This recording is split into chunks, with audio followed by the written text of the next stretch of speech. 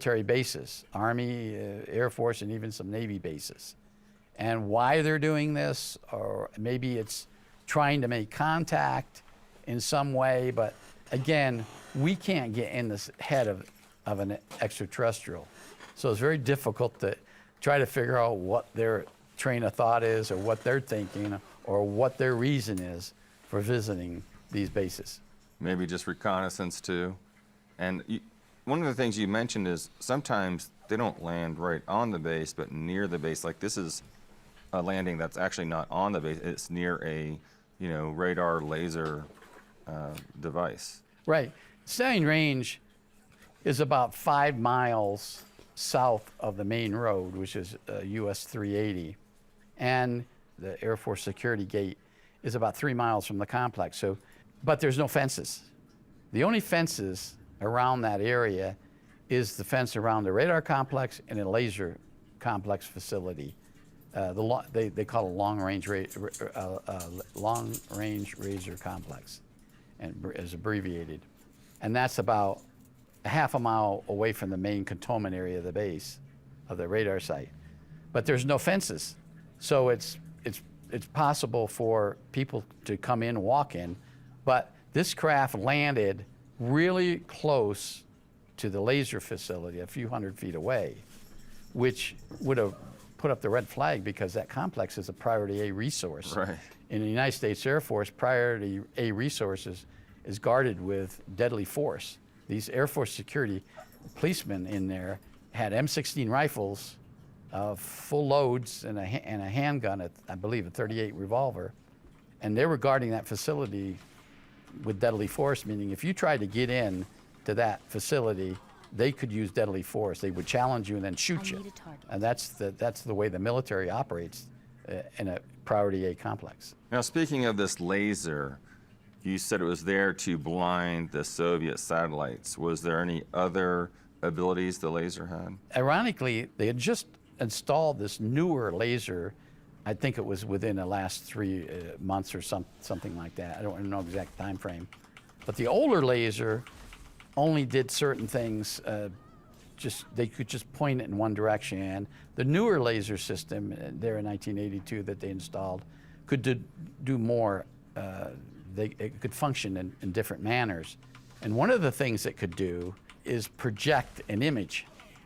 And so they could shoot this laser up with an image somehow, I don't know how it actually operated, against the lens of the Soviet satellite and project an image of what we wanted the Soviets to see as the Soviet satellite was passing over. And I'm sure they did it with maybe other countries' satellites too. But that was one of the operational feats that it could do.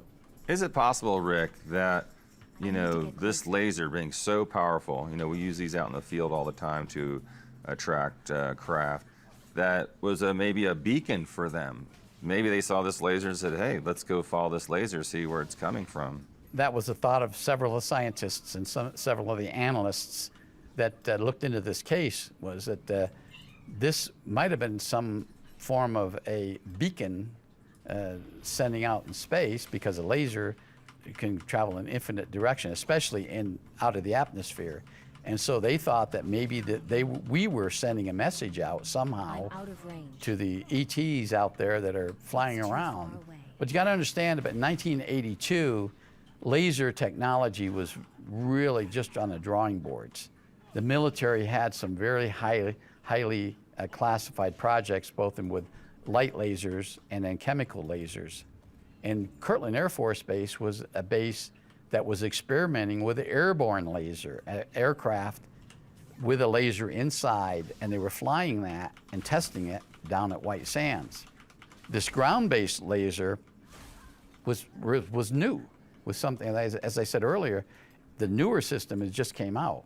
So they were constantly developing the laser. Now, one of the scientists told me, these lasers are not easy to control when they shoot them out there with high intensity.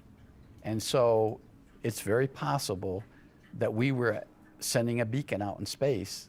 And this happened before. This happened at Kirtland Air Force Base. They had one at Kirtland Air Force Base about 80 miles away, out in Coyote Canyon, and the incident in Coyote Canyon occurred, and we were probably doing the same thing, and unbeknownst to us that we were attracting the extraterrestrials. Were the extraterrestrials ever, did they ever come across that they were being violent or threatening to the airmen and soldiers? No. The tech sergeant, a staff sergeant, and the 2 security police personnel never felt threatened by they were scared, they were concerned because they'd never seen these entities before. Of course, they were somewhat scared, especially the radar technicians. They didn't have the same training as a security forces person had, and they didn't have weapons.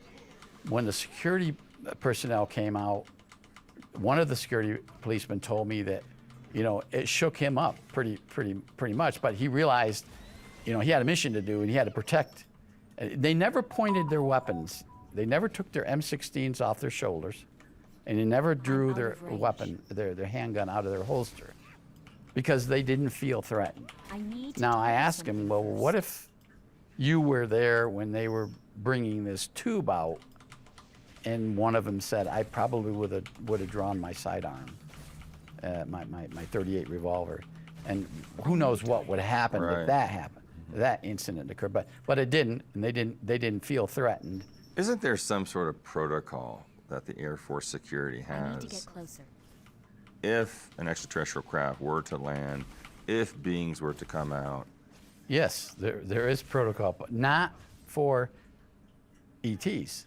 There's protocol for intruders. I mean, it was contained in an Air Force regulation. Out of range. I believe it was 207-1. I can remember because that was a question that was brought up during I don't have a target. an after briefing, a critical incident review, they called it. The security forces did this, and I happened to be invited to this. And one of the questions I asked was, do you have protocol? Do you have policy and procedures that if this happened, and the senior NCO in the room, I believe he was a chief master sergeant, a highest ranking enlisted person, he said, and SAC bases around nuclear weapon sites, we do. But this wasn't a nuclear weapon site. Right. This was not a SAC base. And the security policemen weren't in the room. Those 2 weren't in this room when we were doing this after incident critical briefing. They had never been briefed, and they didn't have the security clearance for it. We never thought anything like that would happen. But I said, so you do have a procedure? And he kind of looked at his, I believe it was a maybe a major in the room. Oh no, it was a major, it was a major.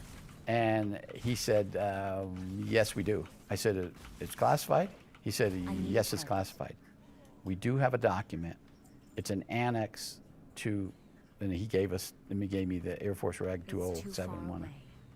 He said, but it's classified. That's one of the few documents that we keep that are classified. But he said that's only pertains to SAC bases and nuclear weapons storage facilities. I said, well, you might want to start briefing these Air Force security policemen regarding these radar sites. He said, your recommendation will be taken into consideration. So I never actually saw the document. I know one exists. Yeah, I'm quite fascinated by the soldiers with the weapons not having a knee-jerk reaction to immediately attack. Why is that? Well, that was my question, because security police personnel, if this was a human, an intruder approaching that facility, they would have operated differently. And I asked one of the security policemen, I said, if this was a person rushing your facility with a gun, a handgun, or a rifle, wouldn't you have operated differently? He said, absolutely. We would have challenged them, and if they kept coming, if they came within, I think it's a 5 foot or 7 something, there's this particular zone, and if they enter that zone towards the fence, they were authorized to use deadly force. And he told me if they got within that particular zone, we would have shot him. We would have notified the command center and tell them, we got an intruder. And most of the time, these things happen so quick. When there was actually a human approaching, that we wouldn't have even time to call on the radio. We'd just shoot them, and then we'd notify them, hey, we just shot a person. So I asked him, I said, well, when you saw these entities, these extraterrestrials, I mean, what was the first thing you thought of? He said, well, somehow we felt calm. And when they told me that, I didn't go into any more details. I said, you felt calm. He said, yeah, we just didn't feel that they were a threat to us. So then later on, when I did my report, I mentioned these psychological or physiological things, traits that were mentioned to me.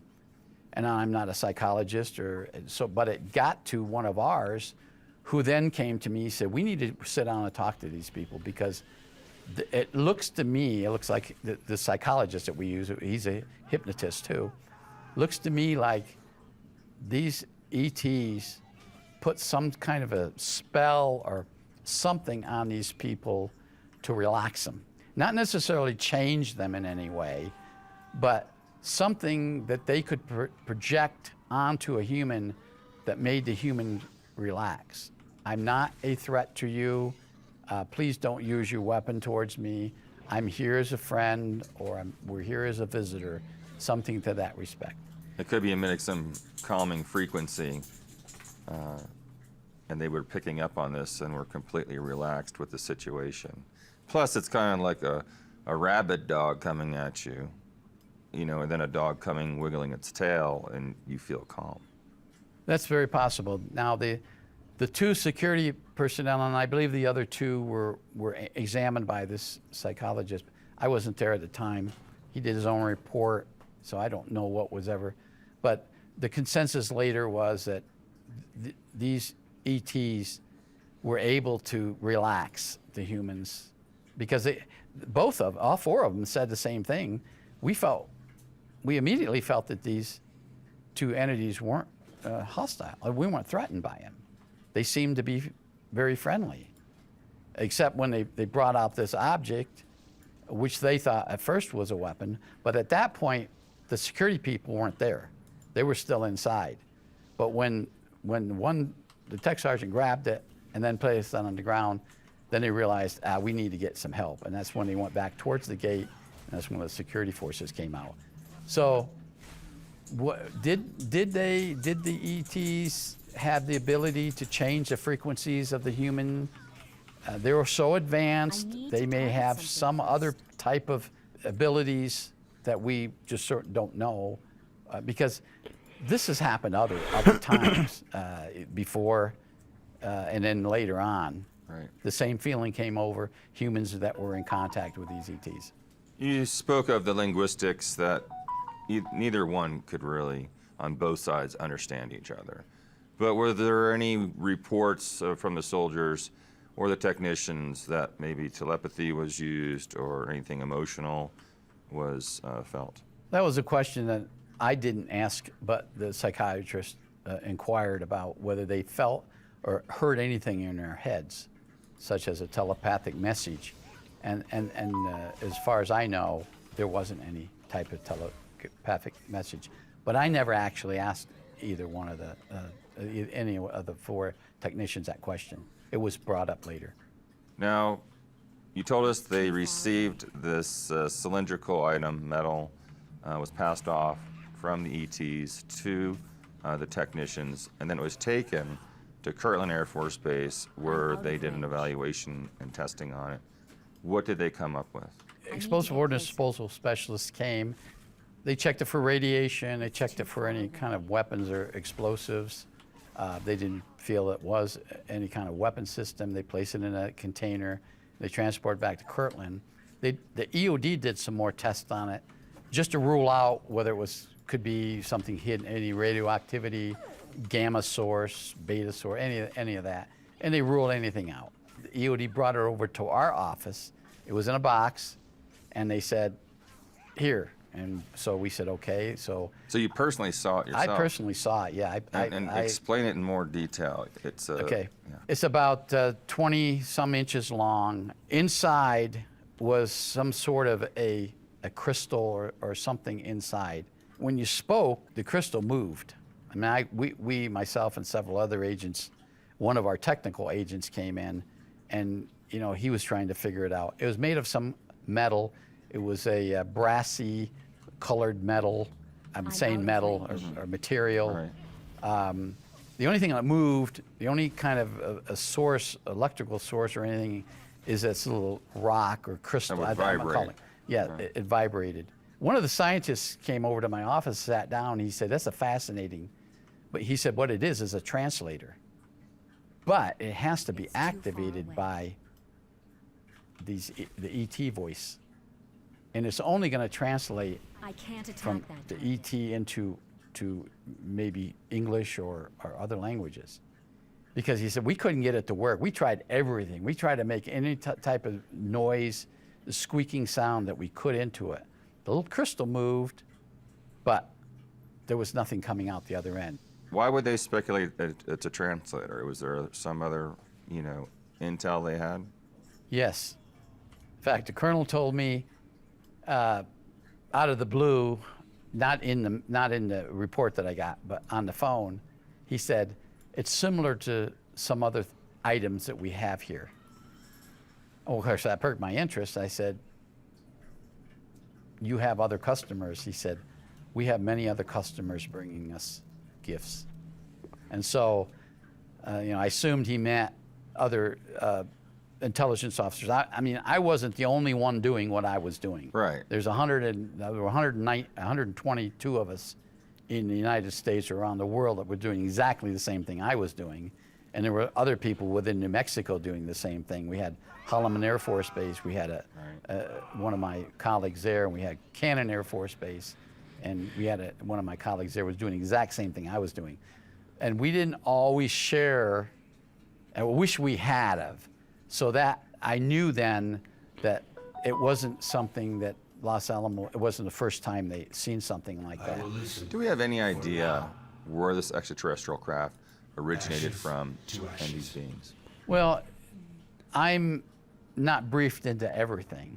I do the report. I collected the radar tapes, sent everything to our headquarters, and the consensus, I didn't learn it right then. I learned it sometime later on another case, was that this craft were somehow, and these ETs were somehow related to the Ebens, but they weren't Ebens. They were either some offshoot of the Ebens, or they were maybe something that were created by the Ebens, which we knew occurred. We knew that the Ebens had created some humanoid or robot/humanoid entities that were responsible for some abductions. And they suspected that they were somehow connected to the Ebens. And if that's the case, then the craft would have came from Zeta Reticuli, the star system. Well, Rick, you're so knowledgeable on a lot of stuff. I mean, being an officer in there and having all these amazing recollections and stories. I really appreciate you being on the show. Thank you. Good to be here.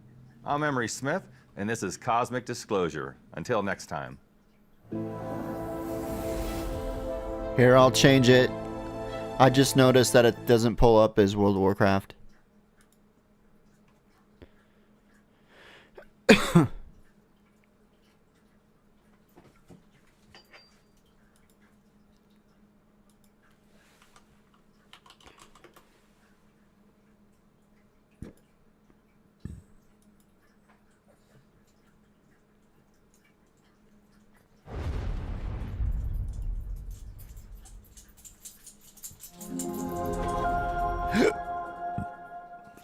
What's up, Master of Light?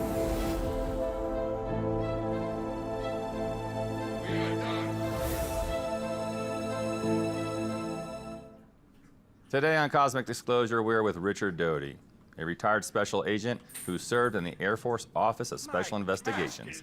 Richard was intimately involved with UFO ET-related intelligence. Today we are discussing Ew, Operation Death Knight? Tandem Sled. Yeah. Richard, welcome to the show. Thank you, Emery. Good to be here. So what is Operation Tandem Sled? Tandem Sled is a intelligence collection operation conducted by U.S. Intelligence Service inside the Soviet Union. We knew the Soviet Union captured down UFOs, And we wanted to know what information they had gathered about these UFOs. That was my And first that's class what I Tandem maxed Flood, back in Well, Cataclysm. how did they obtain these crafts to begin with? Well, there was two Nice. crashes that we knew of that occurred inside the Soviet Union. One crash occurred in the central part of the Soviet Union, one in Ukraine.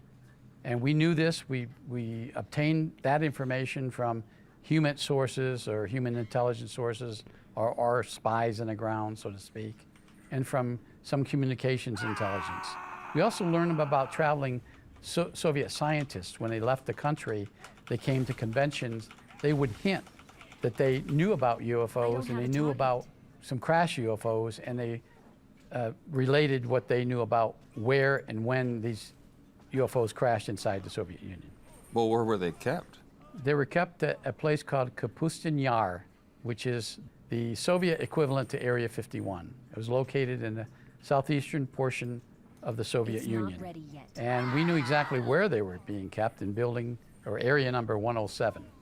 Do they know where they came from? The Soviets had some ideas that they came from the same place that the Ebens came from, Zeta Reticuli, because the craft that they had were similar to what the craft that we captured in 1947. Oh, okay. You want to go And how Frost, did the United DK? States I actually think I'm already know, Frost. You know, and become aware that the Soviets had these craft?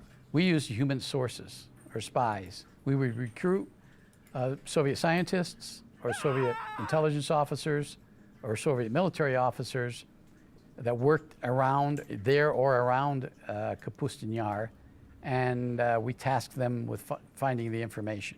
And what information did the United States learn? Well, we learned that these crafts were highly advanced, that the Soviets didn't understand anything inside the crafts. They couldn't get any of the electrical systems to work inside the crafts. And we gathered this from either talking to scientists or actually conducting operation, very, very secretive clandestine operations where we sent intelligence operatives, our own people, or military personnel into Kapustin Yar to examine these crafts. Now, did you personally see any pictures or photographs besides the debriefing that you got? I was involved in briefing and preparing the teams of military personnel that were going into the Soviet Union. Our job was to brief them, train them, tell them what to look for. We knew, or our scientists knew, because we had captured UFOs, what to look for in the captured UFOs that they had at Kapustin Yar. So we would brief our team members on what to look for, what to take pictures of, what to analyze, and then if they could capture anything, any items or devices on these crafts, to get their hands on them and bring them back. So would you say that's the end mission game, was to just acquire the intel, get some pieces of the craft, or was there something else being arranged to acquire these vehicles and bring them back to the U.S.? My part of it was to brief them on sending them into a hostile environment, and they had a number of covers and there's a number of reasons, a number of systems that we use, and I'm not going to go into that because they may be still using them.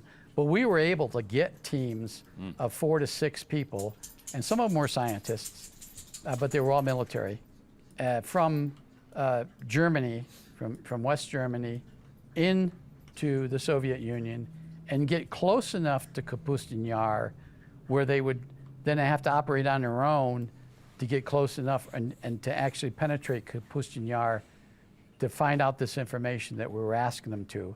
And they were tasked with getting anything they can get their hands on and bringing them back. Now, getting your hands on an item, a device, or something inside an alien craft, and then getting it out of the country is really a task. But there was a system that we used, the U.S. intelligence system used. It was highly classified. It involved the Soviet rail system. I mean, there was a way that we could get something from one part of the Soviet Union to another part using the rail system, and that's all I'm going to say about that. But we had a method that if they could get their hands on something, to get it from Kapustin Yar to another point put it on a train, and we would get it when it arrived in Moscow. What a massive undertaking event that must have been. That mission right there seems so dangerous. It was, and we did lose some people, and we lost some people either being killed. One particular person, we don't know what happened. The second person was captured.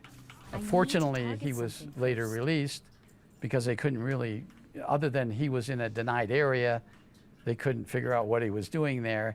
They never in their wildest dreams thought that he was trying to penetrate an area of Kapustin Yar. But we had team members, and I call them heroes because they went above and beyond a call of duty to get from one point, and we could get them close to Kapustin Yar, but we couldn't actually get them there.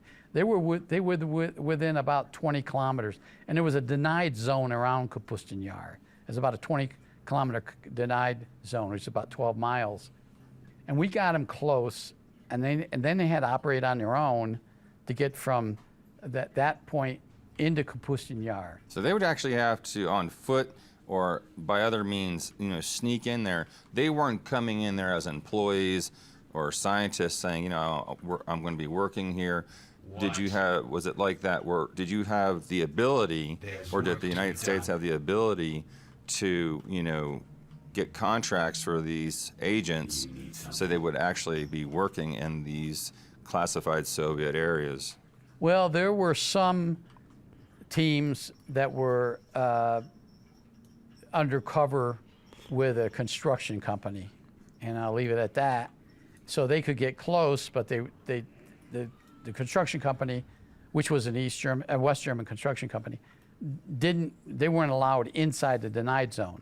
Their work was on something outside the denied zone. So someone still would have to go from the denied zone out to the construction or the secret railway to get something exported.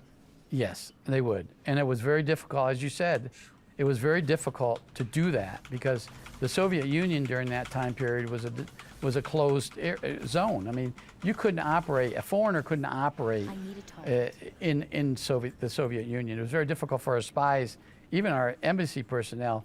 Every time they left the embassy, they were being surveilled by 2 or 3 KGB teams. So it was very difficult for them to operate. But there were ways that they figured out on their own, and that's why I call them heroes, because it wasn't anything that we could do. They did it on their own. They were operating on their own. Almost all of them spoke Russian or some other language where they would have to use their cover in the West German construction company or whatever the business. We also used an oil company, which was allowed to operate close to there, not in Kapustin Yar, but close to it. And one particular team was able to get in, take pictures, examine the craft, and then get out, and make it out and make it back to Moscow and then back to West Germany. So the mission was successful, and they never knew that the Americans had anything to do with Project Tenem. Tenem said no. What happened was, years later, we cooperated, the Soviet scientists cooperated, and this is back in the 2000s, 2010 or 11, where there was an operation or a project that brought in Russian scientists then and U.S. scientists secretly to try to understand the extraterrestrial phenomenon and the technology that was being offered at times by the extraterrestrials. Years later, in 2010 or so, the Russians and American scientists got together, but not before them. Right. Now, did you personally see videos and photography, and did you get to learn about the propulsion systems on these craft? Yes, I saw pictures. We didn't have an analysis at the time I saw the pictures or the video. We didn't have an analysis of what they obtained because these personnel that went down there, they were primarily intelligence personnel. They were special operations personnel, and their job was to go down and take the pictures and obtain whatever they can and get out. They didn't know really what they were looking at, although they knew that these crafts were not U.S. crafts. They weren't Soviet-made crafts. They were extraterrestrial crafts. So they didn't have a chance to analyze it or explain what they saw, or what they observed, or what they obtained. When I got to Moscow, it was placed in a diplomatic pouch and then sent to Germany. And then we had access, and we had to get it from Germany back to the United States. So, but we did see the photograph. I did see the photographs. The crafts were conventional ET crafts. They were saucer shaped. One was saucer shaped. One was more elliptical shaped. Both of them were open to the Soviets had been able to open them, so there was access inside. But the team only was able to access the interior one of the crafts. The other one, it was just too dangerous. Their time ran out, so they couldn't get into that second craft. But the first craft was the bigger craft, and that craft was quite elaborate inside. It had seats, had a number of seats, I think somewhere between 10 and 12 seats. It had display panels, a number of display panels, but all the display panels had little finger areas where apparently the operators or the pilots would place their fingers in these certain areas. They didn't have any knobs or switches, but there was beds. They found beds in this one.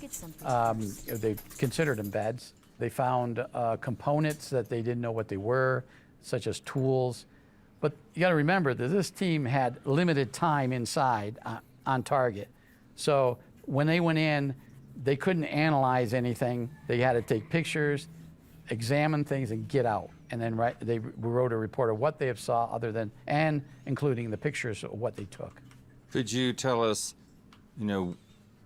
what was the title of the team that went in? Were they the cleaning crew, or what were they? They were a covert operating team. I mean, what was their, what did the Russians think they were? I mean, we know who they were. Oh, they were. That's what I was saying. Are they the cleaners that go in and clean the craft at night, or what? They were employees of certain companies that were working, sanctioned inside the Soviet Union. Because it had to be highly guarded. Yes, they were. But then we had teams that were not either one of those. We had actual military teams that infiltrated that area and were operating, and those are the teams that were operating on their own, and they had to be very careful. And one of the things that we had to help these teams that went in there, we had deep cover operatives that we had dropped in the Soviet Union back in the long time ago. 40s, 50s, and 60s. Most of those were captured. Most of those were found out about by the Soviets. But there were some that actually were able to penetrate Soviet society, and they were working for us. And those are the people. And then one of the reasons why we thought we could be successful is one of the people was quite prominent in that area of Kapustin Yar. Not right at Kapustin Yar, but in the area. So he could accommodate some of our covert operating teams that came in there, and he made the necessary arrangements to set them up, so to speak. He couldn't actually get them inside Kapustin Yar, but he got them close enough, and it was on their own, and then they were on their own from there. Through the intelligence, photographs, and videos, did you learn anything about the propulsion systems of this ET craft? The propulsion system was similar to the ion propulsion system that's been talked about by other extraterrestrial crafts. They had pods, although it's all theory that how these pods operated, and the scientists could only theorize that positive and negative ions were infused together into another chamber, which would cause high energy and a propulsion of the craft. Were they successful in getting these craft up and running? Not that we know of. Not as of 1988. I'm not sure what occurred after that. There's some even on internet chatter about the Russians reverse engineered a craft that was flying around Siberia. Do we know anything about the beings that flew these craft? Yes. We did know that one craft crashed, and the beings or the entities piloting that craft were killed.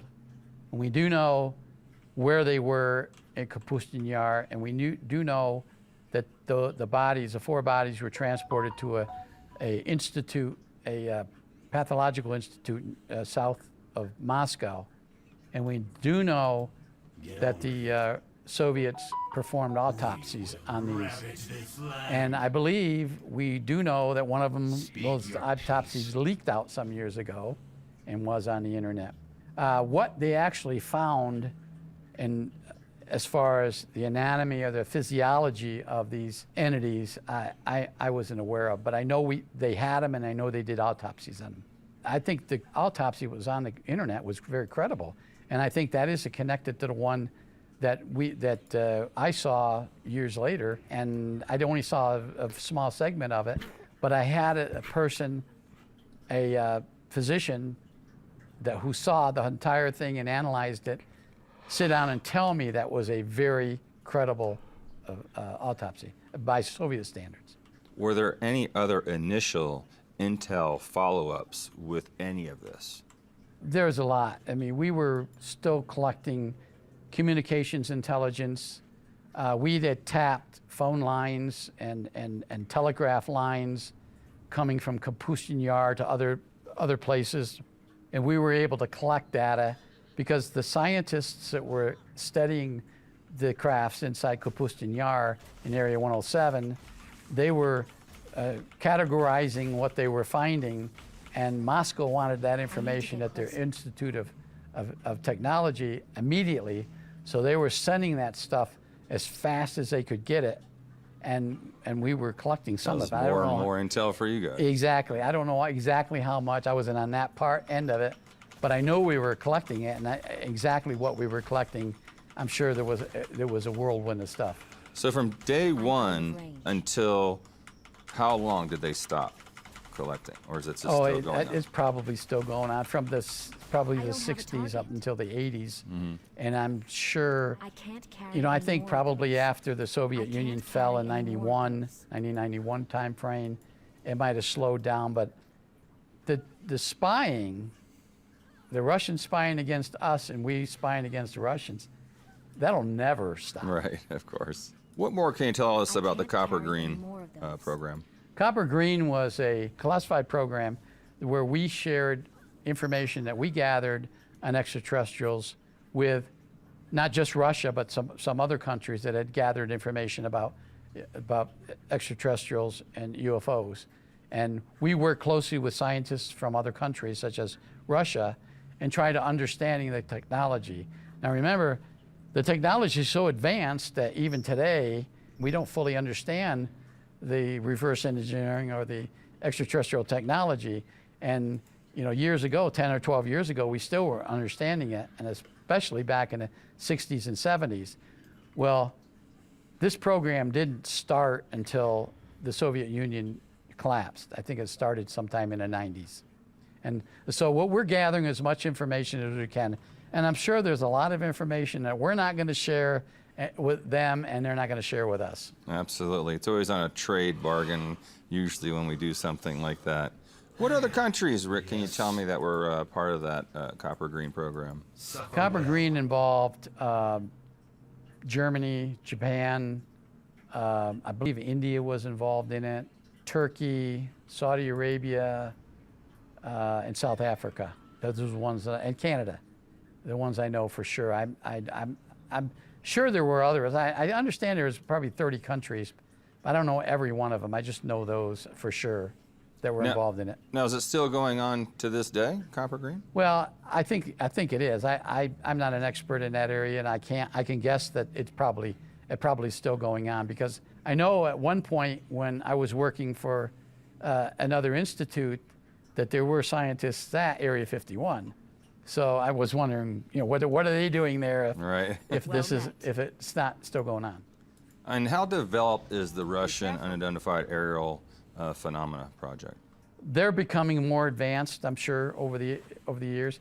Back when in the intelligence days that I was involved in the program, the Soviets weren't that advanced as far as the UFO technology went.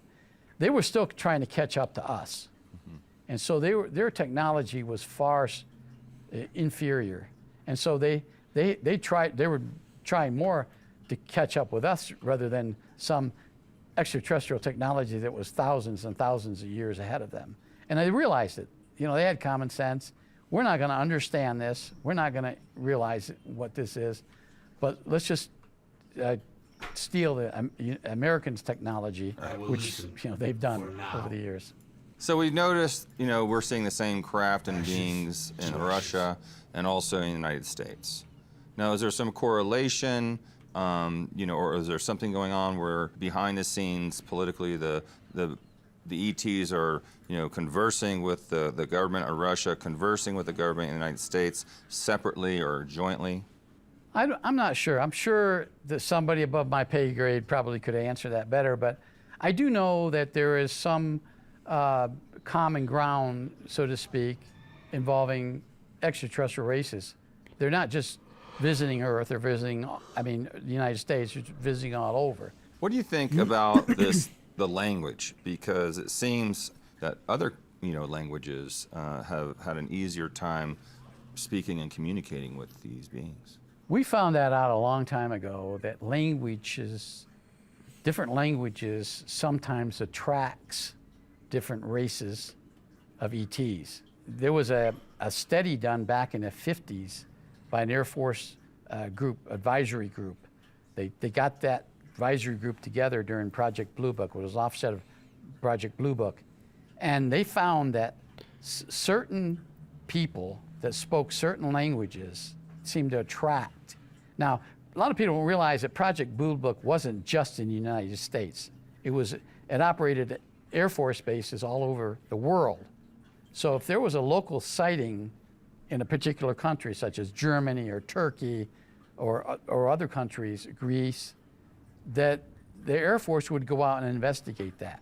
Very few people know that, but that's how it operated. And they found out, this particular advisory group within Blue Book found out that certain languages, such as Hungarian, people who spoke Hungarian, Albanian, attracted people. And we also found a long time ago, and I'm not sure where, I don't have the knowledge of where this was found, but we found a piece of metal with some script on it at a crash site. I don't know where this occurred. It wasn't Roswell, but it might have been at Aztec or someplace else.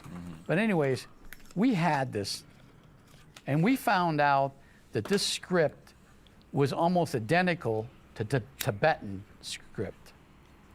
And we sent people, and myself included, and some other scientists, we went to Nepal, Kathmandu, Nepal, and we did some research on this. And we found in a Buddhist monastery a script that had the same characters as we found in this extraterrestrial craft. Now, what does that mean? Does that mean that the Tibetans are from outer space, or the Nepalese are? I don't know. I didn't analyze it. I'm not an expert in that area, but there's similarities in languages, I believe, between the extraterrestrials and Earthlings. Were you able to decipher that at all over time? It was a form of a greeting. This script that at least in the Tibetan text, it was a greeting, similar to "Hi, hello, how are you?" It's not exactly that translation. Right. It was a greeting. A greeting. It's a form of a greeting. And so they figured that this piece of metal with the script on it was going to be presented to us as a form of a greeting, or something similar to that. But it was in a crash site of a UFO, someplace, and I'm sorry, but I just don't know where.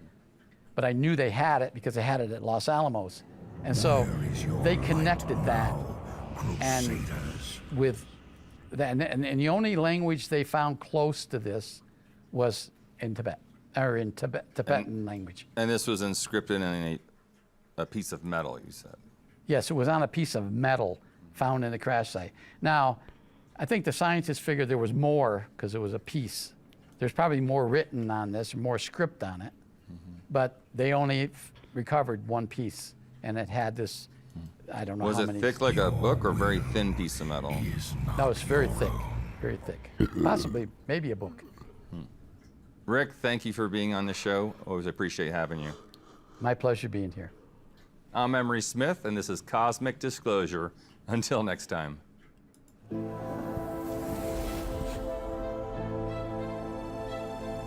Leave no survivors.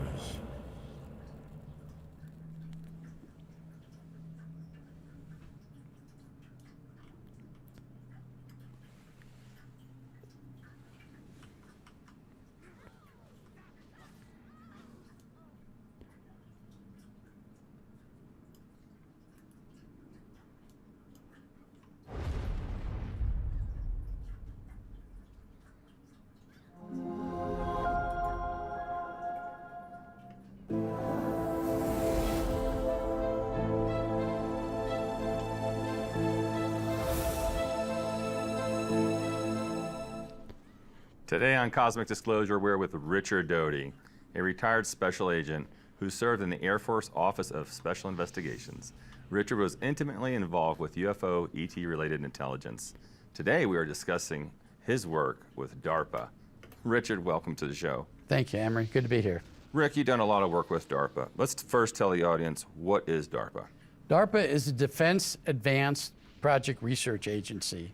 It's an organization attached to the Department of Defense. Their mission is to develop and monitor and coordinate advanced research for military use. It's primarily for the military. Everything that they do, 99% of the projects are for the Department of Defense and military applications. So why were you part of that? What was your project with DARPA? Well, I wasn't actually I never worked with DARPA, but I was working for the Institute, but I was connected to DARPA. We were coordinating things between the Institute and what DARPA was doing. The Institute had a contract with DARPA to analyze exotic technology. Now, never heard a DARPA person say ET technology. It was always exotic technology. And they had a particular section called exotic technology. Because DARPA concentrated on coordinating the research, dishing out the money to different companies to do the research for them.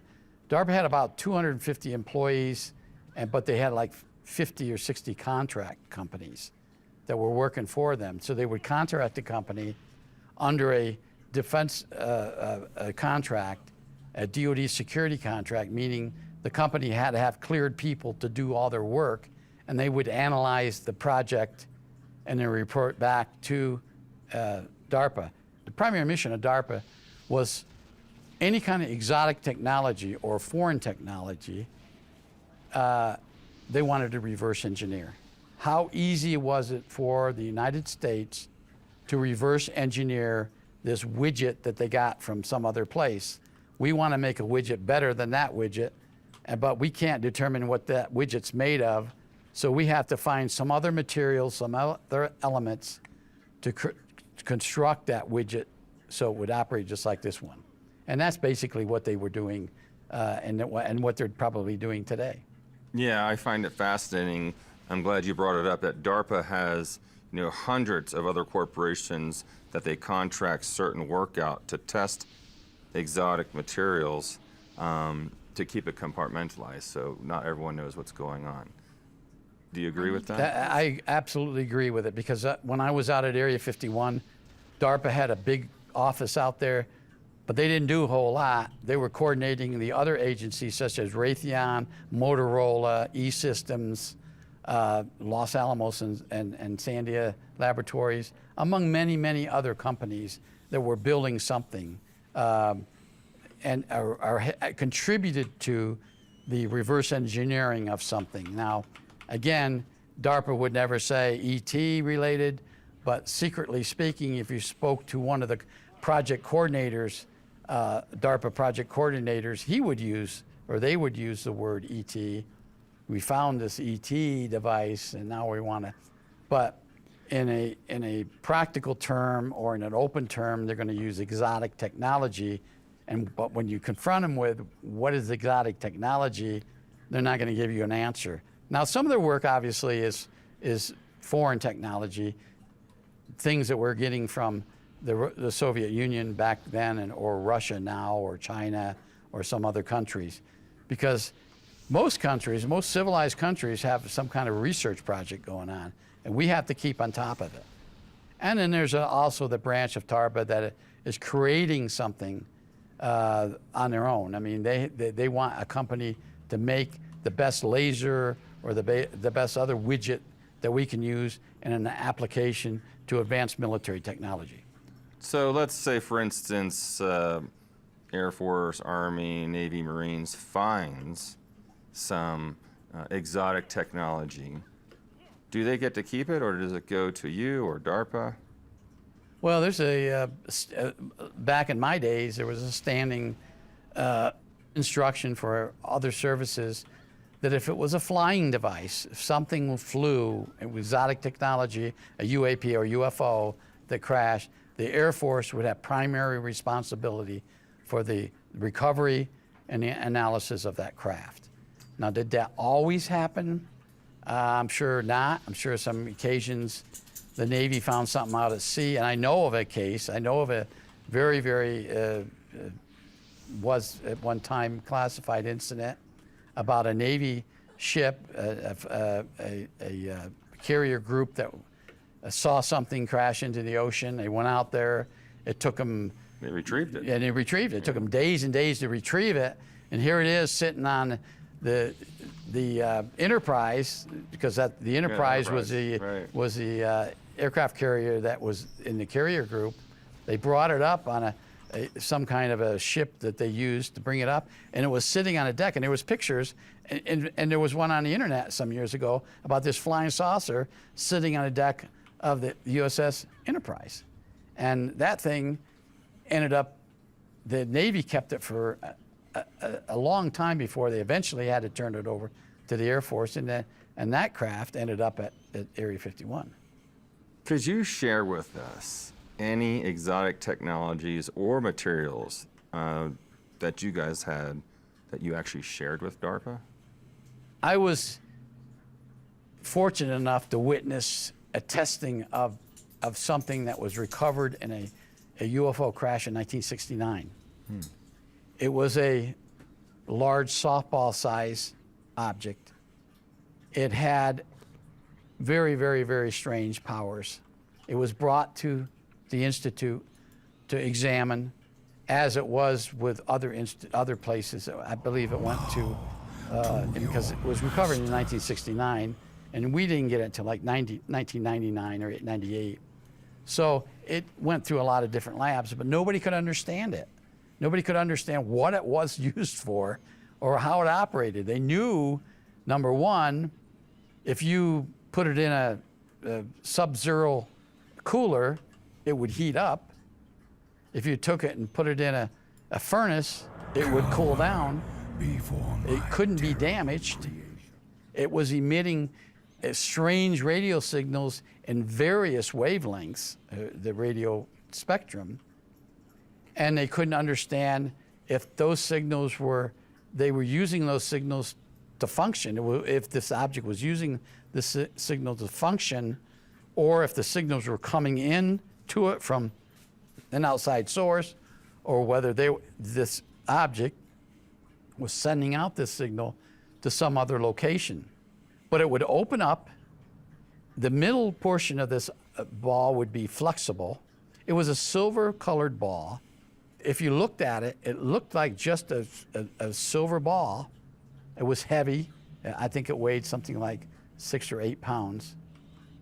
But when you set it down and it was operating on its own, it would open up. You never saw the creases in it. So nobody knew how it worked.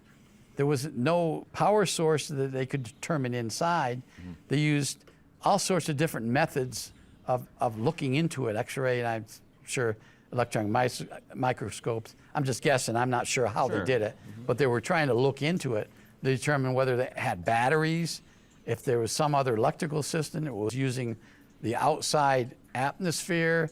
And one of the scientists thought there was something that we were experimenting with, where we could extract hydrogen from the atmosphere and make it into some kind of a battery. And I don't know the whole technique involved in that. but they thought maybe that was what was occurring. But then again, the scientists at the end of the day said, we're thinking in our terms, our education, what we learned, years, and how we were trying to apply our technology to this ball. And this ball wasn't made on Earth. It was made with alien technology, and we're not going to understand what it is. Number one, we don't know how it functioned, and number two, we don't even know what it's used for. It was found in a craft in 1969 in Nevada. We don't know what it's used for. We know it does all these things. Does it control something? Is it a control mechanism? Because the craft isn't there, they don't have the craft there. And one of the scientists, very smart person who's still operating today at Los Alamos, says, you know what? We have to make this ball with the craft.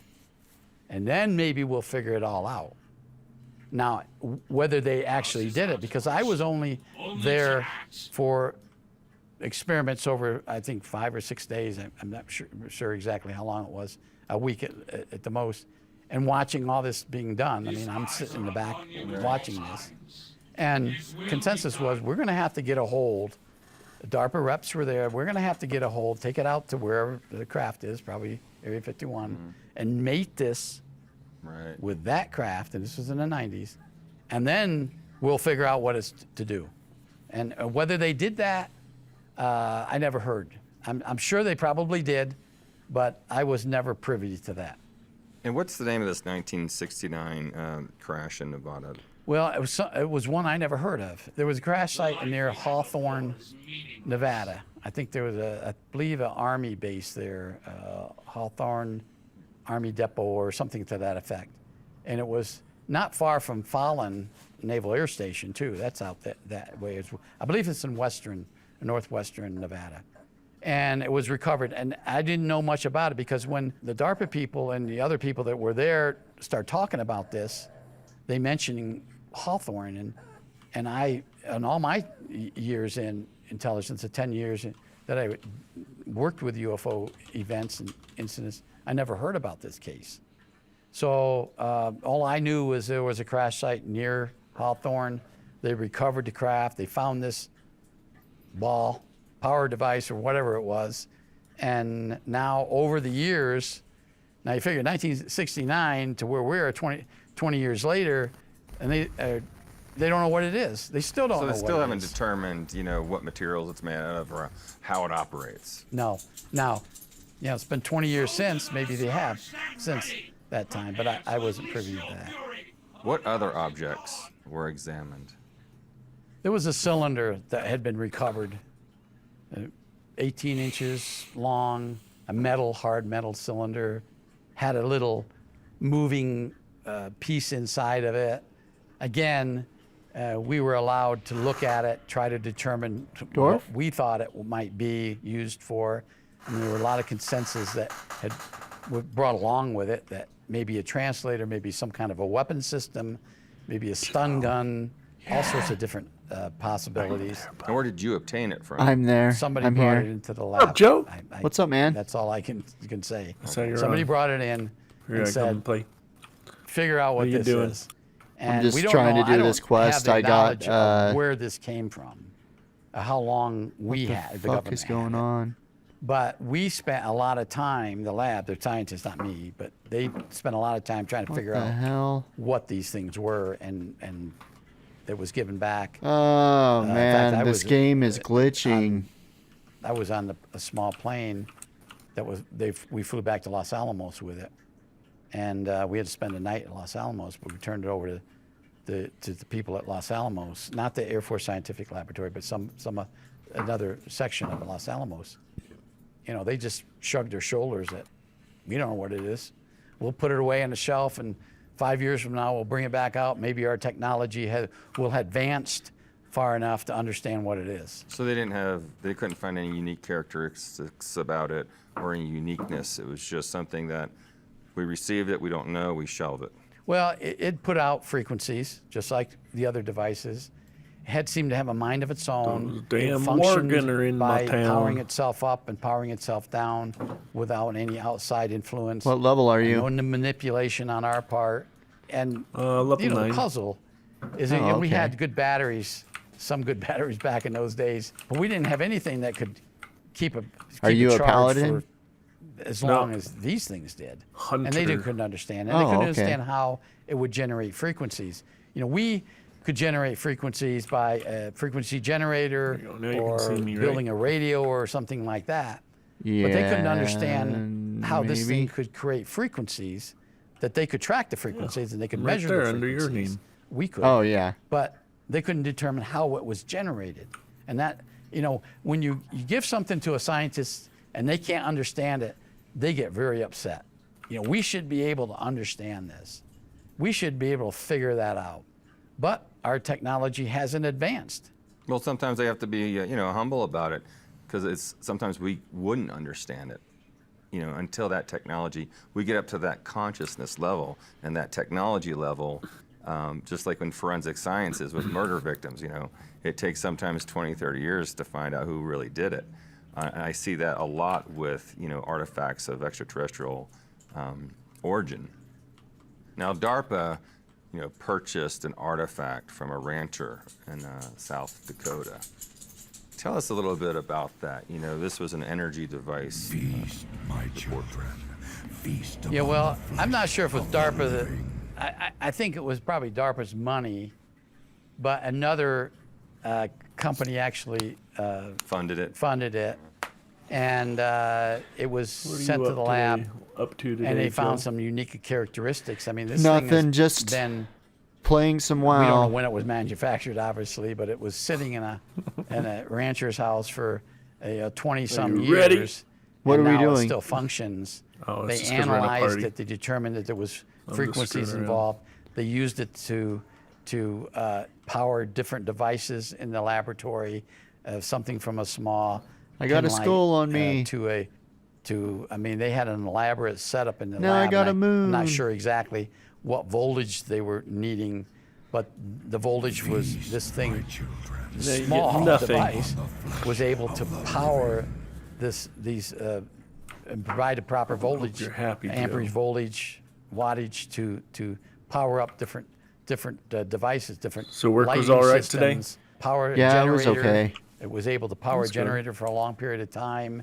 They even went out and started a car with disconnected the battery.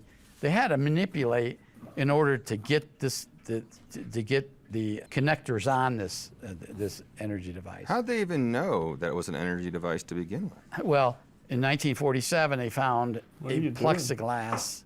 What am I device doing? In the, Yeah. Well, I Corona crush, abandoned a quest, and now I where can't they seem thought to it was a window. figure out where to go. And this thing was Oh. placed. This is a very interesting story. They placed it on a shelf because they thought it was just a window because it's like plexiglass. I think it's over here. And over the years, people at Los Alamos, scientists at Los Alamos, would bring it out and they would try to look into it to see what kind of glass it was made of, or plexiglass or material. And when one of the scientists was looking at it, they saw something moving inside. And he was stunned, and then they started doing some really advanced research on this. And of course, this was in the 60s, so there wasn't a lot of advancement, but they determined that there was something moving inside this, like little Like a bubbles. spark or bubble Little or- bubbles. And there were chambers, little chambers. But the best microscope they could get, they could just find these little chambers and there was something moving around. They couldn't figure out what it was moving around, why. Here it and goes. of course, they didn't know what it was used for. Somebody, then later on in the 70s, some very, very smart people figured there has to be an application for this. So they tried all sorts of different things, putting lights through it, lasers through it, pretty nice so of him. all sorts of things. What And happened? Some scientists actually These connected kids sent something me a to bunch of bags. the one area. nice. He said maybe it would Now I generate got a electricity. bunch of 30 and slot bingo. bags. And they found it to There be you the have generator it. device. And that went to a lot of different laboratories. And that's why the Institute for Advanced Studies was analyzing to determine whether it was, and the theory was that it was 0 point energy that was causing this thing to produce the energy that it could operate, function with. After finding out all this information, what did they do with that information, and did anyone benefit from it? Well, I don't know that they ever fully understood how the energy device functioned. They knew it functioned. They knew it did these things. But one of the things they did was they got companies to try to duplicate it, not using alien technology, obviously, but materials we have here on Earth. Can we duplicate this energy device with the materials that we have on Earth? And I think they're still trying to do it today. Was there anything else at DARPA that you'd like to share with us that you were privy to? Well, there's a lot of things that I had access to, not necessarily not working with DARPA. I never did work with DARPA, but knowing what DARPA was doing from an outside agency, looking into DARPA, and having interface with a lot of different DARPA people. And one of the things they were doing, which was very, very, very prominent, spending a lot of money, and I'm not sure where the money was coming from the government, but it was government money. They were paying companies to try to duplicate exotic technology. That was a big factor in their existence. And some companies, in particular Motorola, because I had a good friend who worked with Motorola, they wouldn't tell Motorola everything. And Motorola, the first thing is, okay, we're going to try to duplicate this thing that sends out these signals, but what is it? Where'd it come from? We can't tell you that. Just try to duplicate it. So they'd go through and Motorola experts in communications, and they'd figure out all the frequencies, and they'll say, well, this frequency we use for this. These frequencies are so exotic, we don't ever use these frequencies. They would be satellite frequencies or something. So we don't know, or microwave frequencies or something. And so they would say, well, we can generate these frequencies, but what do you want them to use for? Well, DARPA doesn't even know what these things are used for, so how can he tell Motorola or any other companies, this is what we want you to do? And so these companies would get these contracts, and I seen it, and work on these things, trying to duplicate it using our technology, our elements, and sometimes they were successful, but they could never duplicate the exotic technology absolutely perfect, because these things that we tried to make didn't work very well, and not as well as this thing did. And we don't have those materials here probably as well. Yeah, we don't have the materials, the elements that they sometimes determined were in these. A mixture of bismuth and zinc, or some other things that something connected to iron that was lightweight. How did that work? Things.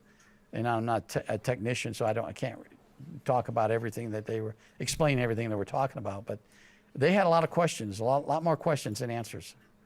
So, after personally, interacting with these artifacts on all the intel and information that you gained from this, and that all this stuff, originated off planet, how does that affect you today? I just wished I was a scientist. I wish I was a physicist, and I wish I was fully educated in that arena to understand what the importance of these objects were or could be to our technology and how we could apply them. I'm sitting there looking at these things, not understanding any of it, and I'm still trying to figure out how could these work to better our technology. And I'm sure it could happen. I mean, if we could figure these objects, these devices out, I'm sure there was an application in our technology that we could use to better it, to make a cleaner, maybe cleaner energy, which is really prominent out there now, less fossil fuels. I just wish that we could understand them, or that the ETs would bring us something that we could understand, that we could use, that wasn't harming the environment. Do you miss working in these clandestine, ET-related missions? Yes, I do. I really do. I don't have access to anything anymore very much. I mean, I still connect with certain people, intelligence officers, and throw me a few tidbits here and there, but yeah, it's Send them I in miss to it. die. Do you think any of the three-letter agencies or the military But yours. currently work with extraterrestrial beings together? I'm How simple it was. pretty positive. I don't have any firsthand knowledge. Tyrian Ford I ring out of never hiding. saw anything classified Left yourself that stated this, exposed, but there are people that will come forth that worked out of Area 51 that said that we had somebody assisting us in EBA 2 or EBA 3, or the person called J-Rod was an extraterrestrial entity that provided knowledge on trying to understand the captured spacecrafts that we had and try to reverse engineer them. In your years of working in these projects, have you seen any of that technology come forth in the civilian world? Yes, I think not necessarily what I saw. I mean, what the Institute did is their business. I mean, I don't work for them anymore. They have a lot of proprietary stuff that I can't talk about that I saw that probably would answer those questions. But there are things out there, especially the things that we go back to Philip Corso, Colonel Corso talked about. And you look at the technology Let 'em cut that out we my were at eyeballs. in the 1950s, 60s. What? And look at the technologies That that we're achievement here I just today. got. Oh, Somebody, Shave I and a think, haircut. I had 'em assisted cut out us my eyeballs. advancing our technology, and I believe it was the ETs. And this is my own personal the only way, knowledge. Joe. I mean, a personal statement. It's not anything I've learned during my intelligence all career. been witness And it's to a something that terrible tragedy. I saw during my blood of good intelligence men has career been shed and upon connected this to soil. my life right Honorable now. knights, slain And I defending can't their help but lives. believe that ET technology has helped advance And our while such technology. things can never be I forgotten, agree, Rich. we must remain With your vigilant experience in our DARPA, cause. do you The see Lich King must a answer for future what he with has done, disclosure, must not and when be do you allowed think to that might cause be? further destruction Well, that's a in our complicated world. question for me because I know how the military operates, I make a promise and I to know you how now, many brothers and secrets they sisters. keep, The and Lich what the King military will did be back in defeated. from On the this 70s to the day, 80s that I call was for a involved with union. them. I know the military knew the subject, The Argent knew Dawn what and happened the in the Order of the past, Silver Hand had will all come that together as technology, one. all that We information, will succeed but they where wouldn't so share many it then. before us have failed. Now, to get that out of the military and to take get the that fight out of to the office, intelligence and we will community tear down and the bring it walls of forth Ice to the Crown. American or the world public is going to be Argent quite a Crusade pull, comes so to for speak. you, I think there's going to be some sort of a disclosure. I think there's a lot of people working on a disclosure. A great person that I met once, Harry Reid, he was a great senator from Nevada. He tried many, many times, but even though he's a majority leader at one time at the United States Senate as a Democrat, he wasn't able to pull much out. He knew something was there. John McCain was another one. John McCain tried. He had been briefed into the subject many years ago, and he knew of some things that he tried to bring forth. And you can go all the way back to Barry Goldwater. Barry Goldwater was an Air Force general, and he was also a senator. He ran for president. He knew a lot. He'd been briefed into it. He tried to go public with information, and they shut him down. So that's how the military operates. To get this information out to the public is going to be trying to pull a rabid dog's tooth, I think. Quite the undertaking, indeed. Yes. In all your experiences that you've been through in the covert world, what's your take, and do you believe that we have an SSP program that's been going on? Well, I knew of a secret space program, but the only information I had access to was that we had deep space probes. We had launched just probes out of the shuttle to deep space to watch for comets and asteroids and to keep watch on our solar system for possible invasion. And that's what President Reagan was briefed on. And that's why the Strategic Defense Initiative was activated and tried to get it put into the system, because we were afraid. We knew of hostile intent by extraterrestrial races. And the best defense is a distant defense. the more distant you can track something coming, the better you're going to be prepared for it. And I knew of that. Now, as far as us having the ability to fly to another planet and fight a war with another race of extraterrestrials, I was never briefed into that program while I was in the intelligence community. However, since I've been out on the outside, I've learned a lot more, especially from some very senior intelligence people, some retired now, who told me that it actually does exist. Isn't that odd? Once we get out of the compartmentalized programs, we learn more than we did when we were in, because we were compartmentalized. It's right. We were structured. We were disciplined to stick with the compartmentalization that you signed the oath for. And before, just an example, when I worked at Area 51, there was 4 OSI agents there and a supervisor. None of us knew what each one was doing. Isn't people, when I tell a layperson that, they don't believe me. But that's how compartmentalization works. You know, and just like the FOIA system works in so much the opposite. If the government doesn't want you to have something that you requested during FOIA, you're not going to get it. The people, the lay people on the outside think that if they submit a FOIA request, oh, they're going to get it. And if they don't get it, it doesn't exist.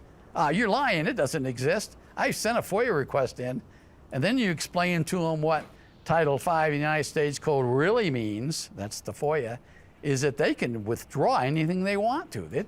There's nothing in that United States Code that says they have to give you anything. They will look at the request, and what happens is if you're in a secretive office, you get the request, you're an administrator up front, I'm the guy with the knowledge, you're gonna come back to me and say, is there anything here? Nope, there's nothing there. And so you're gonna go up and send a letter off telling the requester, no, we don't have anything. Or they're gonna come back and say, we can't acknowledge the existence or non-existence of whatever you're asking for, or it's properly classified. Which you've been through personally. I've been through personally Many many times. With the high technology of DARPA, some people are suggesting a false flag extraterrestrial, quote unquote, alien invasion. Well, I've heard that. I think that some of it might be true, my own personal opinion, but there's a lot more to that. There was a paper written some years ago in the Pentagon, many years ago, back during the Cold War era, that talked about that. That talked about what if we could do this, or what if we could do that, talking about a false flag invasion. Or what the derivative of that was, what if we were confronted by what we thought were the Russians or the Soviets been, but were actually ETs, or vice versa. What if we are attacked by the ETs, but they were really posing as the Russians? How would we handle all this? And so there were war plans, there were plans created to counter all this, and the Pentagon's write plans for everything, alien invasions, you name it, and they have a plan for everything, believe me. There are many, many people out there that, I mean, there's been a book written about that. Me personally, I don't know. I can just give my opinion. I think it's a valid concern that there could be, that could happen. Richard, once again, fascinating information about DARPA and your experiences. Thanks for being on the show. Thank you, Emery. Good to be here. I'm Emery Smith, and this is Cosmic Disclosure. Until next time. Loktar. In battle, strategy is as important as strength.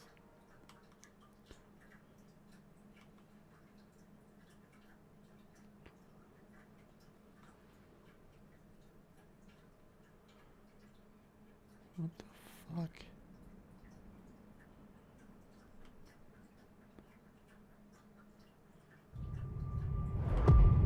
There are two types of lizard or reptilian kind of beings. When they appear on Earth, they try to do it covertly. Some come from a total different reality, others come from different planets. They all have their own agenda.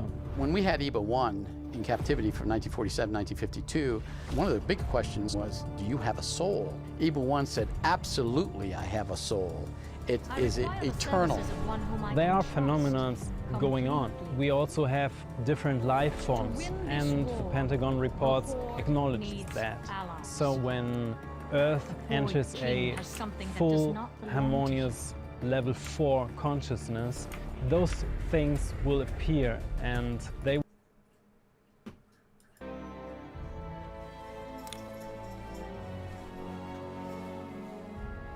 Are you up to the task? We will not fail you, my queen. Oh, I know you won't.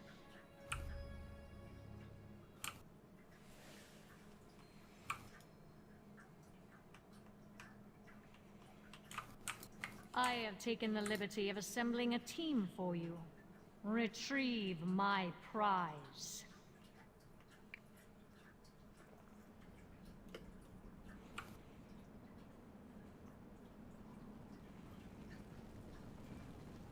Greetings. Aemon. Good. We're all here.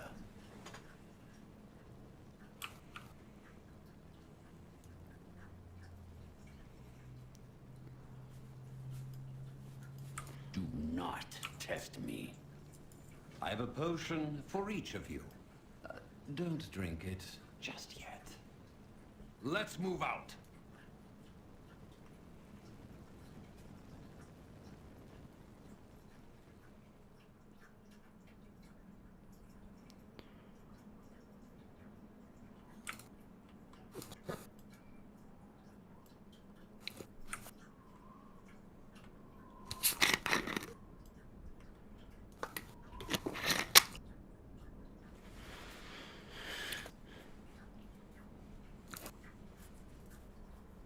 I like the eagles Yeah.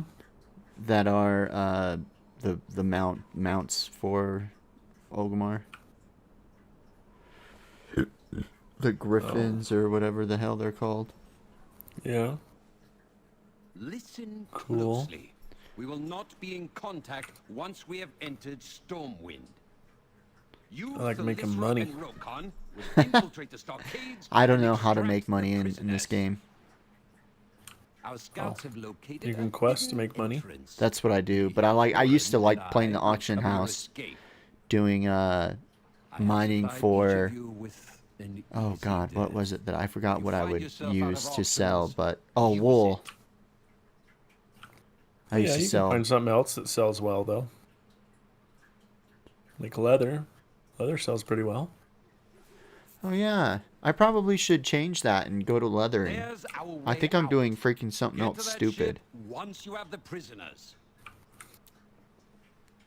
Oh wait, no, this is a new character, so I can do a new one. Another new character? No, this is. I was thinking of my old Death Knight on the I'll other server. find you. Oh my Good God, Joe. You crazy. I know. How many characters you got? I deleted a lot of them. I got to get to level 10 so I can go to Pandaland. Get back to the fun leveling.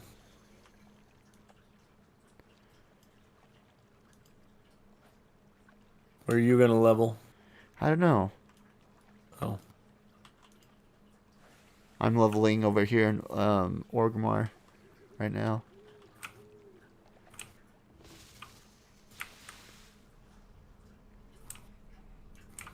Ding, ding, ding. The 7th Legion be here. Whoever we breaking out, the humans not be taking chances. I be going on ahead to find the prisoners. Watch me back. We will draw their attention. Be careful.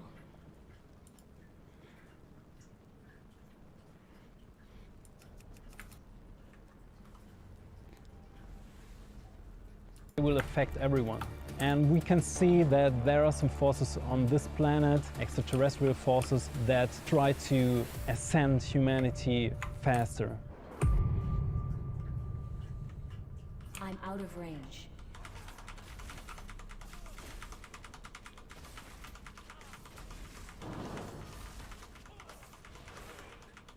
Oh, I gotta choose my Target something first. mastery now.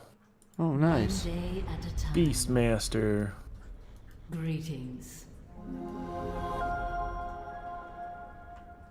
It's too far away.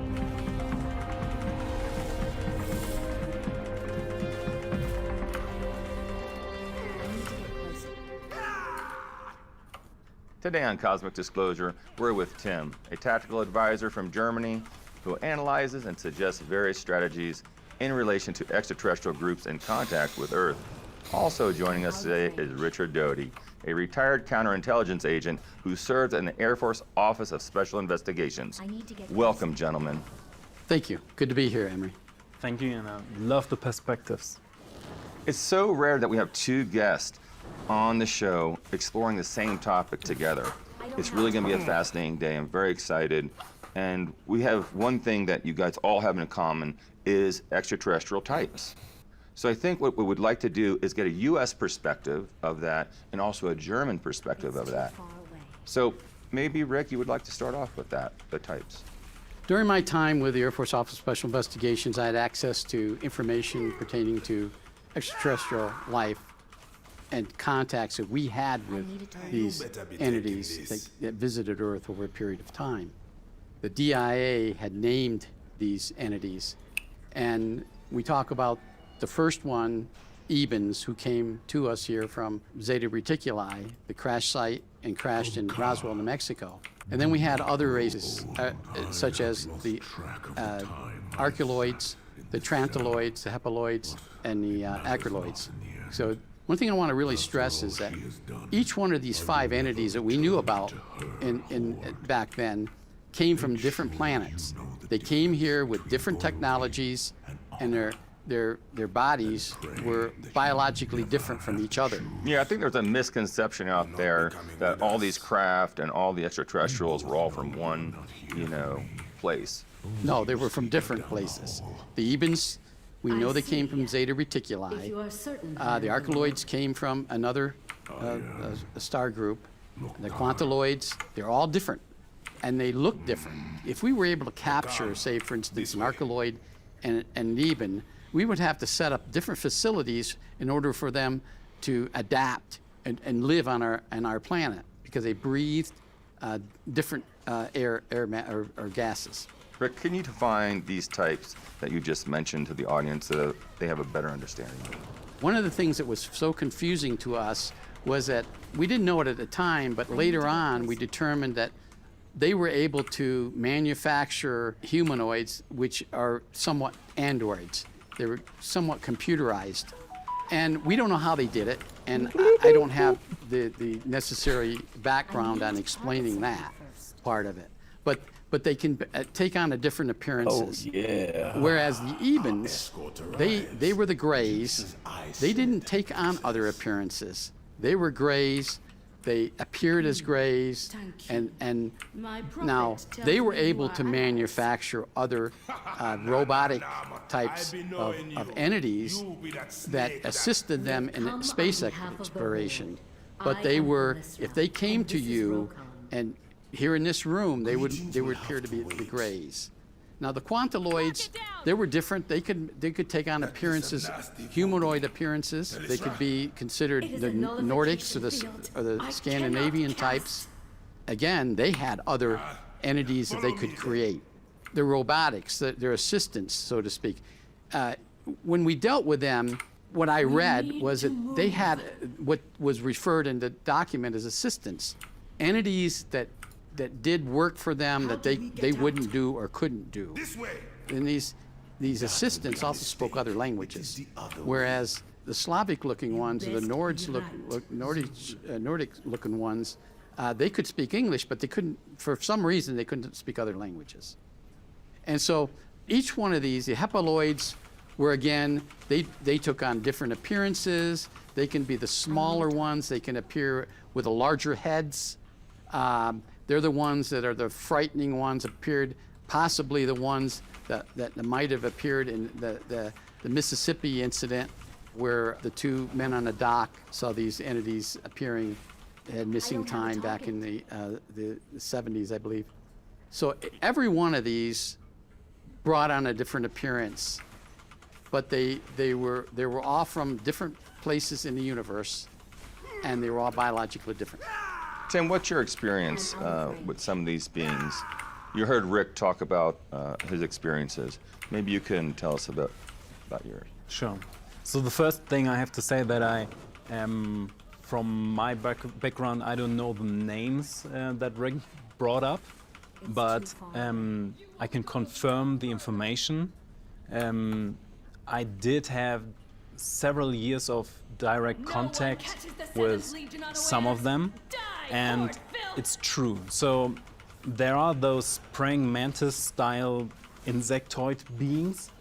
They have an alliance with what I would call the Greys. So something that seems important to say from my perspective is that there are Ebens and, you know, a species that I would refer to as Greys. They are both gray-ish from the color, but the Ebens are an actually biological life form which needs to eat food.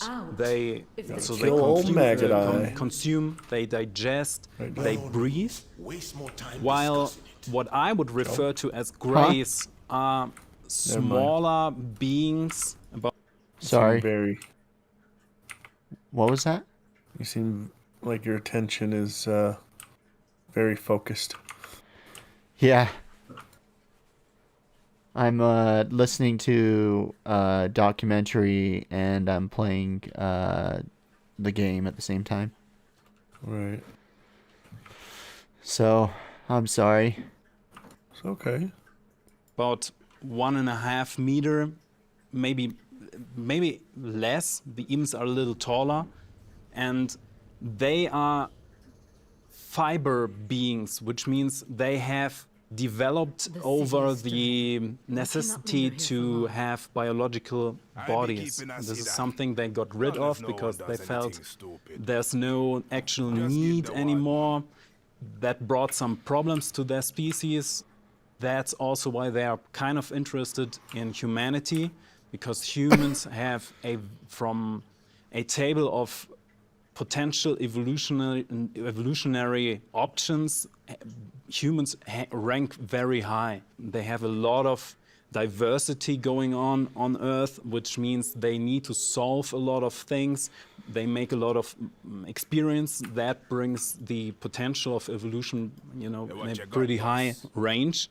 And that is interesting to the Greys, what I would refer to as Greys. The color is a little different. Again, the Ebens are biological beings. The Greys are fiber-printed beings, which make them also connected to a different energetic force or power, and they do not digest the way the Ebens do, and they do not consume. And also can confirm the technology you mentioned, which to my knowledge is something that came from what I would refer to as Greys, which is a kind of consciousness-assisted avatar thing where a gray consciousness can move into, and they totally appear as a human form, and the same technology is used by the praying mantis. So that is why the praying mantis sometimes look and appear like human forms. Like a programmed life form or a type of AI hybrid? No, it's an empty vessel that looks like a human, and it's also a biologically grown body. And they can, because it's some kind of the consciousness and the awareness is something that can be extracted from one vessel to another. The Greys are pretty good at that. This is pretty much what they do to all their lineages. And that is what they do. They take these empty vessels, they put their consciousness into that, and they can even speak German through that. And through their alliance, which they have, the praying mantis can do that as well. During my time A little more warning in would government have and been nice. intelligence, we learned You did not some of this. I mean, I heard a lot of scientists talk about this, although I was not directly be stopping involved with again any till we get to the docks. analytical Say when portions you're of, ready. of trying to explain what the different races did For the or docks, the Spear. complexity of them. Come back if But you need me help. one of the things Let's that go. was Stay presented together. in the documents and was highly classified at one time is that these entities can take on different appearances of us, and it was what our scientists referred to as more relaxing to a human to see something that they could understand, especially in abduction situations. They would appear as something that was more relaxing to the target or the person that might be being abducted or Wait, contacted, where are the contactee. gods? And so they can. Fool is And not soiled what I himself. understood was It most may of be most of nothing. these different races could not appear nothing. differently, or we thought that maybe there was some other entity that they brought into the picture. Maybe it wasn't them that was making this appearance, but some other entity that was brought in. And that's why I was talking about a human androids that the Ebens created that could do work There for are them. too many. But The one of the barrier things will that not hold. was clear Kill them in before these they get through. documents that I read back in the 80s, probably the middle 80s, was that these entities were so complex Yeah. The old that was wolf very got sense, difficult and for we got to us get out of here. to understand their biological nature, the physiological nature, and how they even how they functioned, because they were so advanced, and their bodies were made of things that type of structures that we had never seen before. So we couldn't go to a science book and open it up, or a biology book or an anatomy book and say, okay, compare this to this, because we had nothing to compare these entities with. And through my experience, I have a was target. exposed to cloning We need and, to find cover. as Tim was saying, this consciousness being infused into the body. Now, Tim, What up, you Beast and I have Kids? talked about this on What's up, other man? shows. This will You be told me at one time that is it possible that they could actually Here to watch your take a documentary, normal Joe. human person Nice. and I'm excited. and take over that body? to get back to the canal. Is that possible? Follow me. I think that is a possibility that can be done, will and want to wait also here. depends on the is level it of now? consciousness, I have known the the horde to be defensive cruel and heartless, that ruthless in its like a pursuit of subject can, victory. build up is in order to folly. protect You will oneself. die here, and an unmarked Could they grave take will over a be political all you figure, have let's to show say, for it. or We you know, cannot fight Some her. beings are Run! more into technology, some beings are more into something that we would call mind control. There are also beings, and we talked about that, who are reptilian from their genetics, that can alter their appearance, but they are also using a psionic kind of technique One in would order think to that a city of confuse stone people would be less in what they flammable. perceive. That is also why sometimes you have, cameras that pick up something different than what people would pick up on. I think that the Greys did use some other efforts. They put a lot of effort I need to into target contacting The harbor. humans. We must They press forward. placed hybrids on this planet. There is, I think it's called a tall white in pop culture, which are basically this is a hybrids fine mess from the we're in. Greys placed, especially in Northern America. They tend to have human bodies and grayish Catching up, Joe. Now let's faces. Can be the other way around. They have grayish bodies What level are and you? a human face. 11. So this is Oh, kind nice. of the early stages in the, I don't know, maybe maybe around the 80s, where the Greys tried to, they did a lot of contact with the governments. They felt that That is other far enough. things are necessary in order cut to off our communicate escape. with humans. They also came to conclusion, and that is break something through that ice. we had a lot of exchange on, that You will people not harm react another soul very in this city. paranoid and paradox Die, for their hordes, view when scum. they so-called abduct somebody. So I think there's a lot of, you know, misconception, lend at least me from your strength. abductees on the experience, but also the effort that they made to contact humanity was huge. Right. Rick, what could you tell us more about the Greys and the political figure, and also the documentation that you've covered? Well, one of don't be knowing the on actual his own, but I be incident knowing I'm going to the talk families. about is it's something that happened at Fort Dix, an Army base in New Their Jersey, forces must have back in the returned from 70s, Lordaeron. whereby get we actually through? shot an ET. Taken But care there was a surveillance cam, Observe. and there's people have spoken and given presentations on this. Wendell Stevens was one of them. Robert Dean was another one. Clifford Stone talked about this. A number of other different people. So I'm not trying to steal their bandwagon, but so to speak. But one of the things that hasn't really been brought out is that there was surveillance cameras on the perimeter of this base. It was inside the base. It was actually a high top secret facility that this entity was getting into. But on the camera, you see one particular appearance of this entity. But when it came over the fence, it appeared as a human being. So this particular entity had the ability to go from its original form into something that was that the MPs, the military police, could relate to. Unfortunately, it was shot.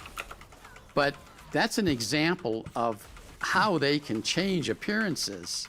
And I don't have the knowledge of exactly which entity this was, but I believe it was a gray, but it was a taller gray. It wasn't the 4 to 5 foot. It was actually almost 5.5 foot, or even closer maybe to 6 foot, or like 2 meters. So there's been a lot of different stories. There's actually been books written about this, but one of the things that wasn't mentioned, other than they had in these presentations, they talk about a surveillance camera. Hi, Dasher. They don't go into details of what was Hi, appearing in it, Dasher. because that was classified Right. and remained classified. In fact, Wendell Stevens, who had been out of the Air Force for a long time, says, "I'm not going to talk about the surveillance camera because I think that information might scare the public. If some entity coming from another planet was able to come here and make an appearance like a human, so you would become maybe need to friends with target or something or first. walk up to, and then suddenly it changed into some hideous-looking Wait here. entity." Yeah. So I guess it's totally right, and I think it comes down to the agenda of the specific species, I guess, 20 of those because birds. at least some of the, not all of them, but some of the more reptilian origin species that interact with Earth, they seem to have a wider consciousness on what's happening on Earth compared to the mainstream common people, human on Earth. And they seem to take advantage of the structure and the power structure at some time.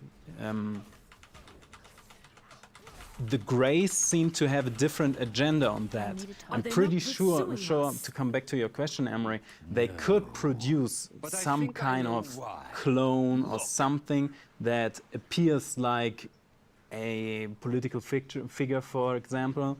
You I have don't think slain that many they will do innocents to that get this because they have a far. different approach to Your little humanity. They are jailbreak is not over. getting into Surrender, and I will return you to the stockades taking where you advantage belong. of the power There, you structures. will await Right. the They are king's more justice. into the genetics Respectfully, that are placed on Earth. They are one of the. Then perish. We know that there are about 12 species that have put their genetics into humans way back. The Greys were one of them, and they also, because they had some spiritual path they were on and they made some mistakes, they have some kind of, you know, their stocks in humanity, and they try to, that's their actual agenda. When we were talking with them, or when I was communicating with them, one of the main questions was, what's their agenda? Are they a threat or not? And something that they came up is that they are interested in preserving they call it tonal dynamics, which means they are interested in a development of humanity. So humanity can make experiences, and they have this kind of cooperating species that kind of learns from the experiences of other species. So that is why they're interested, and that is also why they pick up or get in contact with different people. They get in contact with governments because they have this pyramidal scheme, authoritarian society that they live in, but they take farmer people from, I don't know, Minnesota, is that a good reference? I don't know. Or a business person from New York or something. They don't care about the social cultural position, other than, for example, some other species that have influences on us. Now, I've never seen this, but I've heard through many investigators that the reptilians are working with Greys sometimes. And isn't there some sort of opposition there, since they both have different agendas? So it's hard to figure out. When we're saying reptilians, we have like... Right. Good. Our journey is almost over. I hope.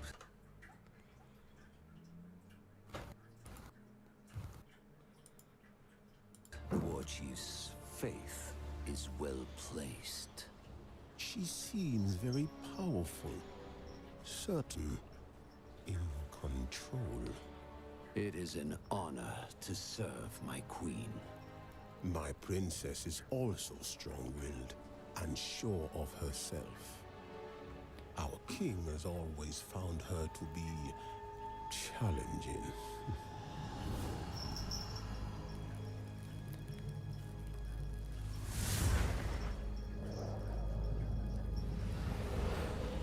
Almighty Rezan, as always, you come when I ask your aid.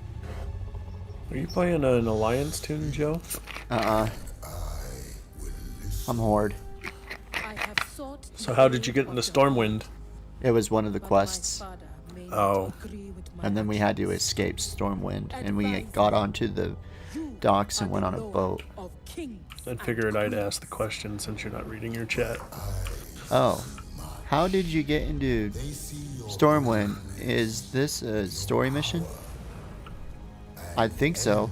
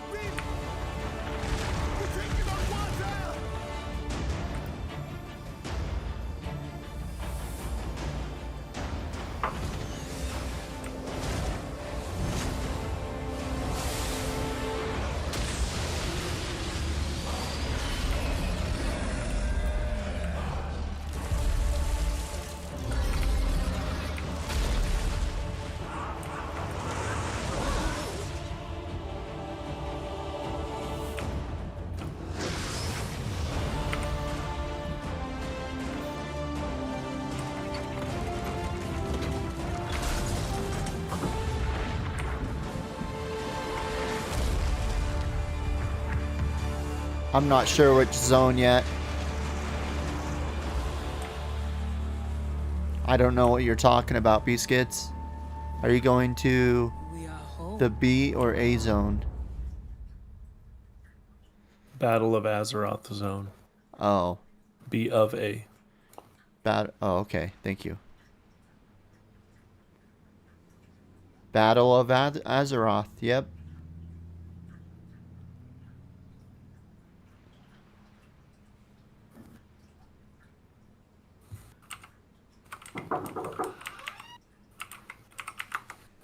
Oh. What you doing?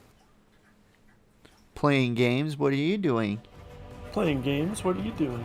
I'm going to bug you to see if you can make us chicken sandwich. Chicken sandwich? You can make your own chicken sandwich. Just put Not it in in for the air fryer. Just put it in for 9 minutes. It's scary. Oh, do you need me to go put it in? Yeah? Yes? Okay. I'll be right back, Joe. Alright, man. Come, champion of the horde. Let us pay my father a visit. We will speak later.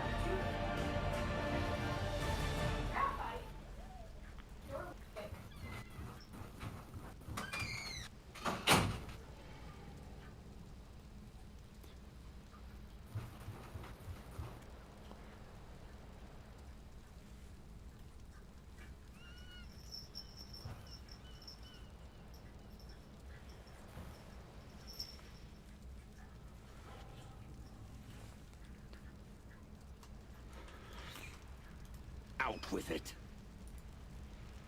Make yourself useful. Times change, and so must the Zandalari.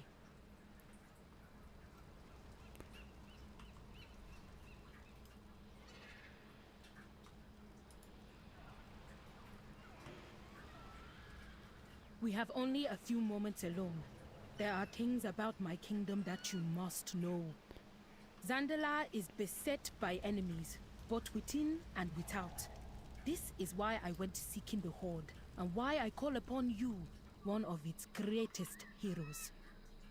Blood trolls surge across our northern border. They drag our people off to the swamps of Nazmir, never to be seen again.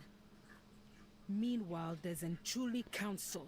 Ugh, scheming politicians and decrepit old tusks dismisses this threat. They convince my father that nothing need be done.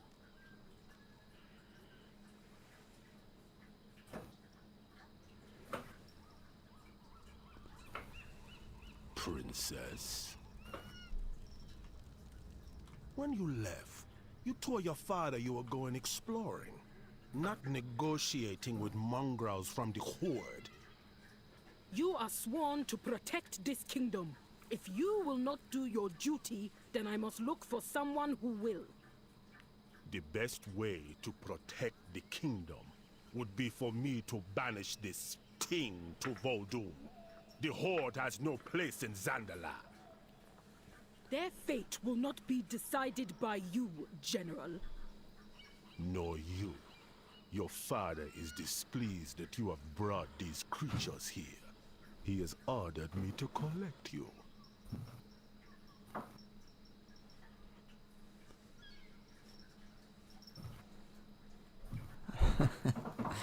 My cat won't let me play.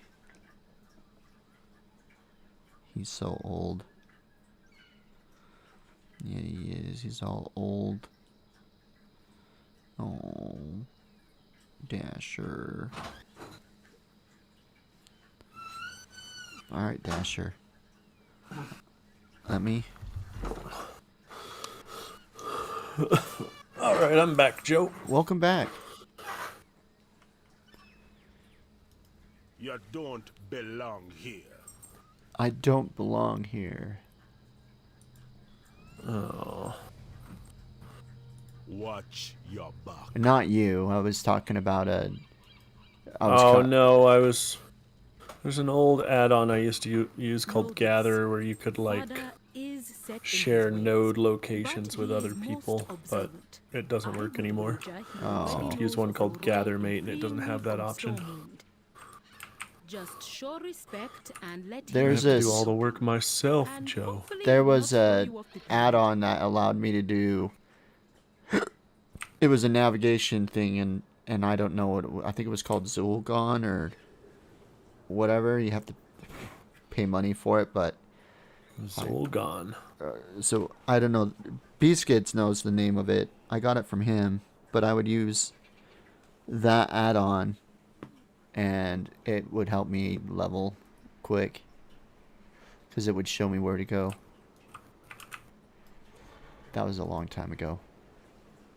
Zul'Gon. I don't know one called Zul'Gon. Oh, Zygor. Thank Oh, you. yeah? Yeah. Beastkids corrected me. So why don't you get that one? Because I don't know. You have to download it a certain way. I can't remember how to do it.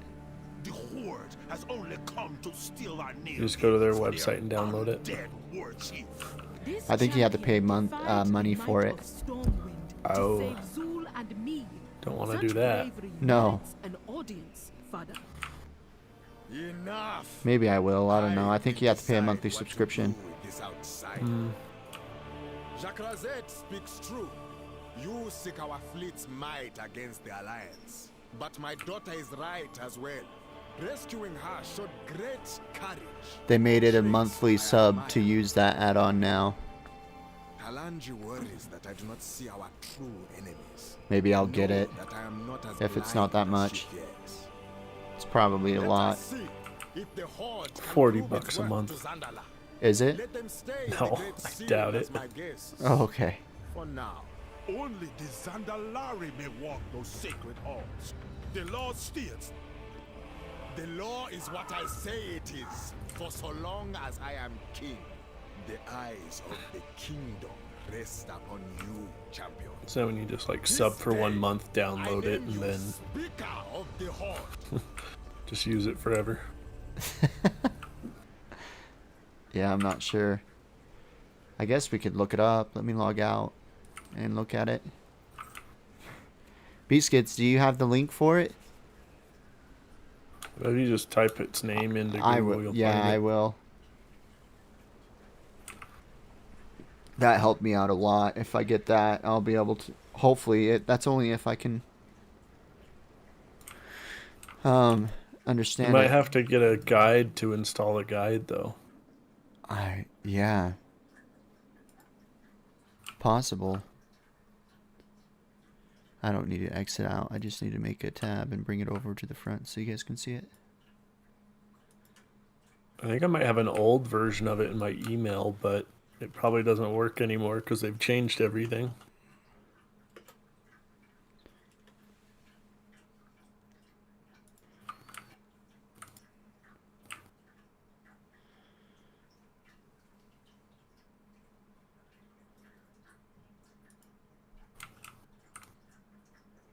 Oh. There's a free version. There you go. 1 to 10 starter guides.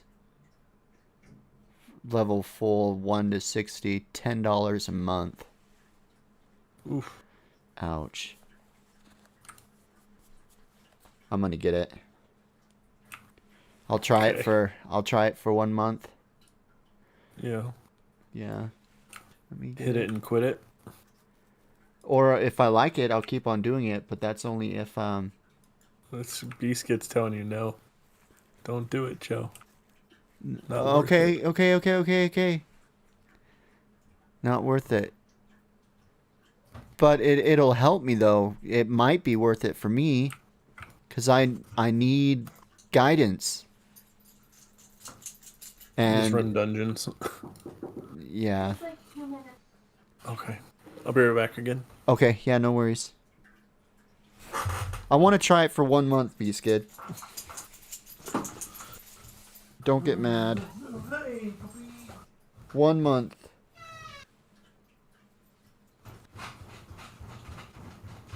Don't do it. Just for 1 month.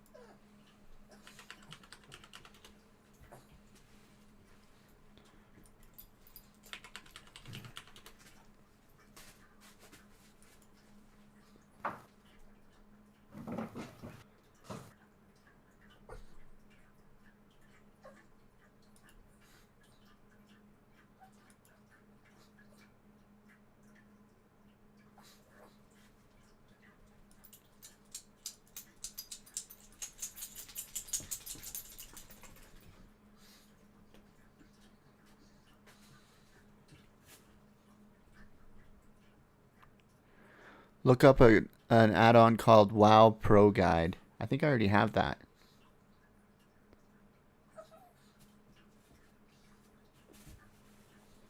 Let me reconnect.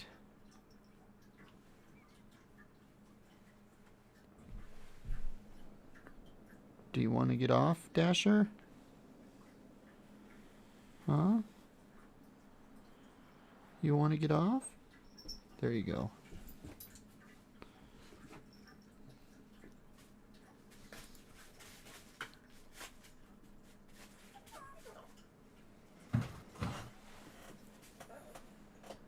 I'm gonna try it, dude. I'm just gonna try the Zygor guide.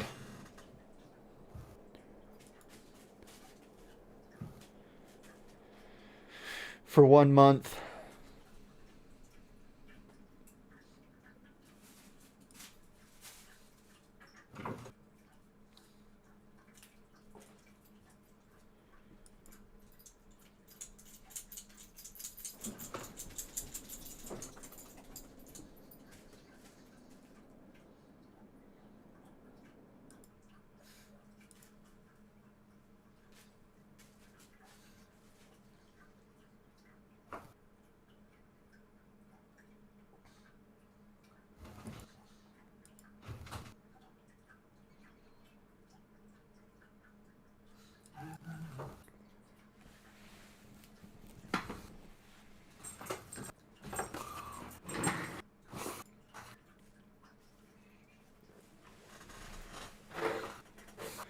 You're gonna be hooked and then forget to cancel your sub. Hopefully not, man. I won't forget.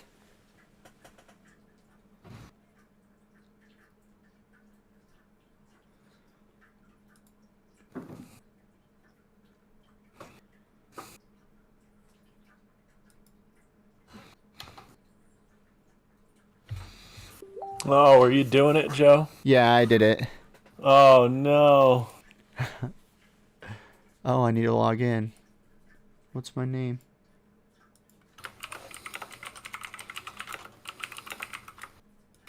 Maybe set yourself a reminder for like a month from now to turn it off. Joe. Yeah, well, what will happen is I'll get reminders whenever there's an automatic billing on my PayPal, and it gets sent to me on Facebook, and then it notifies me. Facebook notifies, or PayPal notifies you on Facebook? What was that? PayPal will notify you on Facebook?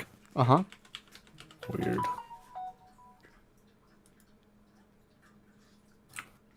I wouldn't give them that much power. Fuck Facebook. Only boomers like Joe use it.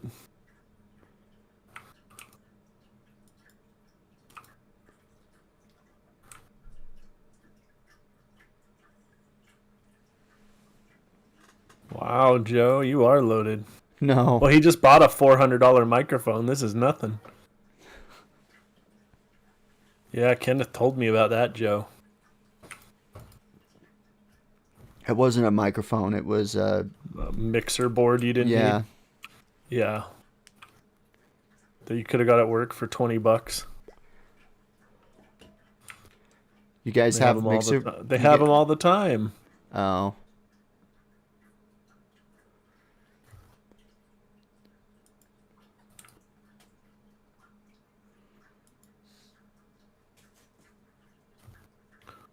Oh well, Joe.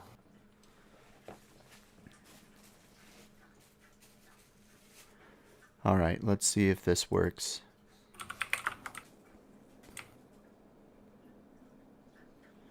I'm gonna have to exit out and reload.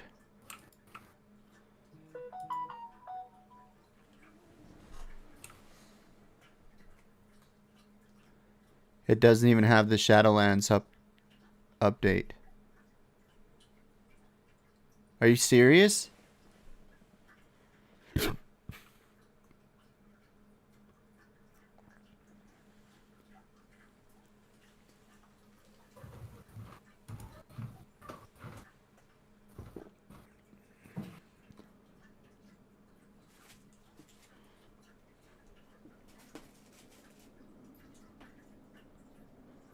915.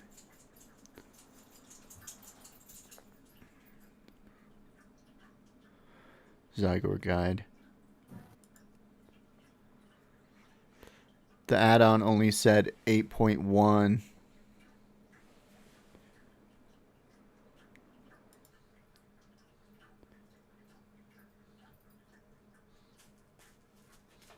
Eight point 1.25. Load it up and see if it's got Shadowlands. Yeah, we'll see. I already loaded it. Let's go. We'll know if you're screwed or not. Well, I can always cancel Just it right cancel now. it. Yeah. Yeah. And then I can play, instead of playing... Just tell Skid you'll never get to Shadowlands because you reroll every time you hit level 20.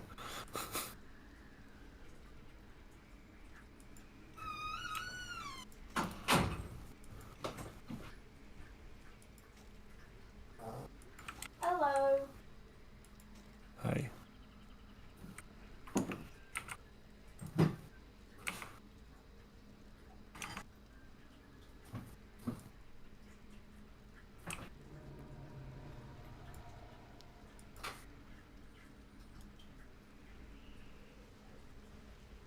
You got Shadowlands, Joe?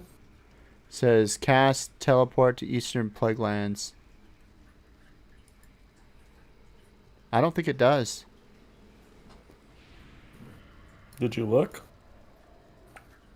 Beaskids is saying it only has the add-on Press for that little plus sign right there under the G.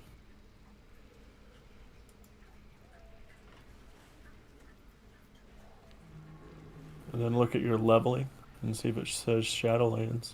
Shadowlands, yeah, right here. Oh, okay. So you're good. So I'm in Battle of Azeroth right now. So I don't even know how to load it. You don't know how to use it, but you paid for it? Yeah. Izzy, go away. I guess look up a leveling guide for Battle of Azeroth. Battle of Azeroth. Where am I at? There you go. So I just click one? Yeah, one that you want to do. And it'll probably just start questioning you around in there. I'll do this one. Where the fuck's the arrow?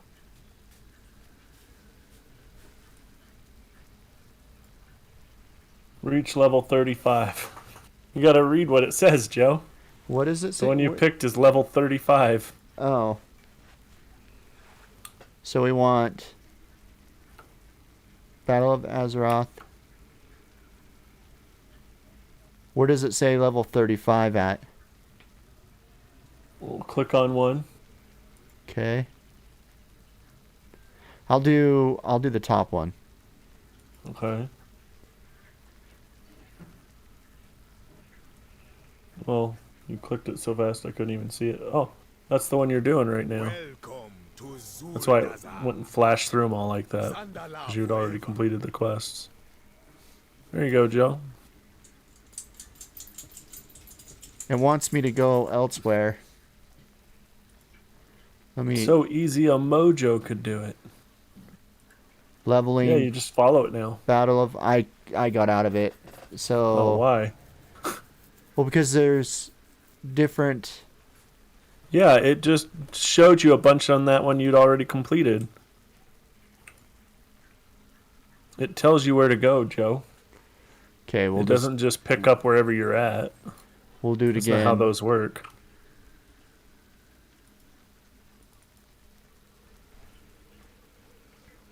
It's telling you what to do, remember?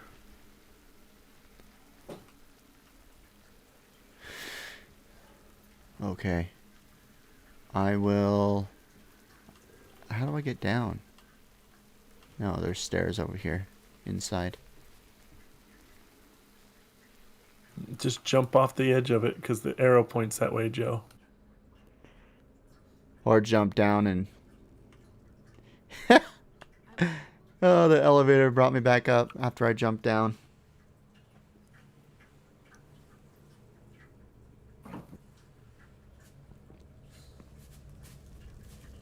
There we go. Just walk right off the edge of the building, Joe. Fall to your death. No, I already got out of it. This place looks familiar.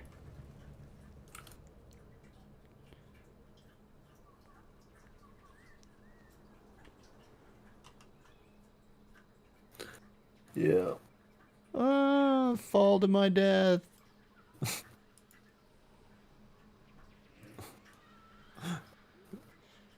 That's one way to do it, Joe. Talk to Xena. Try to fly to port of Xanderdal. Whatever the hell that is. I guess just jump. Just keep jumping till you die, Joe. Go away, Izzy.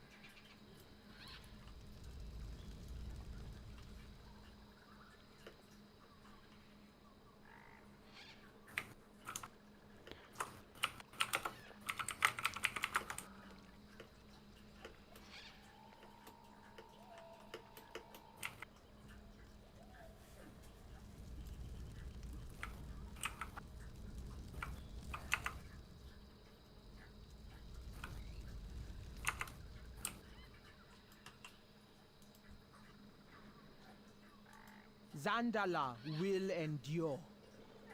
And then fly to where? Zandala forever.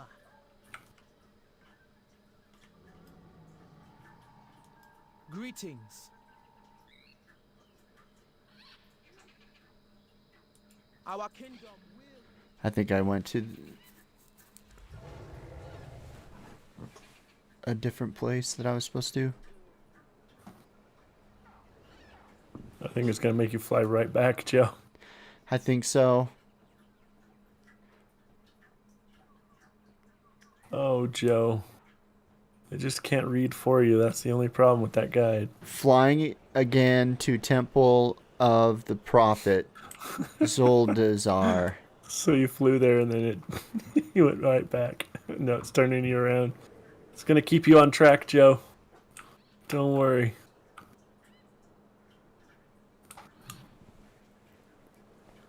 Maybe you can get the little Microsoft narrator to read it to you. No. Oh, okay. It's like a... Fly like a to documentary. Silver Dazzalore. Silver something. Do you know who I am? I don't have the flight point for it.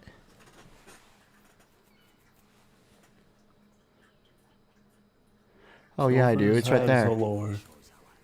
Is it the one with the big green arrow? Maybe that's what it was for.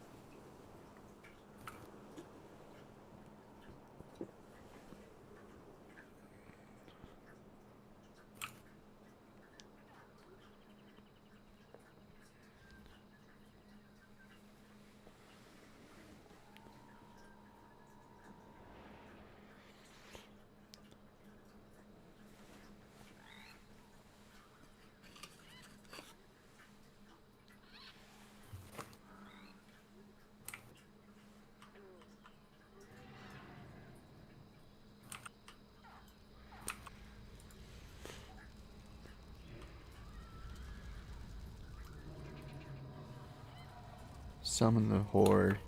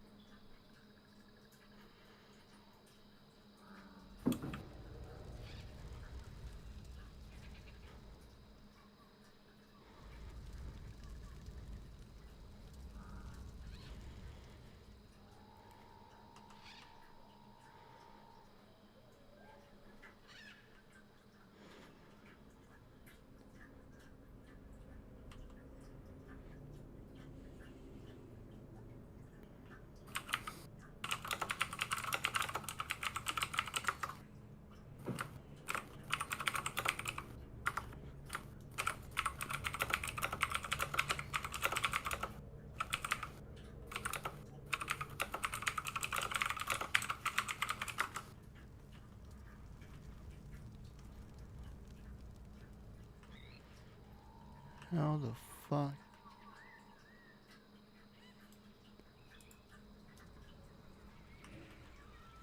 Do you see what the guide's telling you to do, Joe? Yeah, it says summon to the horde. No, what does the guide tell you to do? The guide wants me to follow this arrow. No. Are What? you not reading what the guide says? It says summon the horde. No. Look at the Summon- guide, Joe. Not the arrow. The guide. What do does you it tell mean? you to do? The guide, what do you mean? The Zyger guide you have loaded on the left side of your screen, Joe. Click it? It won't. Click Horde banner. That's what it's telling you to do, Joe. Yeah. The arrow just directs you to where you're going. It doesn't tell you what to do. I need to get up to right So here, you dude. gotta So go click right the here. Horde banner. Right here. Right, now you click the Horde banner. There you go. Yeah, I was following where to go to get the horde banner.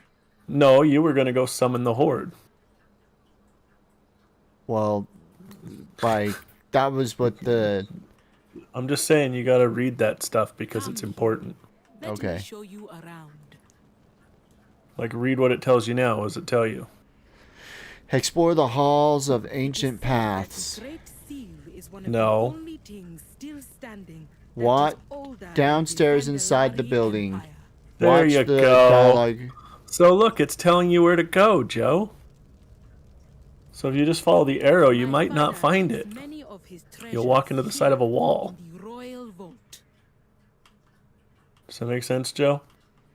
You can find your Nightborn Yeah. friend in the Hall of Don't look at that arrow and think that's telling you what to do. It's just telling you where it Watch is. the dialogue downstairs in the building, inside the Right. building. So I have to go all the way back downstairs. You need to go downstairs inside the building. Yes.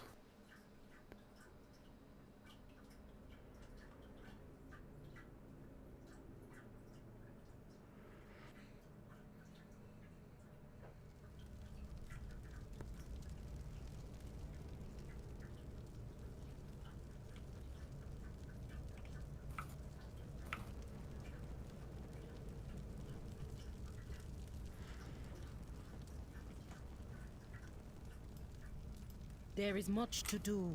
Speak quickly. Downstairs.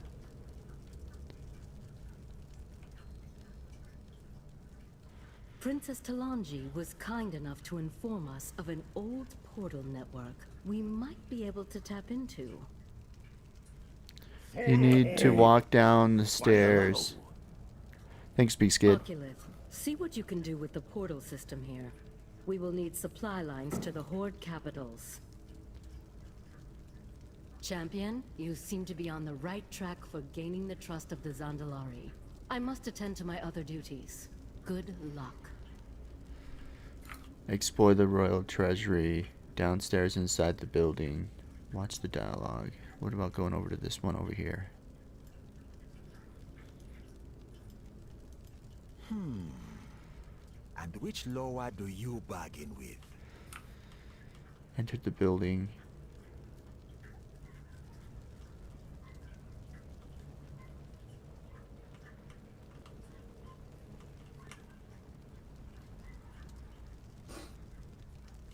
Zandala forever.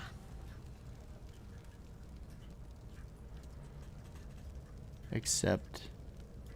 I will do whatever I must to keep my people safe.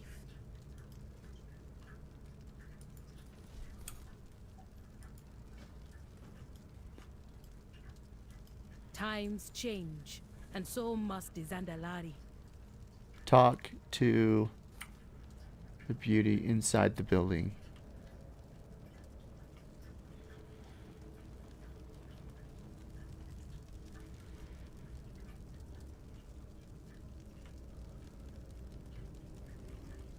Izzy, stop.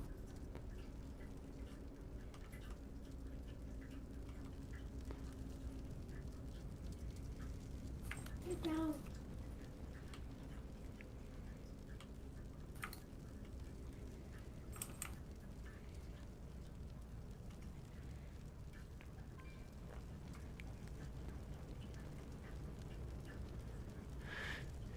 That's very vague. Inside the building.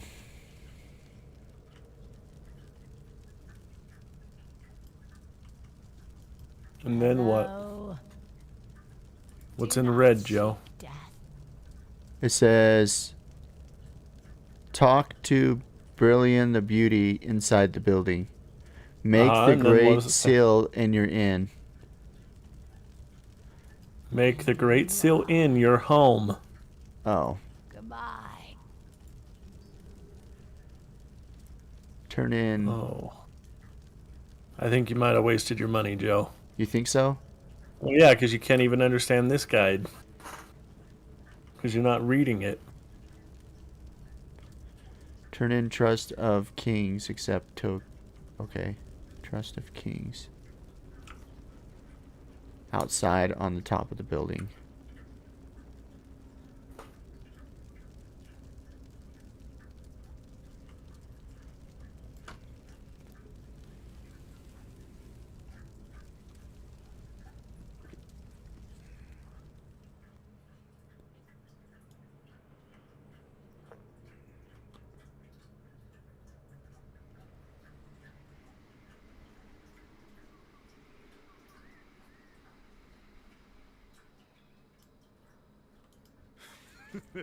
It is good. You made this mess, my prophet. Now go clean it up.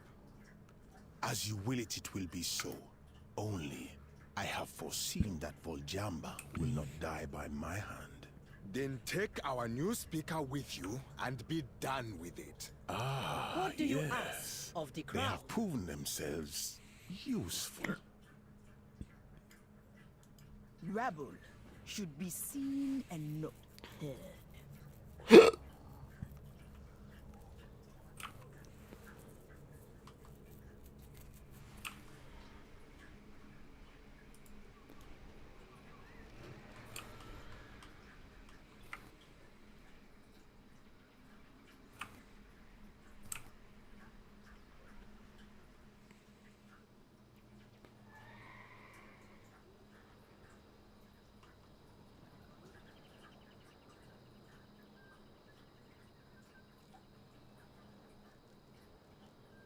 Fly to Port of Zandal.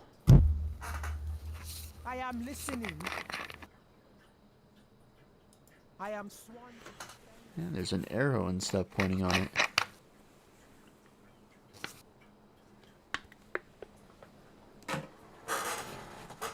You can do it, Joe. Thanks.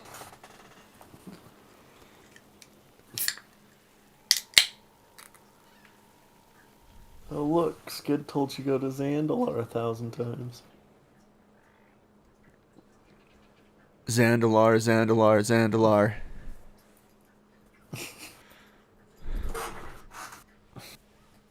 Wonder what that was all about. I don't know.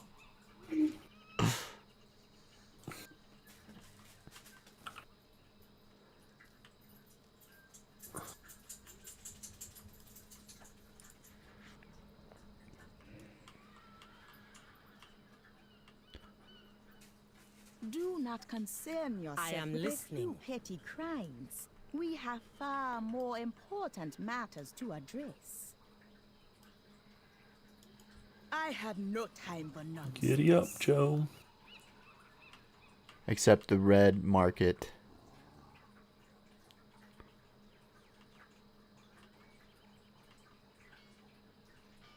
Talk to Witch Doctor Julia. Name your lore, so I may name. Run down the stairs. Enter the building.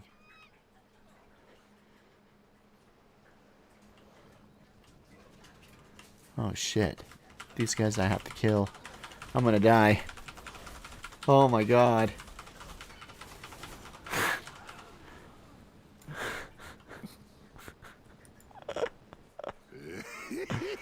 Oh. Now that was an impressive death.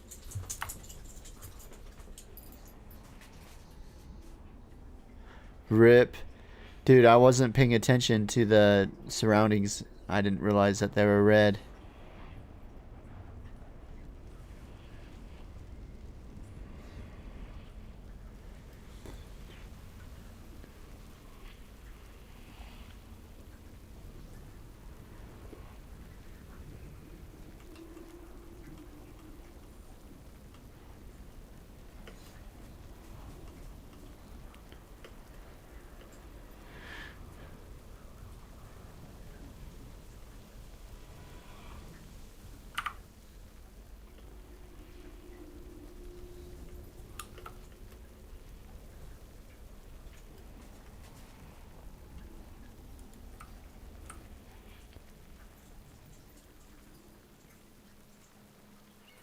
Enter the building.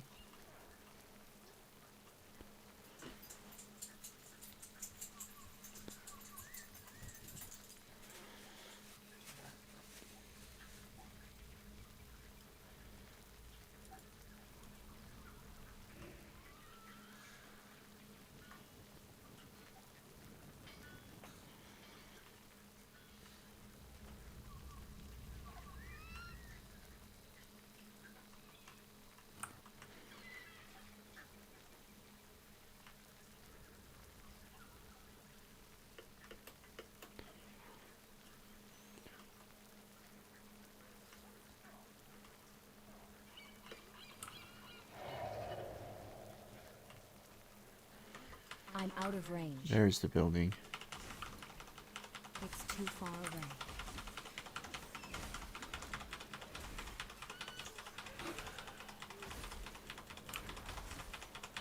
I need a target.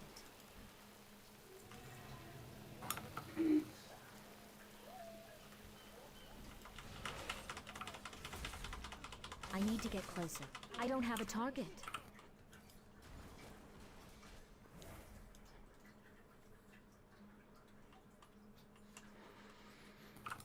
Collect 3 dark fetishes.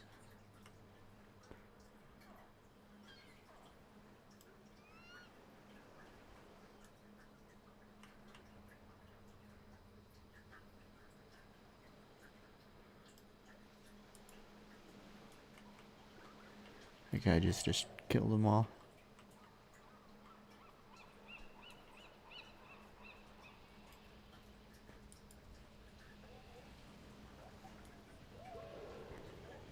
Oh shit.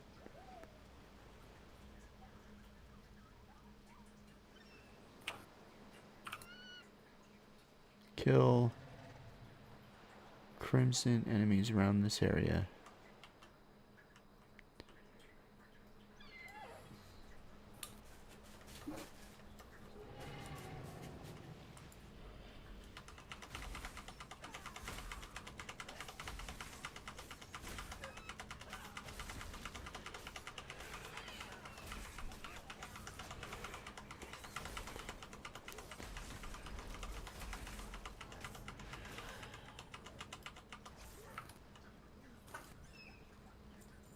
There we go. I'm out of range.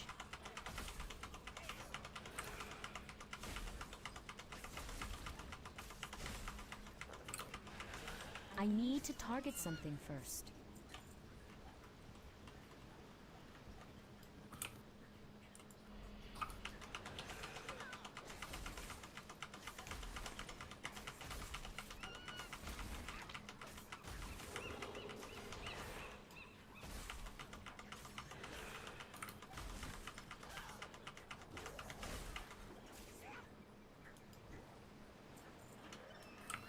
One more.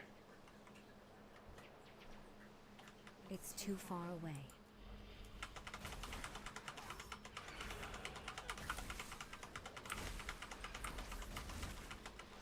I need to get closer.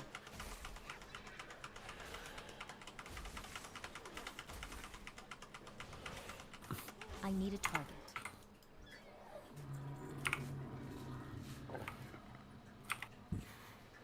Run up the stairs.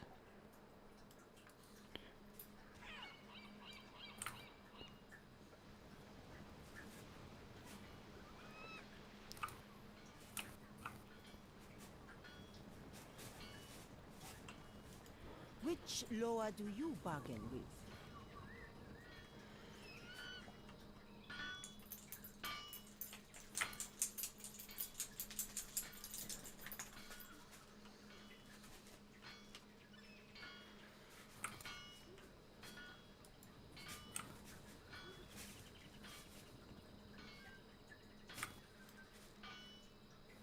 Mind you step around me, huh?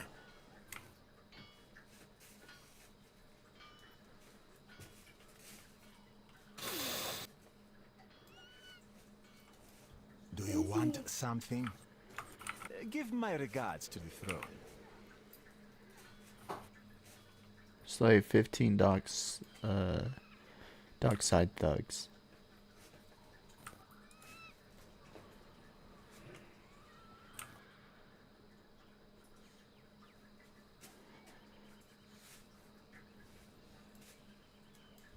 Speak your business.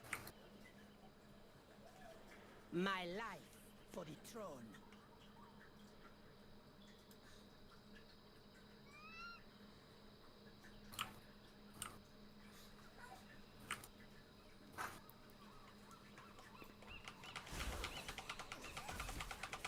Catching up, Joe. You worried yet? No. I know you'll eventually pass me and get caught up. I'm just really super slow.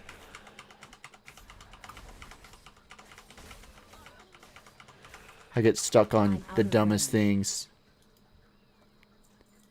So, that's fine, man. Okay. By whose authority do you address? Come on, where's the thugs?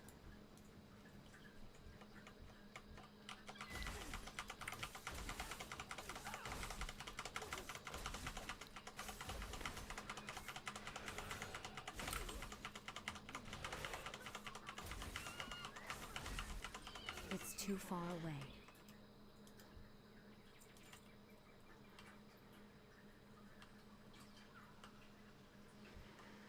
I need to get closer.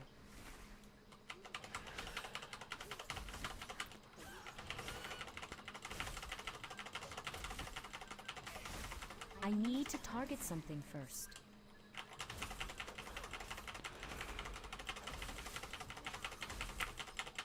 I don't have a target. She doesn't have a target. It's too far away.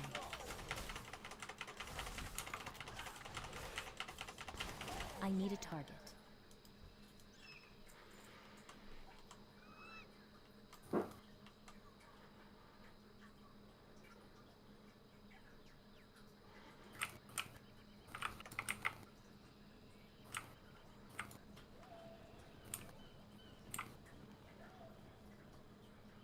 Easy.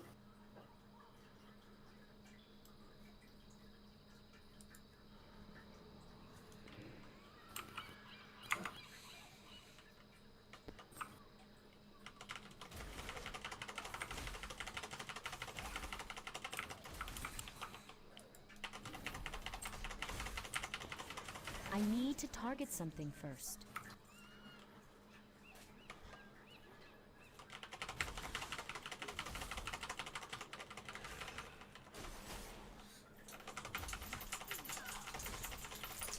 I don't have a target.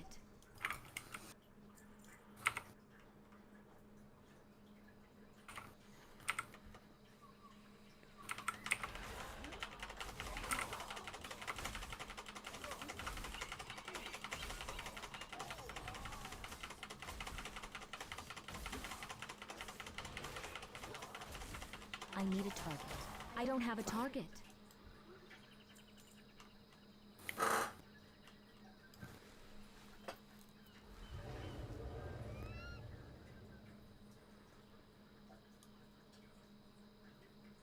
Just need to kill one more.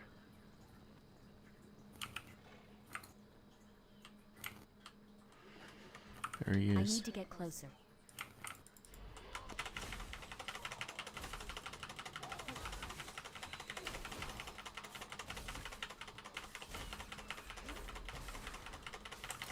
I need to target something first.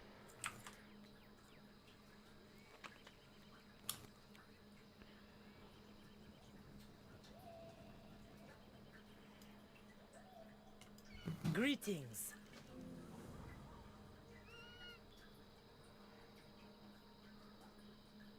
By Rastakhan's will. Talk to... Okay. I am the High Priestess of Shadra, lower of spies and poisons. And who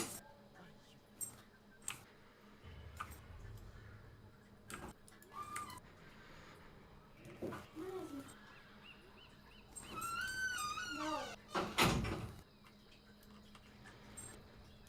Who you be? May Jani bring you fortune.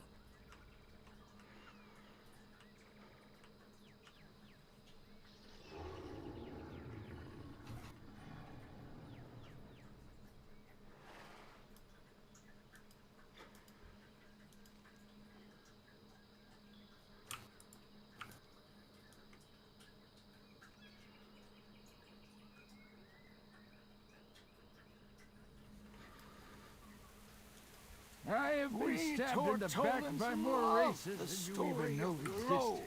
Don't get any idea. Who traveled the world. When telling these stories, we ask young Tortolans to guide Lo around Ding, small ding. mazes Congrats. to complete different challenges. Thank you. First, a simple challenge. Guide Lo to the goal.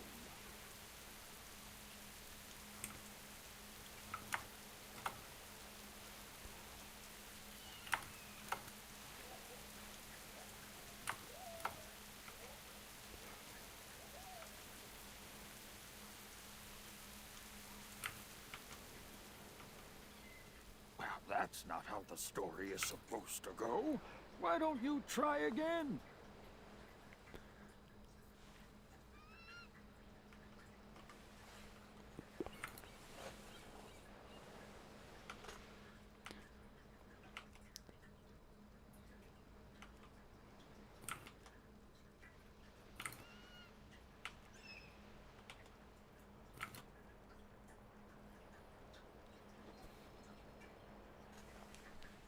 Easy enough, right, hero? Now, can you guide Lo to the treasure and then to the goal without crossing the path he's taken?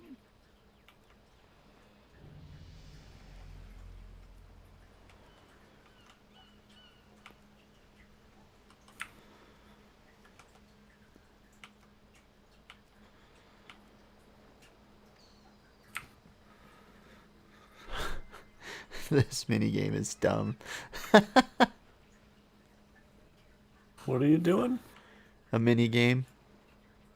No, what is the minigame? Where it's zoomed in on a guy and I'm controlling a turtle to walk through mazes. Oh, interesting. Yeah. You look like you've seen some action.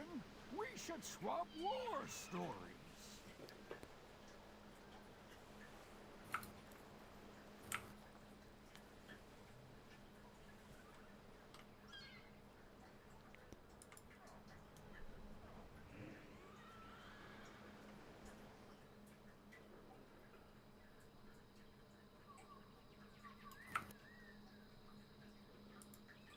Well done, hero.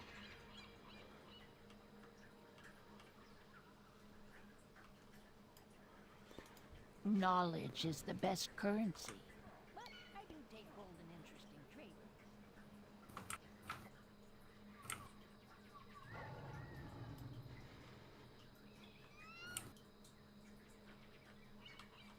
Stop 5 street scraps.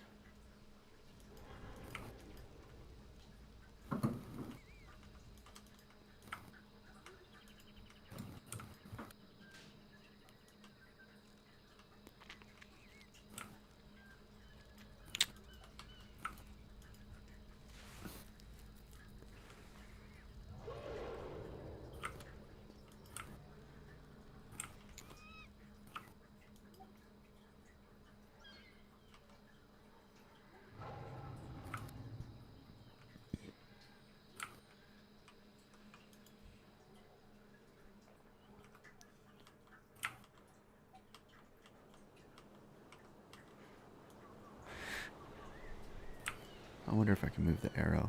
I can. Let's put it like right here.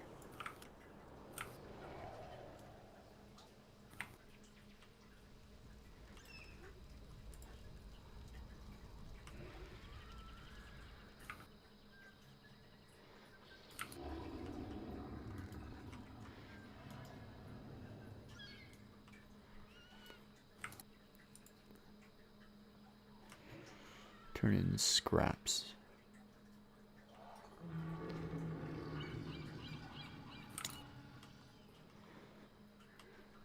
It's down there.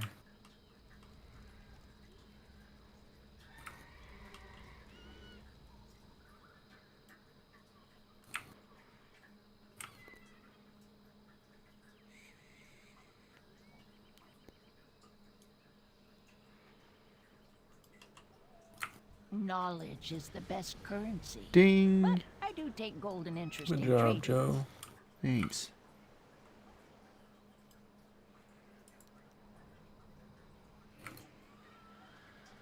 Run up the stairs, enter the building.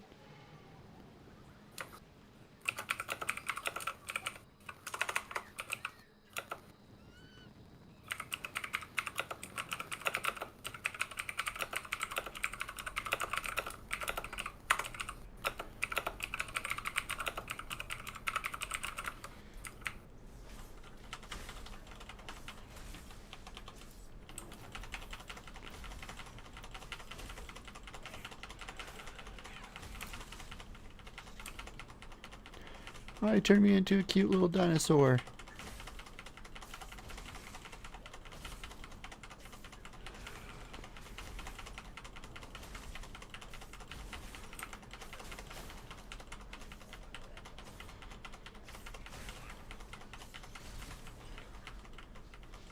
Oh shit.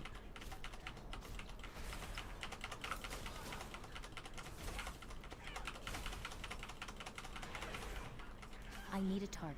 I don't have a target. Turn in.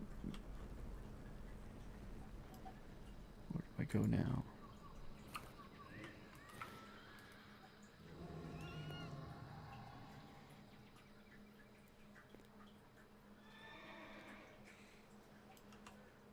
Knowledge is the best currency. But I do take gold in interesting trade-ins. Word of Zool. Turn in Word of Zool.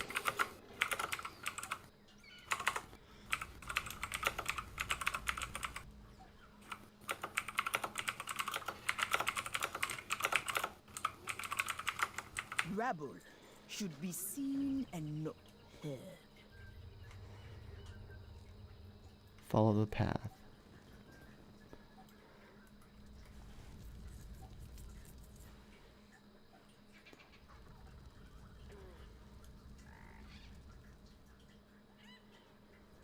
Whoa.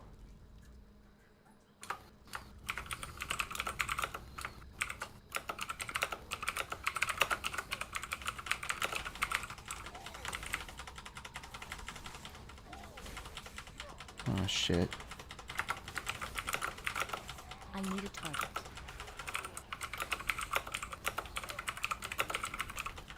I need to target something first.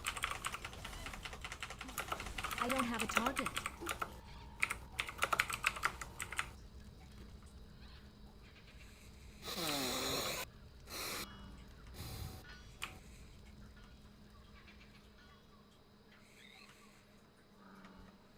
I'm out of range.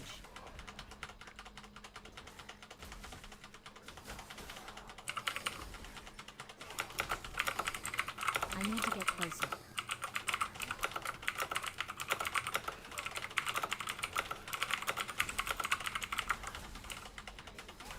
I need to target something first.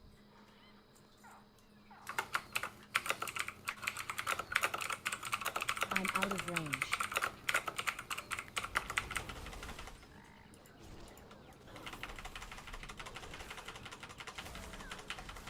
I need a target.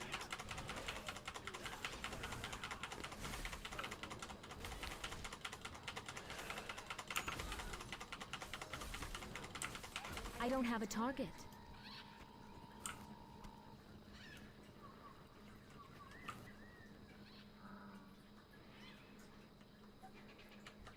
It's too far away. I need a target. I need to target something first. Equipped.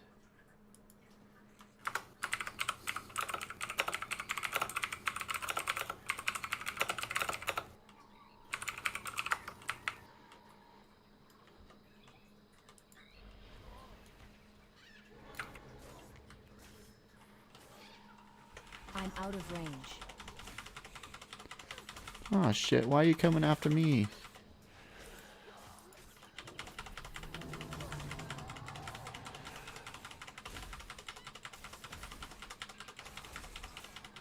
I need a target.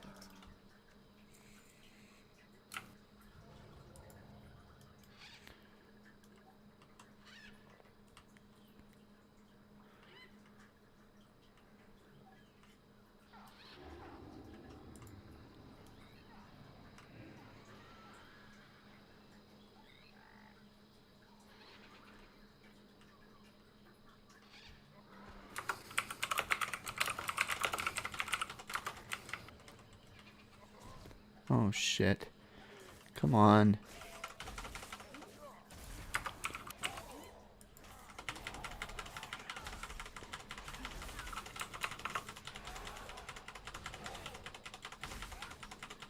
I don't have a target.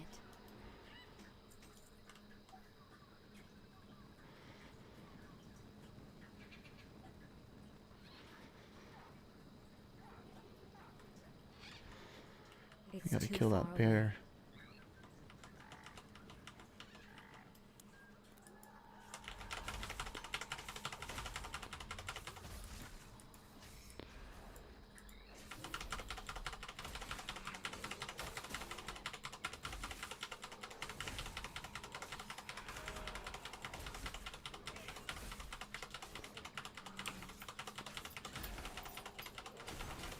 I need to target something first.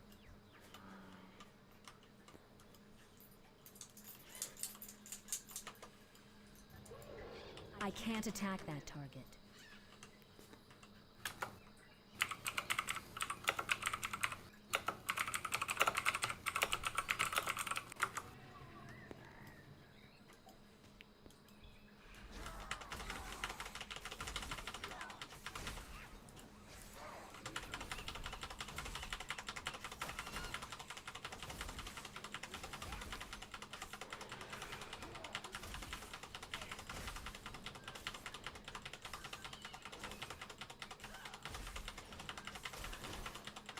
I need a target.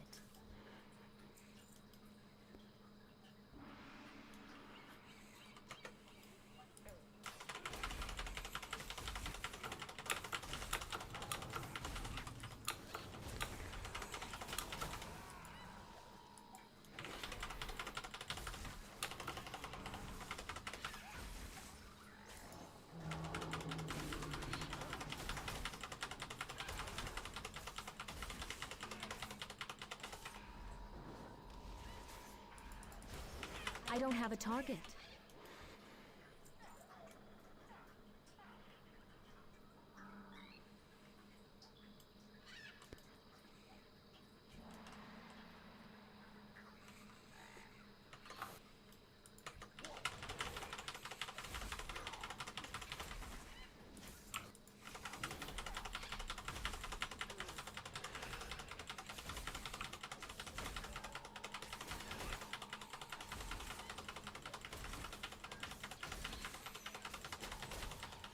I need to target something first. Follow the path.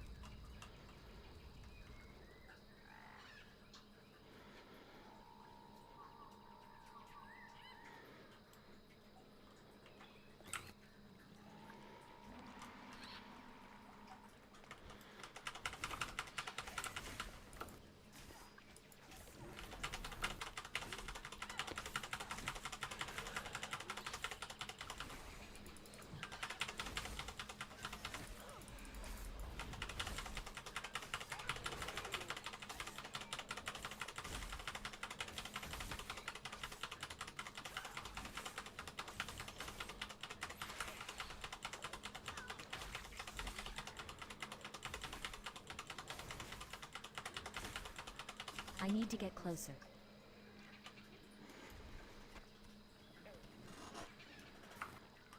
Collect 6 sand furry heads.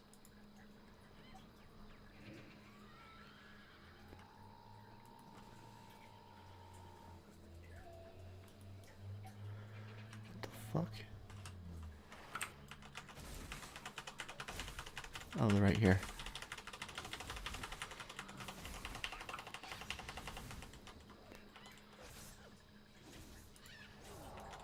I need a target.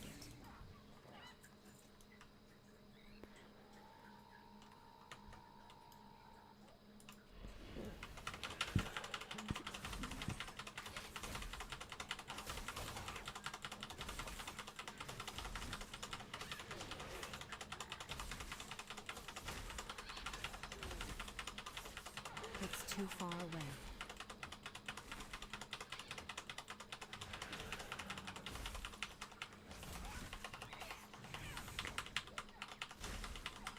I don't have a target. I need to target something first.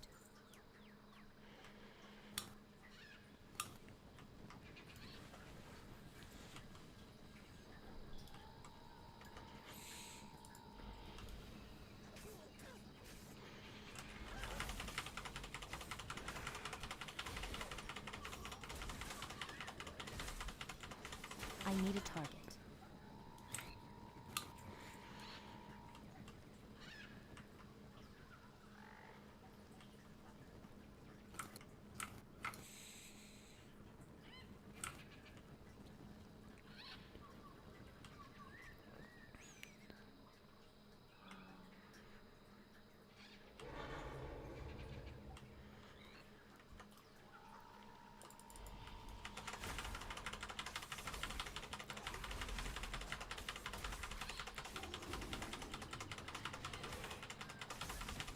I need to target something first.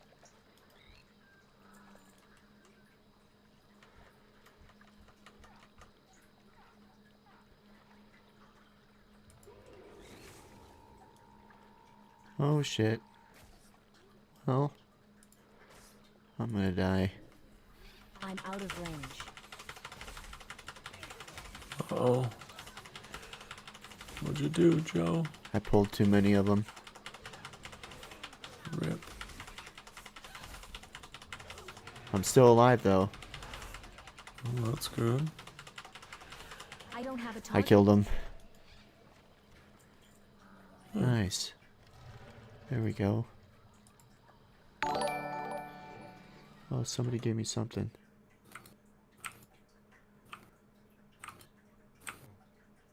Oh, someone liked the stream. Thanks, man. Mojo hacks. I don't hack. Thanks for the like, man. I appreciate it on Facebook. I'm gonna swing over to Facebook to see what you're saying. Thanks for the like, man. I appreciate it on Facebook. Thanks, man. Welcome back.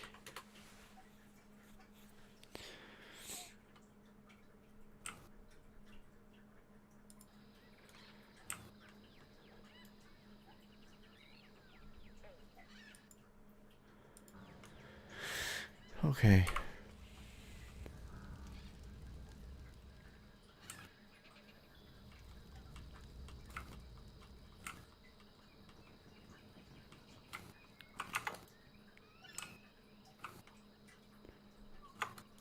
I am the High Priestess of Shadra, lower of spies and poisons. king.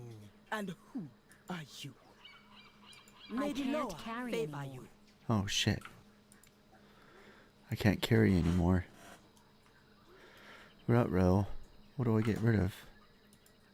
Anything. I'll get rid of this. I am listening. Zandala. Yes, yes. Forever. So perhaps we have a teensy bit of a problem down here. It is nothing we need to bother the king. I will inform Zul. Ding, I leveled up Who will again. Decide whether it is worthy of Rasta Khan's attention. Oh, level 20. Level 20, boy.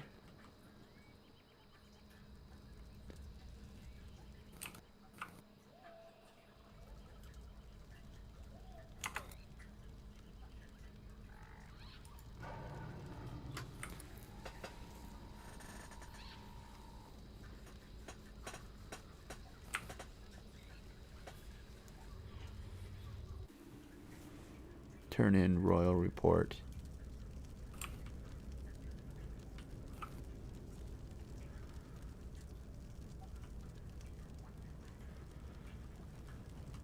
I think it's up. Outside on top of the building. That's right.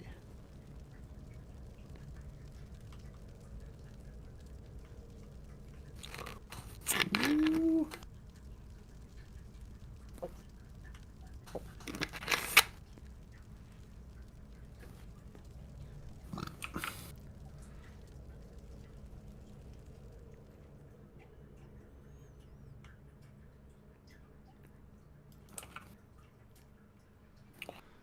Oh shit.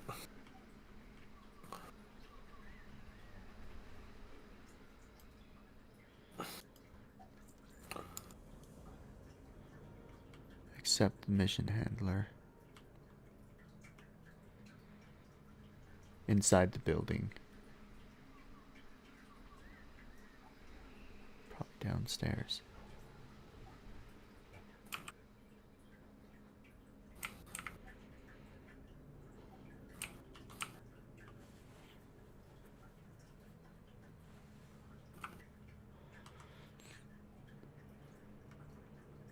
What?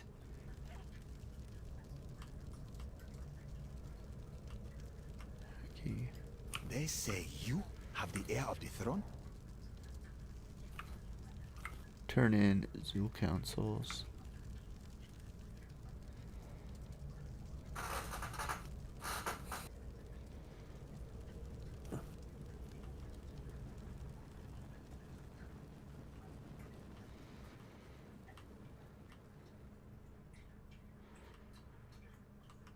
Oh shit.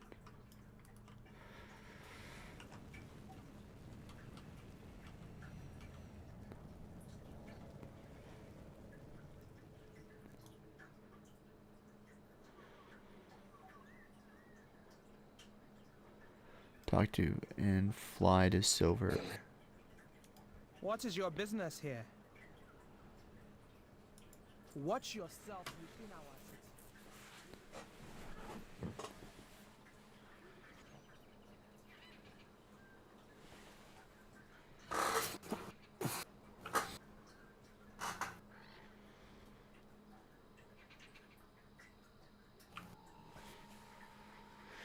Run up the stairs.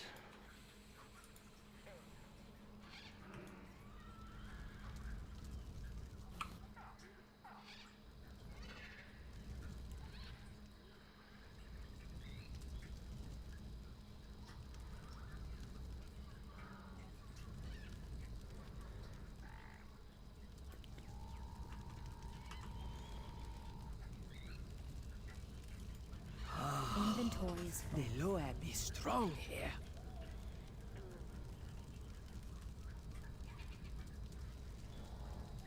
His I back can't really carry the anymore. form you Inventories. choose to Oh, I walk can't around carry in. anymore.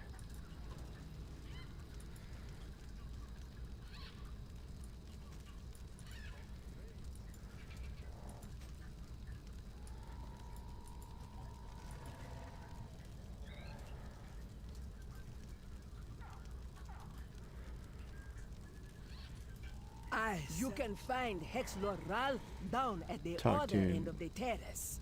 Be sure to insult him for me.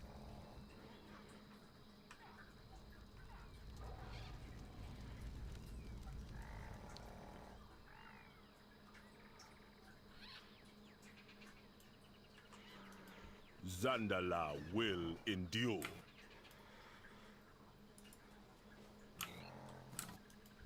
I got the good deal. Mojo, as soon as I'm done with the dungeon, I'm going to come give you some bags. Alright, man. Thanks, dude. Oh shit, Joe. Free bags. Well, maybe. You might want something for it. I won't want anything for it. I'm talking about you. Oh. Oh, Joe. Oh. Oh. The Zeppelin don't fly no more? Kill 8 thieves. Thieving snappers.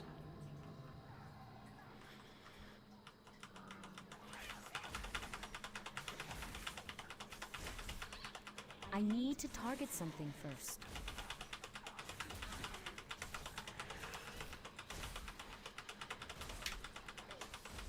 I don't have a target.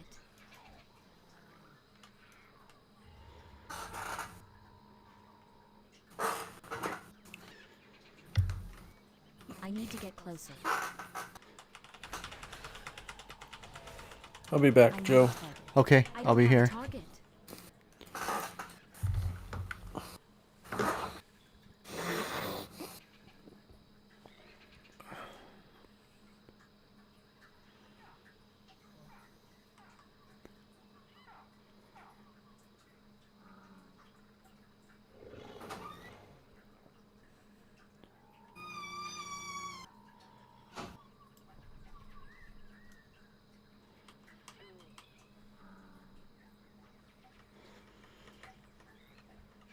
It's too far away.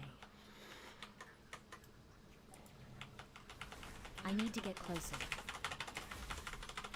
I need to target something first.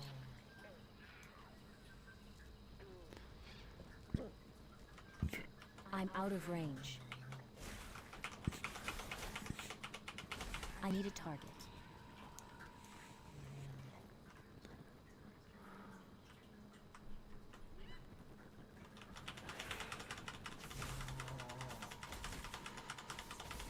It's too far away. I need to get closer. Follow the big one. Shit, I just saw him.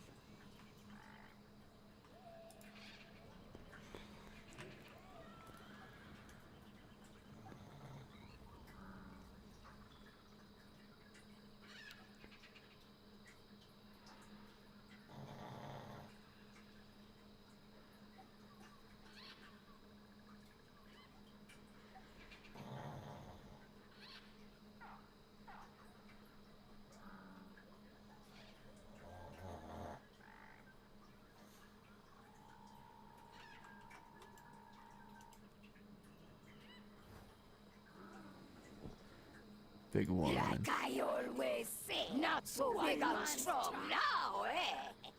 Go, my minion. Go and find the Ratman Nakano who told you to kill my kind. Bite him and earn your rich man form again. What the fuck just what? Beware of spiders, my little soul. I may be the god of secrets, but Yasma be the mistress of spies. She loves to keep her skittering pests within my domain, always haunting me children. Greetings, rich man. Remember, you find something I shiny, can't move. you I'm bring it down to old Johnny. Why can't I move? I know, release me. I'll just be a place to keep your stuff. Avoid the trolls and the spiders.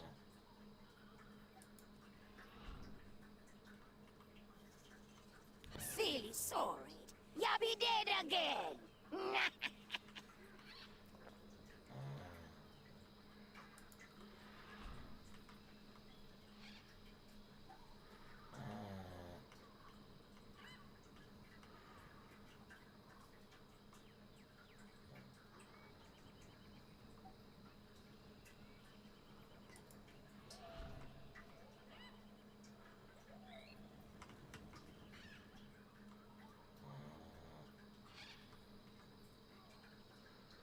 Silly sword. No! Damn, this is a hard one.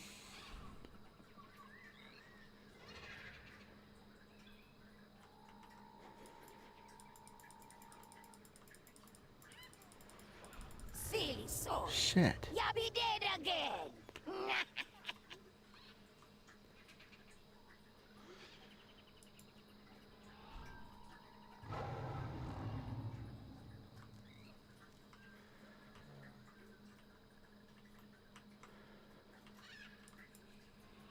Silly sword.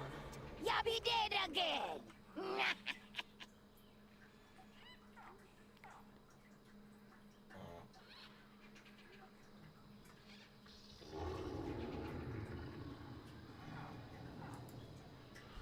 Silly sword.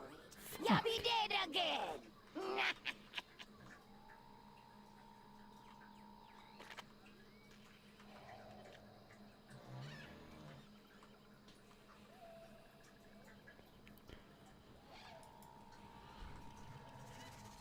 Silly sword. Fuck. Come on.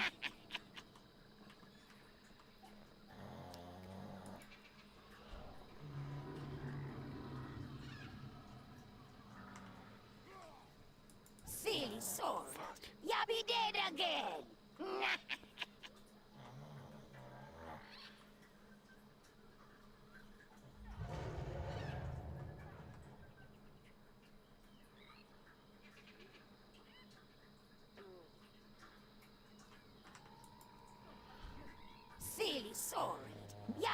Why?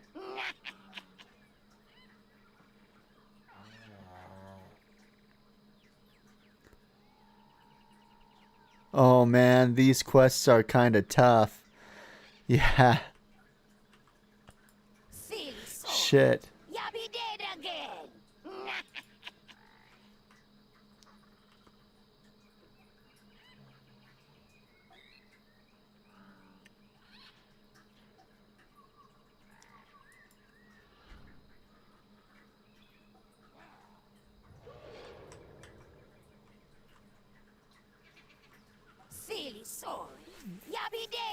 I might have to go slower.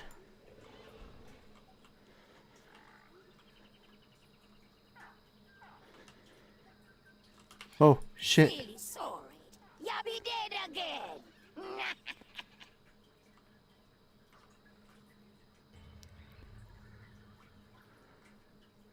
I know, but I have to walk this way.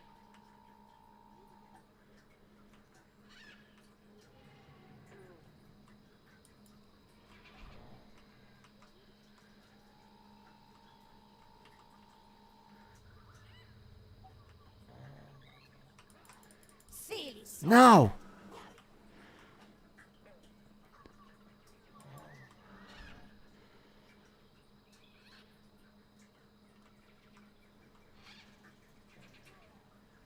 Silly sorry. Ya be dead again.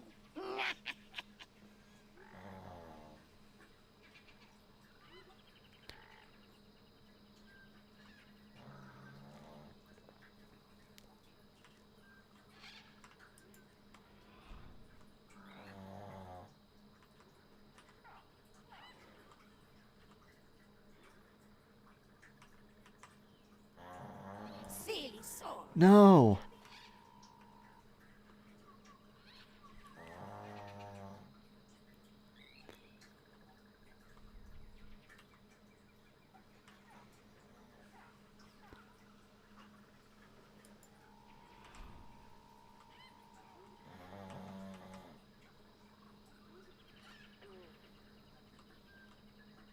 Silly sorry.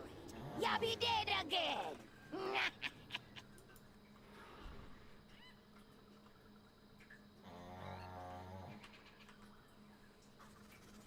Silly sorry.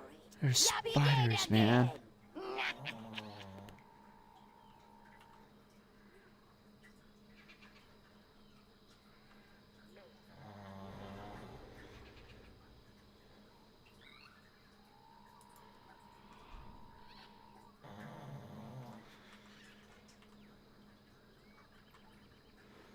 Silly sorry.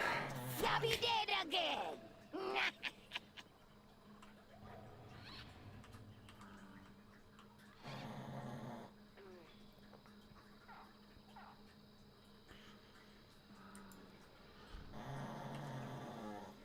Silly sorry.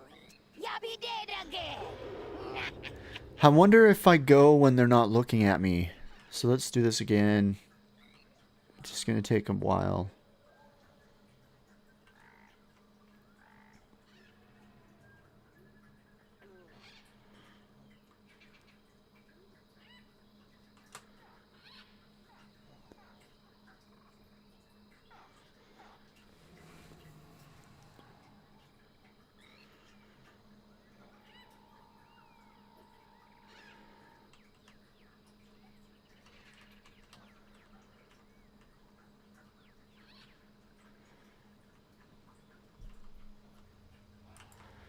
Silly sorry.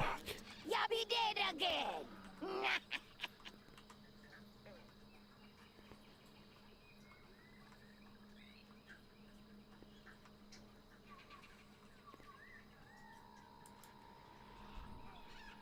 Silly sorry.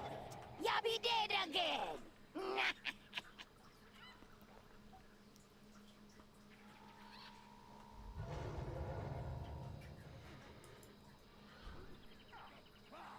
Silly sorry. Ya be dead again.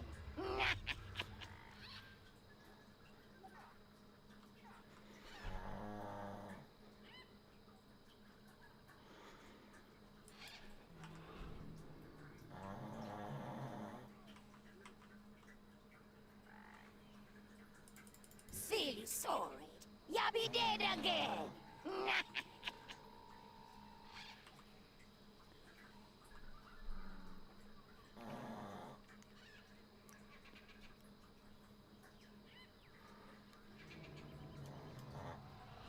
Shit.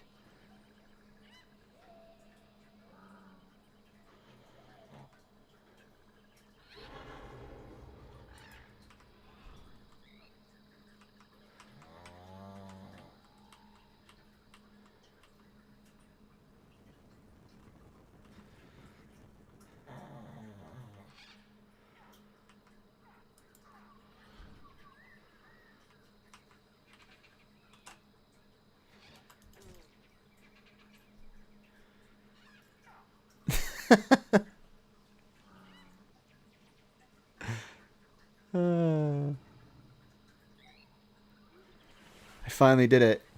I don't know what the heck was going on. Like I always say, 1 month.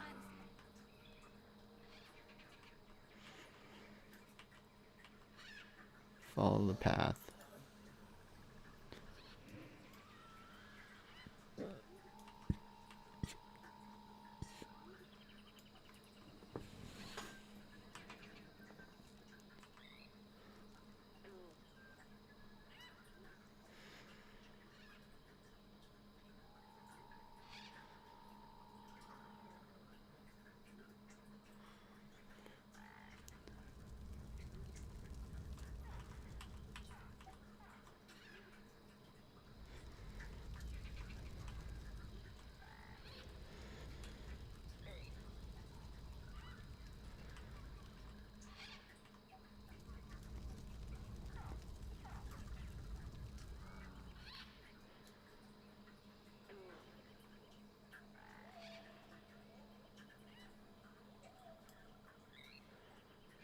Give thanks to the lower of shapes.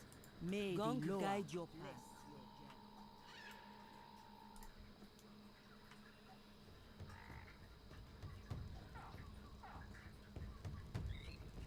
Cultists. Are they all dead?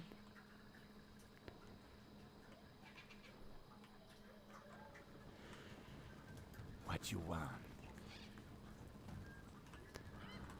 Stay away from I'm out of range. I don't have a target. Oh, these guys are them. I can't attack that. I can't attack that target.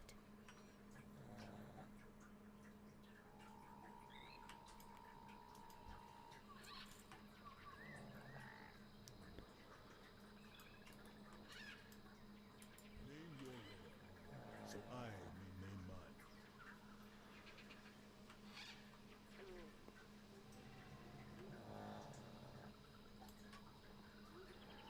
B-Skids invited me to a group.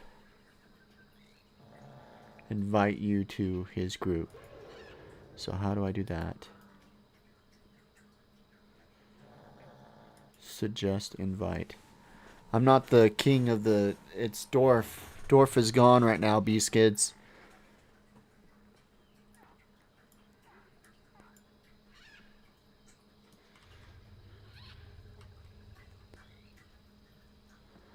Leave party.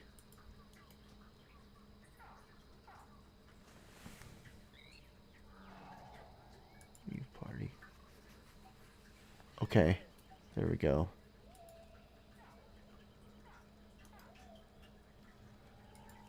They can't join our group. You can't join my group.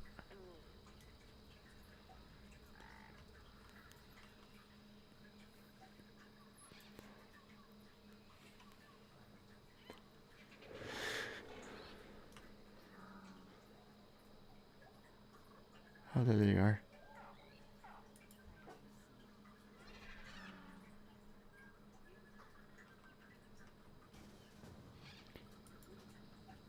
There we go. Speak, and the lower listen. Praise the lower of kings.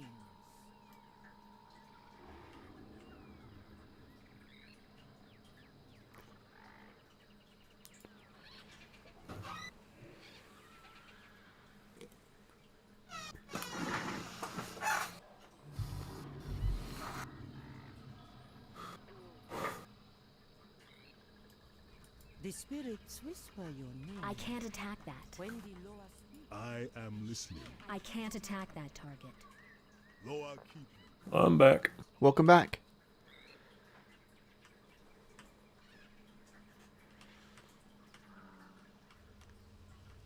Oh, it's a party.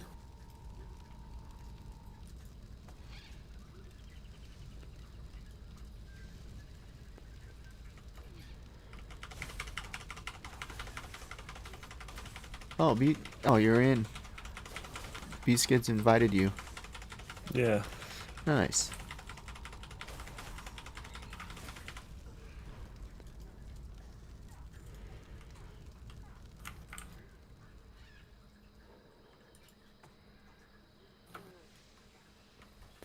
Ding.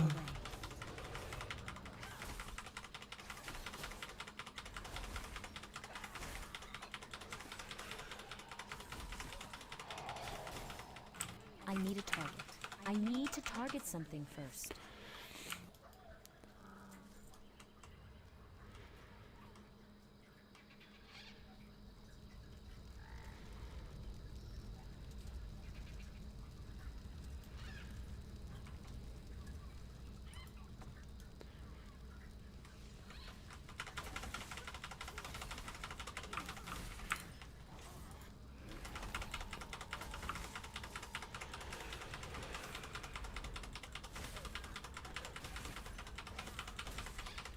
I don't have a target.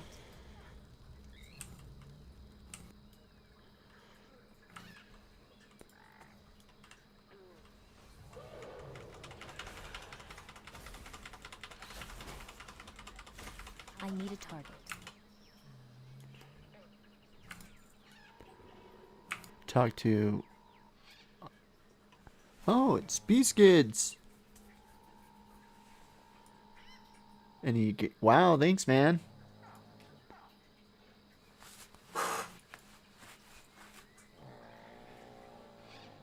He got to me fast.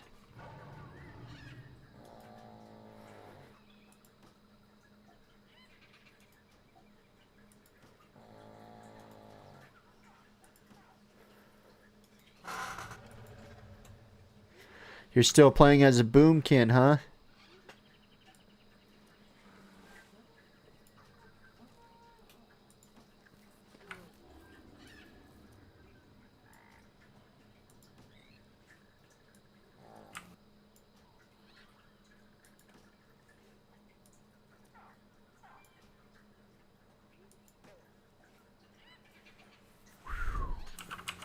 Oh yeah, that's awesome.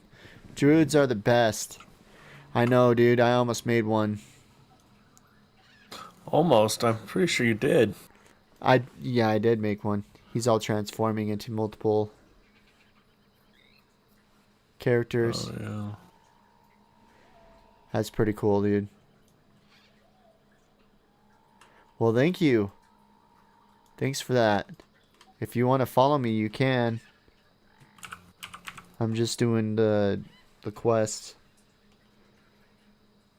Just following the arrow.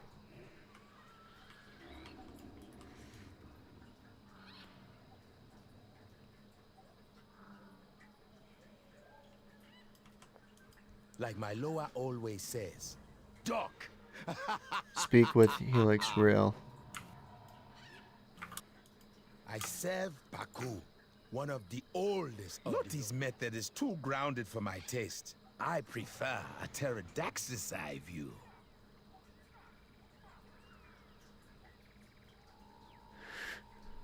I need to go eat dinner. Okay. It is like my Loa always says. Later. If you cannot See you, man. the source of corruption, go higher. We shall ride Atta the Wing Lord on this journey. Hop on and keep your eyes open.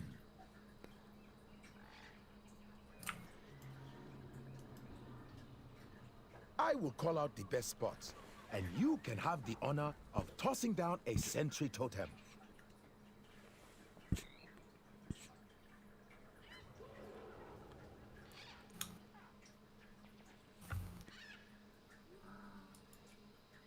All right, Joe, I'm off to Panda Land.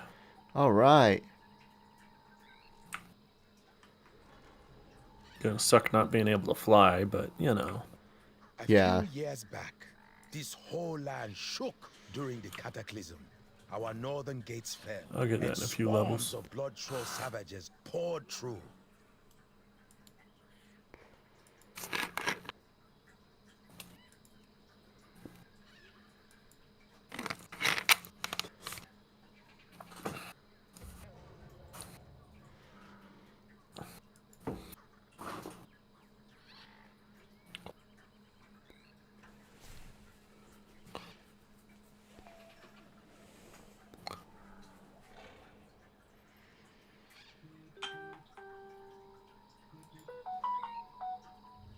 That was when we got our first taste of real blood magic. Not that petty nonsense practiced by the lesser tribes. Our defenses grow weaker. Princess Talanji has been asking for more troops, but her father has not acted fast enough, and she has turned to the Horde. Not a week goes by that we do not see some Zandalari turning to blood magics learned from those. Something feels different. I sense a great... I will leave you with Lottie. Let her know the cause of all this trouble may lie within Zanchul itself.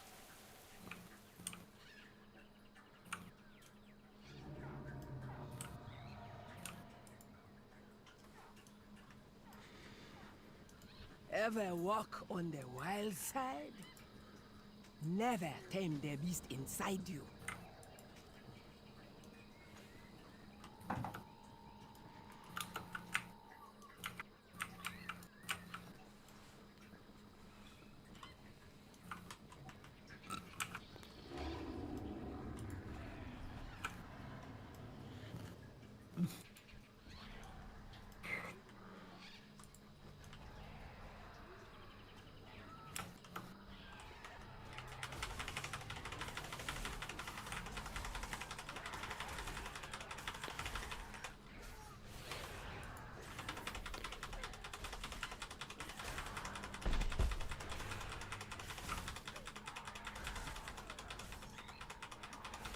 I need to target something first. I need a target.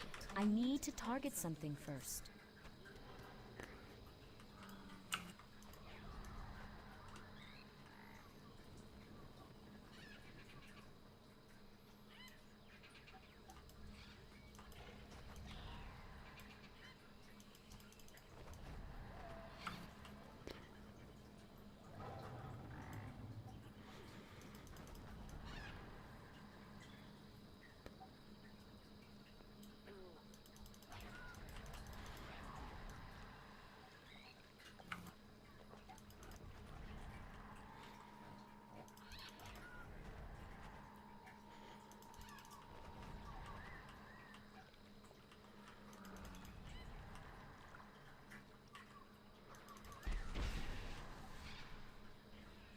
Give thanks to the lower of shapes.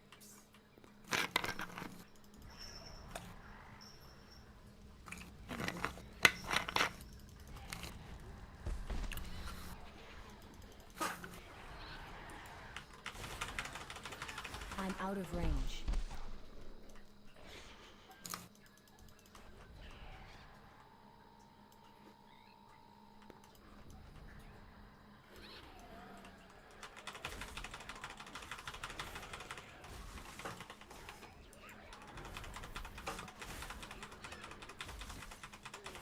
I don't have a target.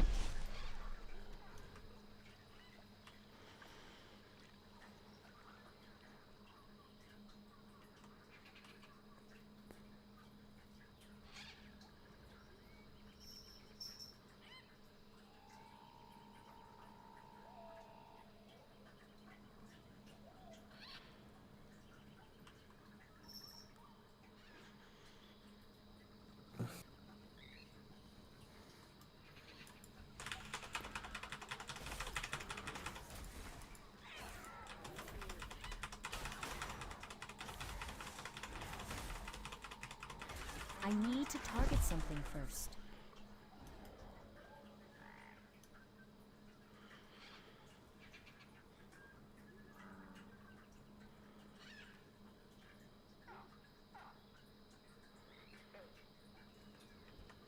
I need to get closer.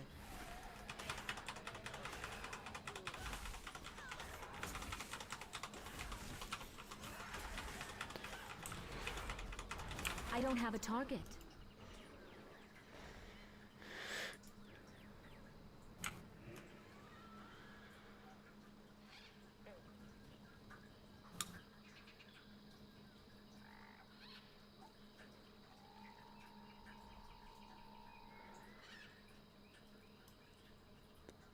The skies be my eyes.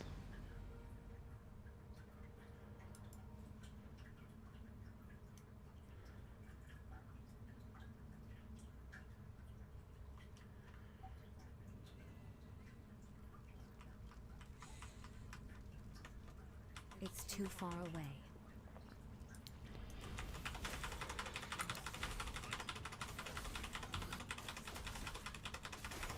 I need a target.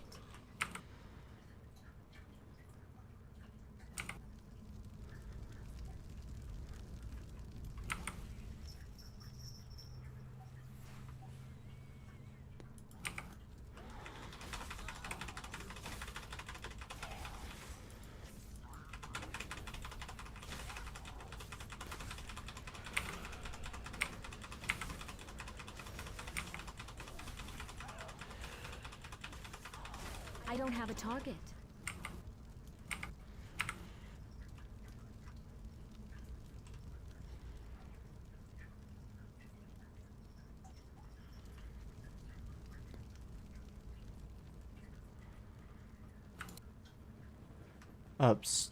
Kill guardian of upstairs inside the building.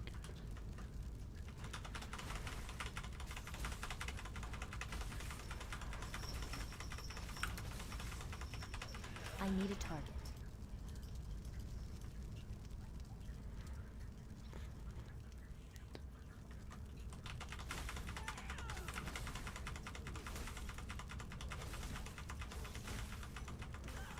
I need to target something first.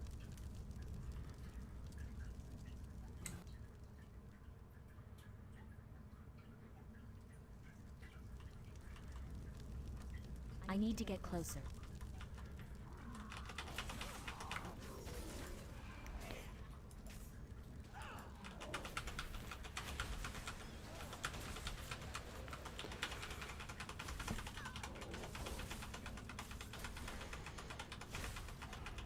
I need a target.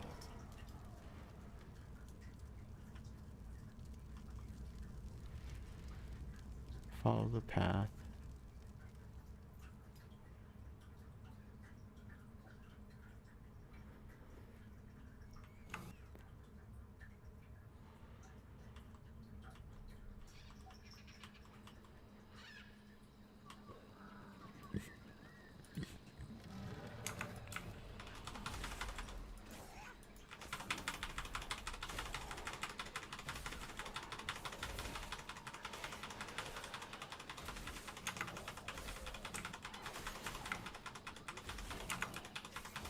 I don't have a target.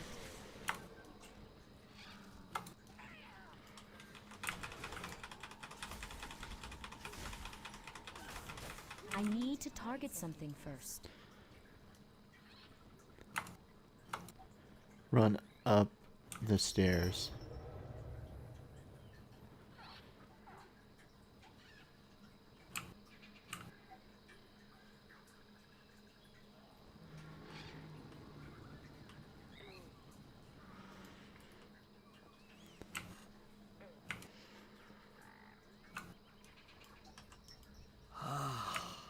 The Loa be strong here.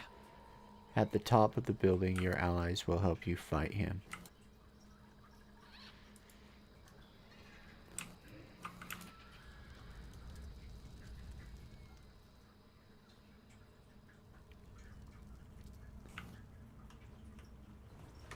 I'm out of range.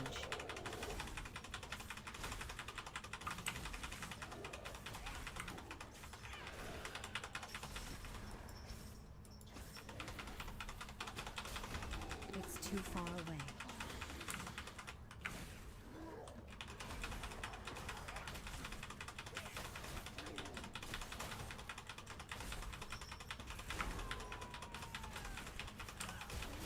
I'm out of range.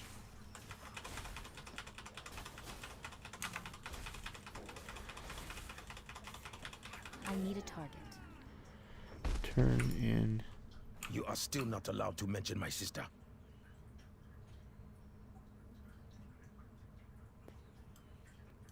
Is that really the form you choose to walk around in? Gonk, master of ships and lord of the hunt, is a powerful lord.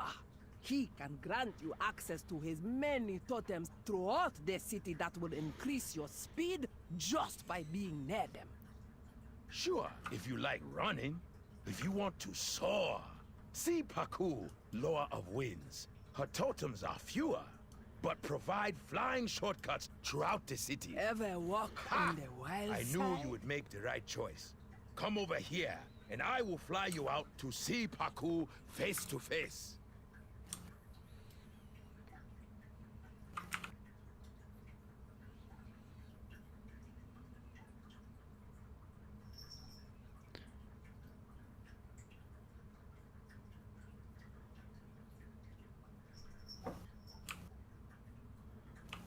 Greetings, Pakurai. May the winds of war be ever in your favor. You want to soar with the saws?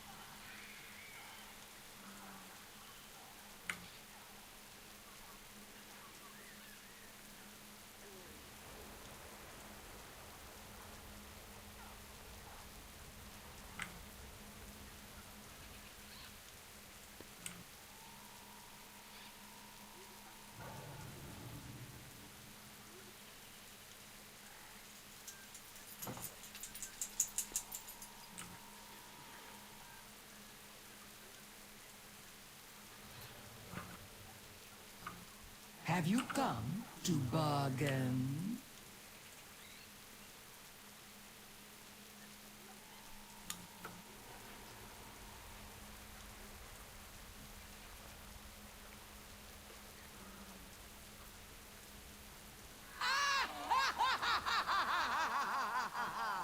I did not mean that literally.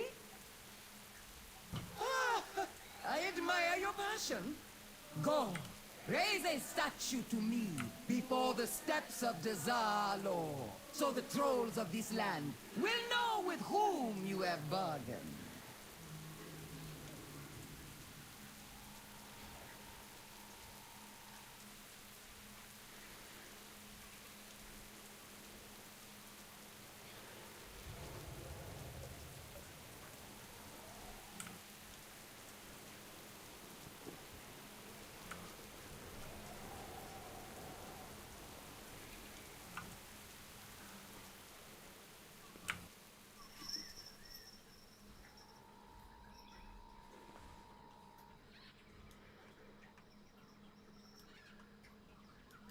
Greetings, Pakurai.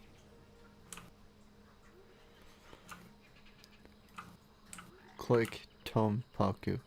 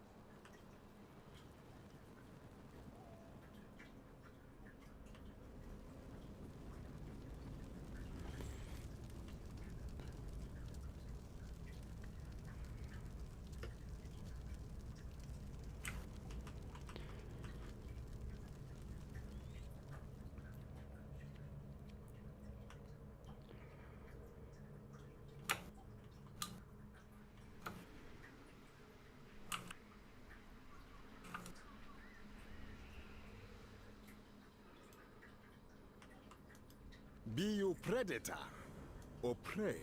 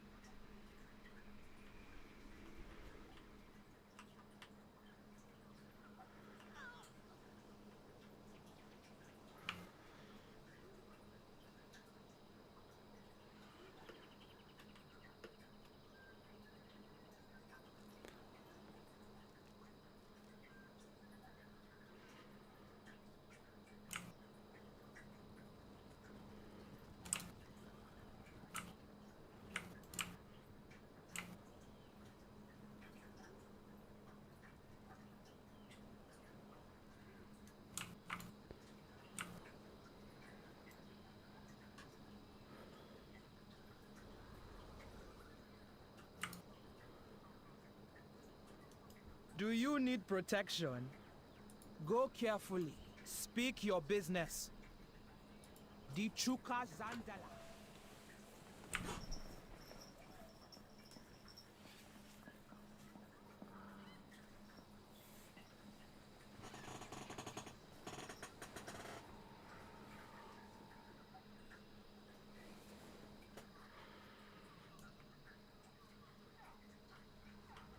Cross the bridge.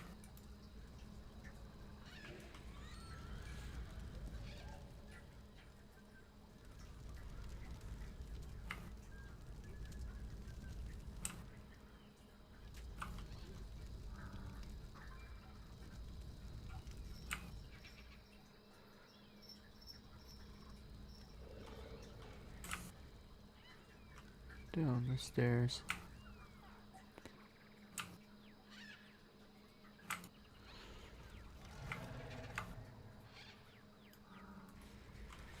Jump down here.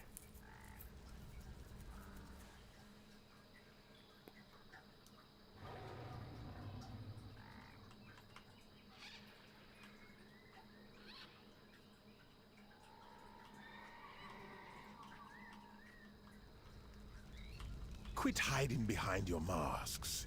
You're only buying time, and not much at that. If you had seen what I have you words for would my do the old same. student. Come inside. You will find I will me show you. when you are finished dealing with the fools that answer to him.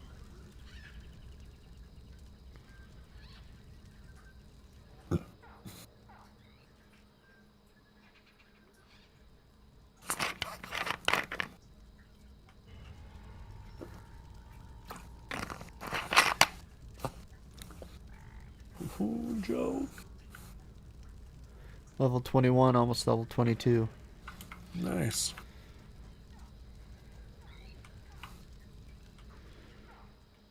Why will no one listen? The end is coming.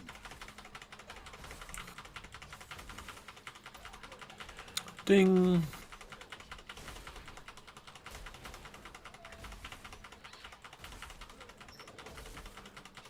I need to target something first. Hey there.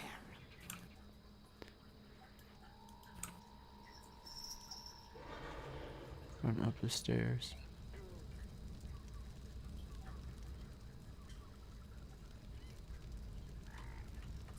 I need to get closer.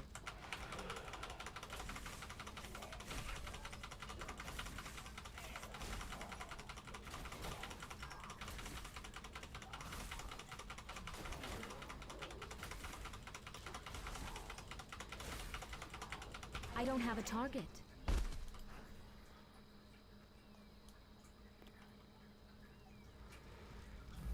Enter the building. I'm out of Only range. Valjamba can save us. What, Joe? I'm just reading out loud. It said, enter the building.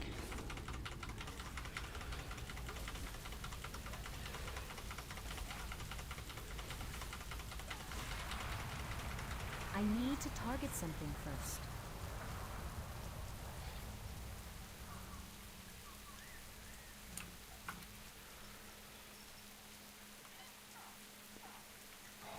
I can't attack that.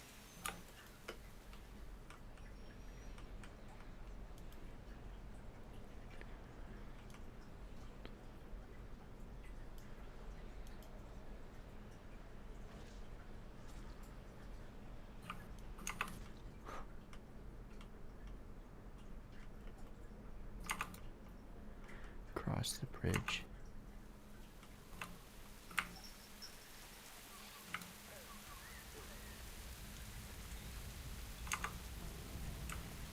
Follow the path.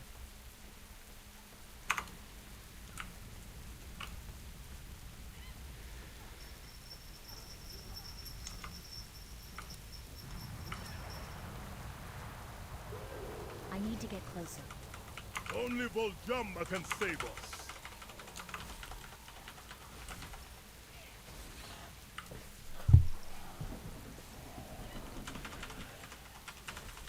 I need a target.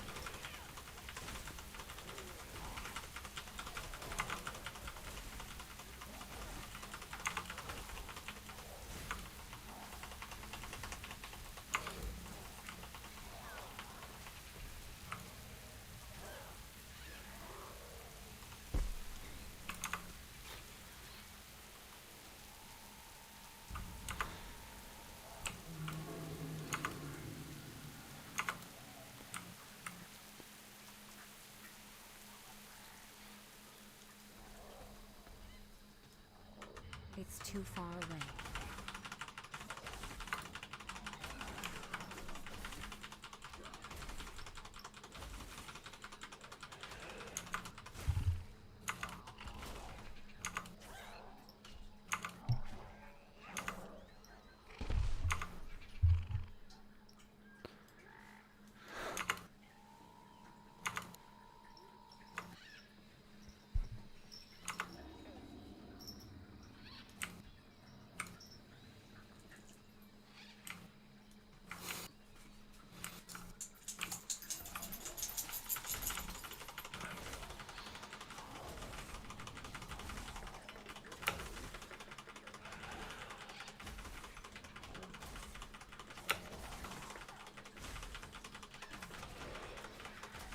I need to get closer.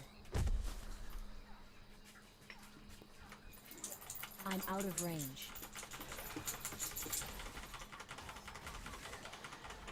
It's too far away.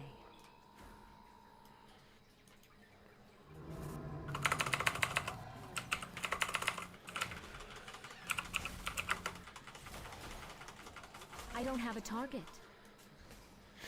I just button smash. It works. I need to get closer.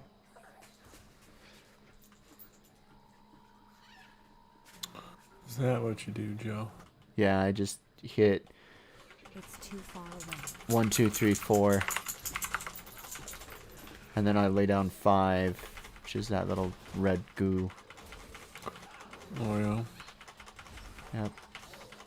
And then I'll do other abilities. Mojo button smasher. Yeah. Why are you fighting a giant rock? I am. I'm almost gonna die. I need to target something first. He said it would survive.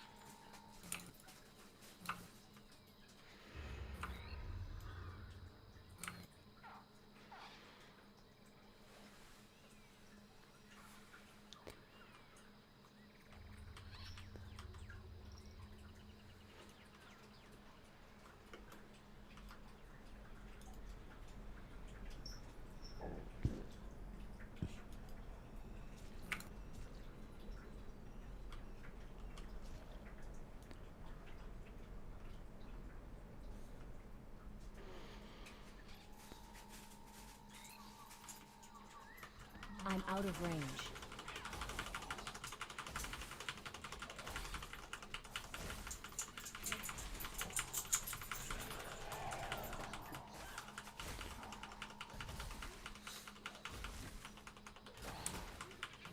I don't have a target.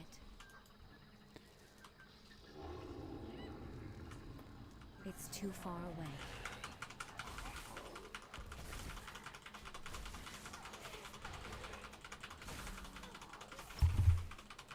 He said we would survive.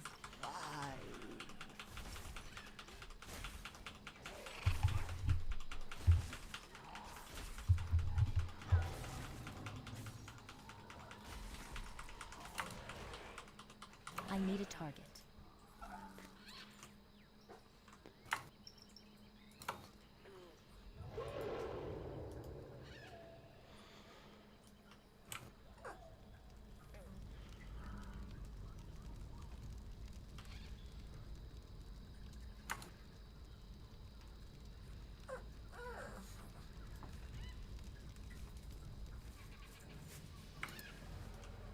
Leveled up again. I'm level 22.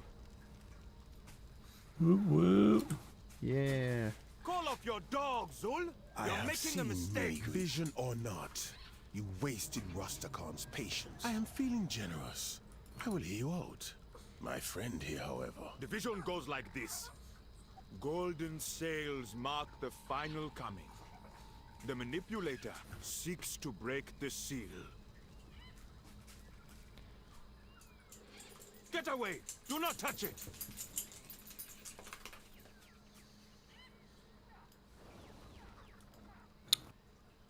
Ah! This is important. Listen. Buffeted by a current of lies, the High Throne will be unmoved. It, too, will be crushed beneath the wheel.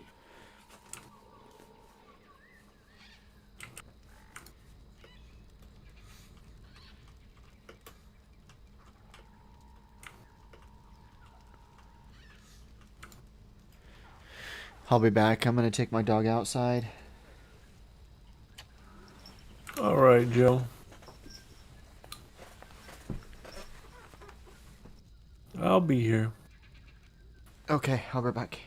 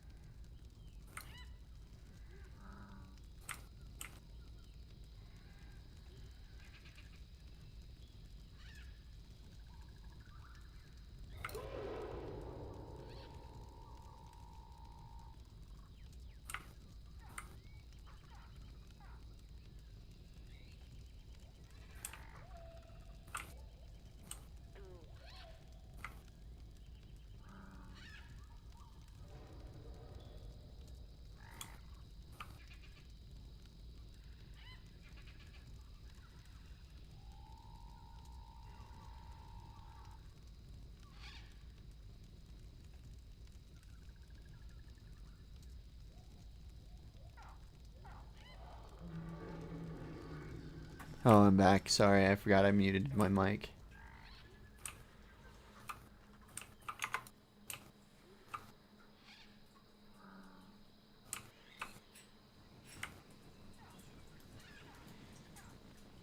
I wasn't.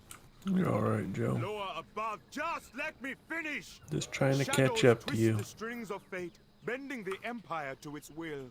In the end, even the great king will be made to kneel.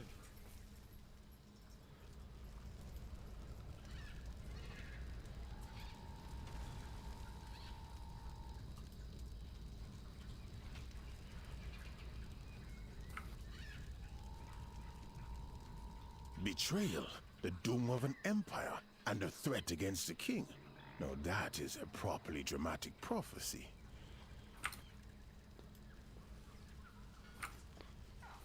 My. What is this?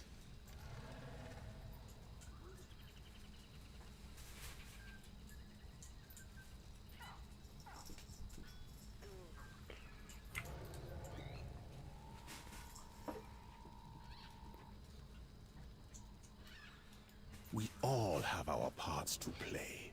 You, deal with this. Foljambe waits atop of the temple. Meet me there.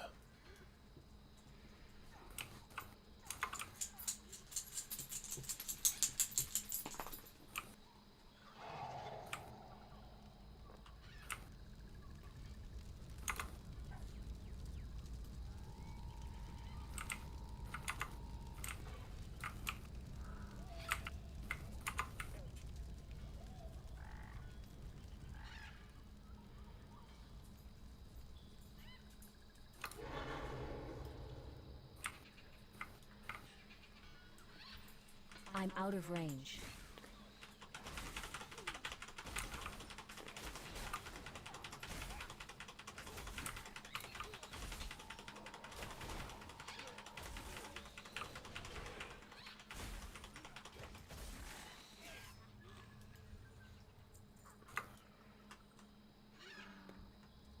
I need to get closer.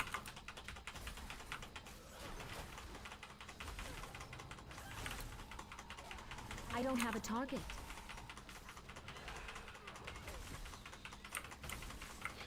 I need to target something first.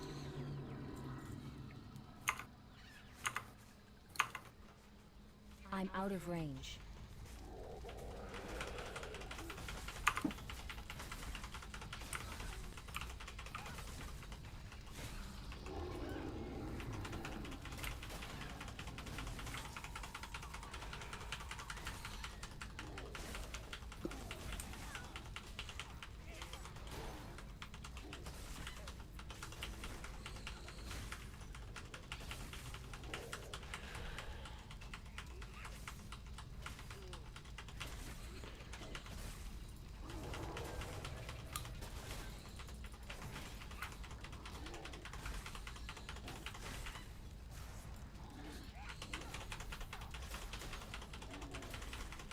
Oh shit.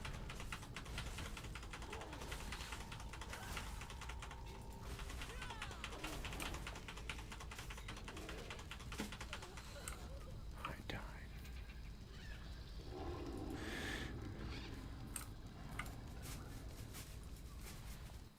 Ah, a death knight.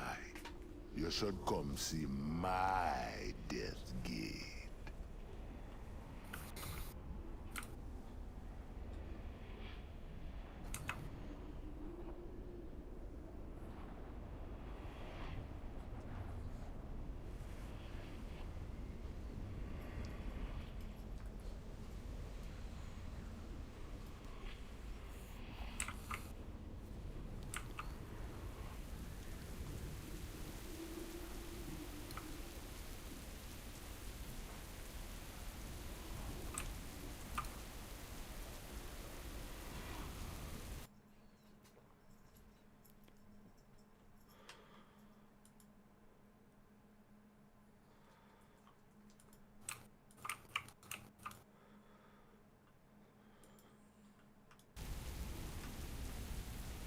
Ding ding, Joe. Nice, congrats.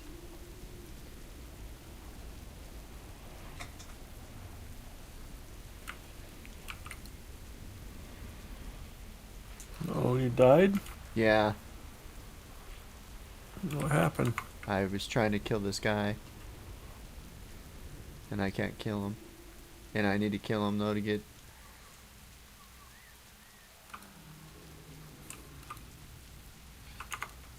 It's too far away. It's part of the quest, and I can't kill him.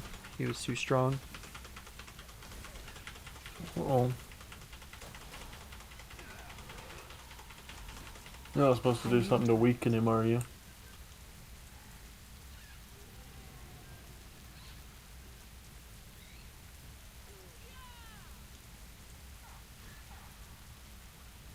I'm not sure. I need to get What does that say that you were just clicking on? That chant, it says... Perform the mind break chant Zol taught you, releasing nearby mind slaves from the effects of the brew. But I need to kill this guy. It's too far away. Shit.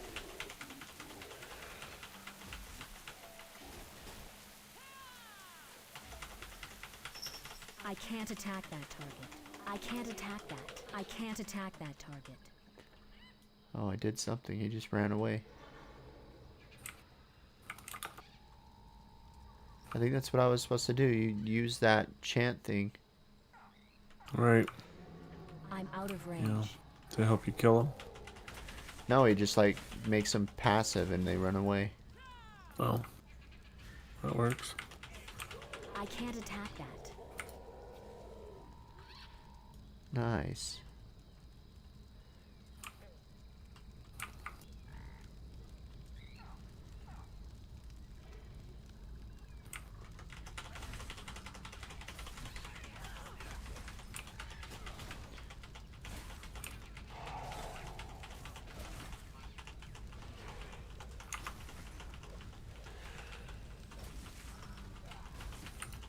I need to get closer. Do you want to get down? No? Hi, honey.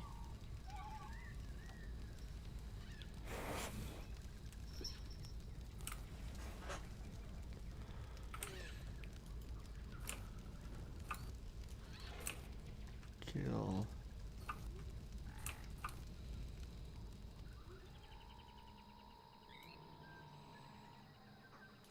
I am chosen to survive.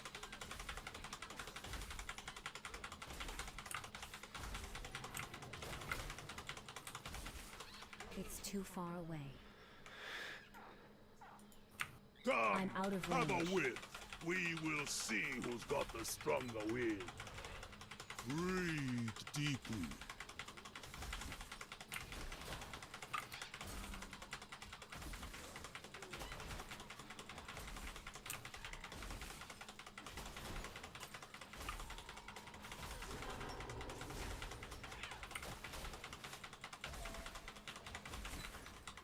I will never submit.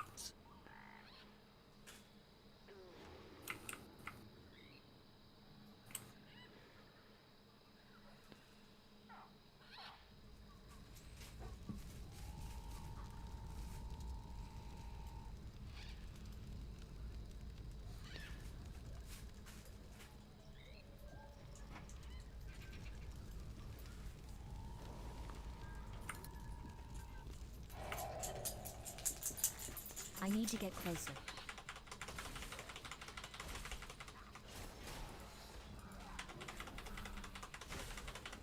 I don't have a target.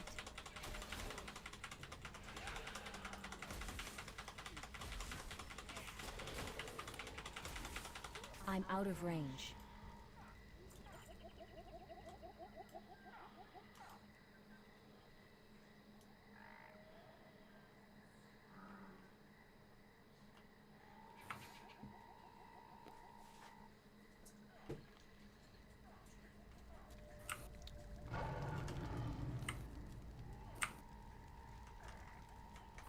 It's too far away.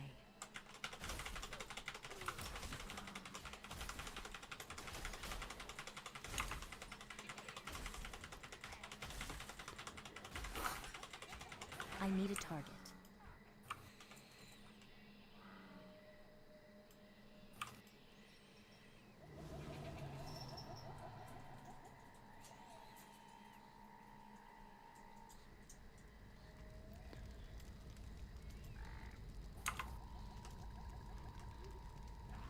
Only 3 of them.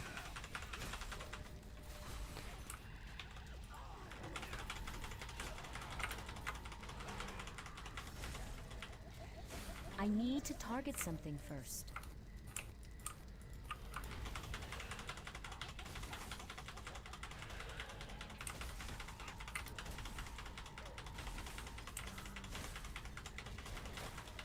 I don't have a target. This is not what was promised.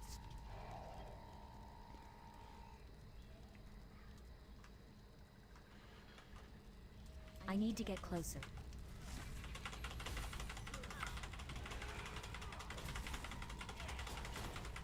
I need to target something first. I don't have a target.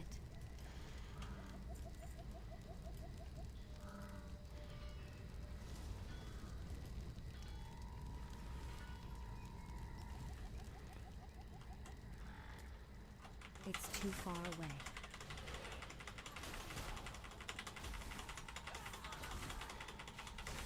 I need a target.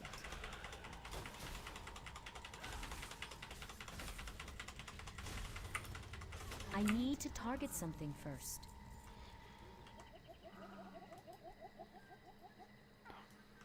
Run upstairs.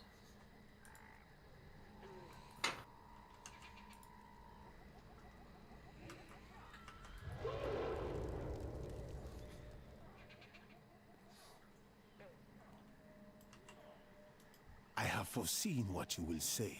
Take the seal I have given you and stamp it on the gong. His minions will try to stop you. Stay alert.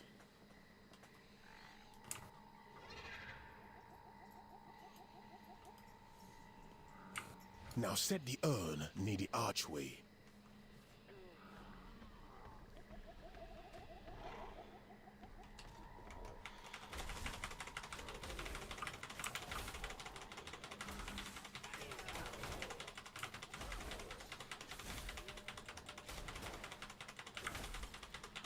I don't have a target.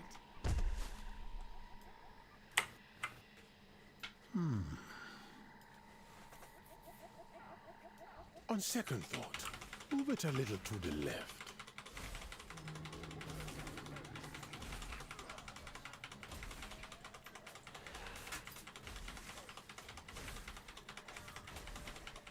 I need a target. Good. Now, switch out one of Voljamba's potions with the one I gave you. It will be the first one you set your eyes on. No second guessing it now.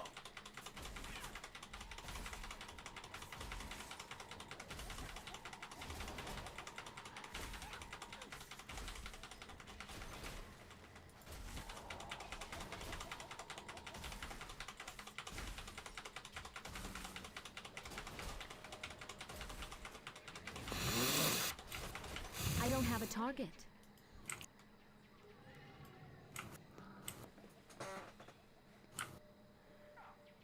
Quick mysterious brew.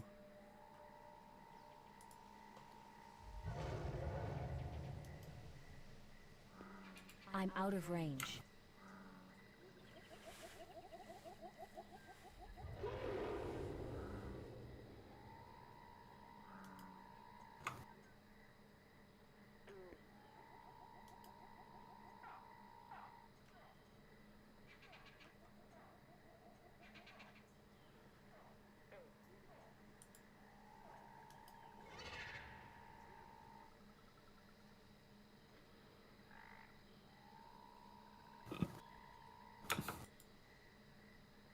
I need to get closer.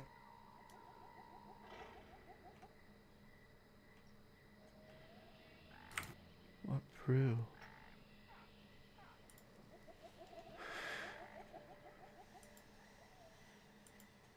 Swap the potion. Ding ding. Congrats.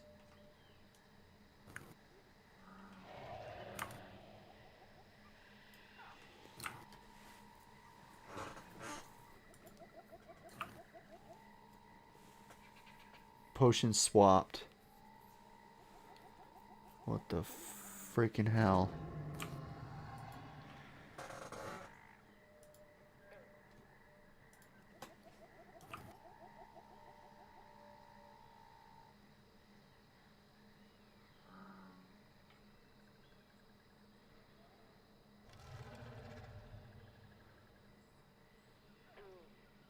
It's too far away.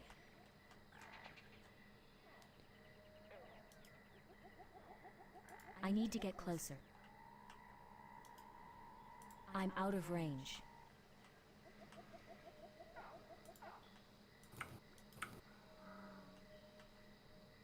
I need to get closer. It's too far away. Well, I'm gonna be stuck on this one.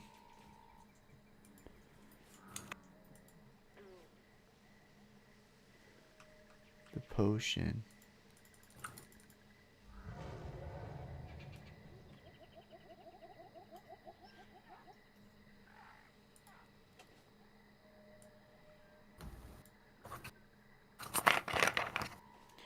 Oh, there we go.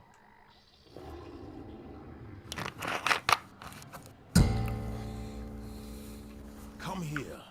Nice. It is time.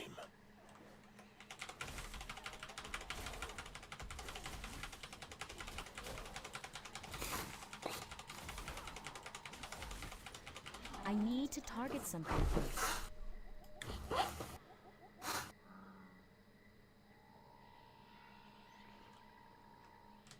The trolls were first to rule this world, and we shall be the last. Ding.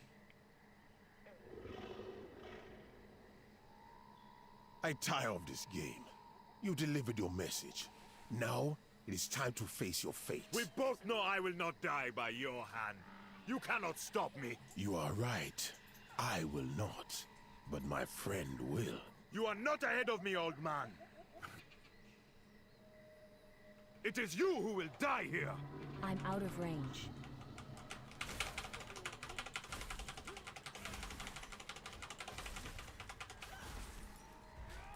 My need to get chosen, closer. your master needs you. Shit.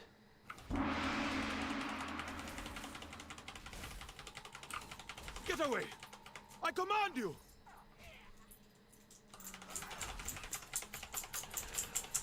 You are strong, but my I'm side out of is range. stronger. This isn't happening.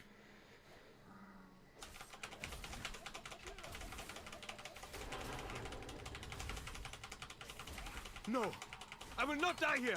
It is not my time. I need a target. How did he... No. A pity I was not able to teach him the most important lesson of all. Let old Rastakhan know I will return in my own time. You must plan, even for the futures you have not seen.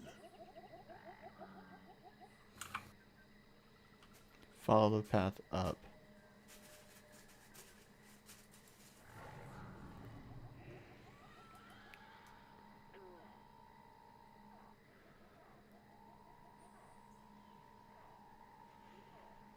Jump down carefully here.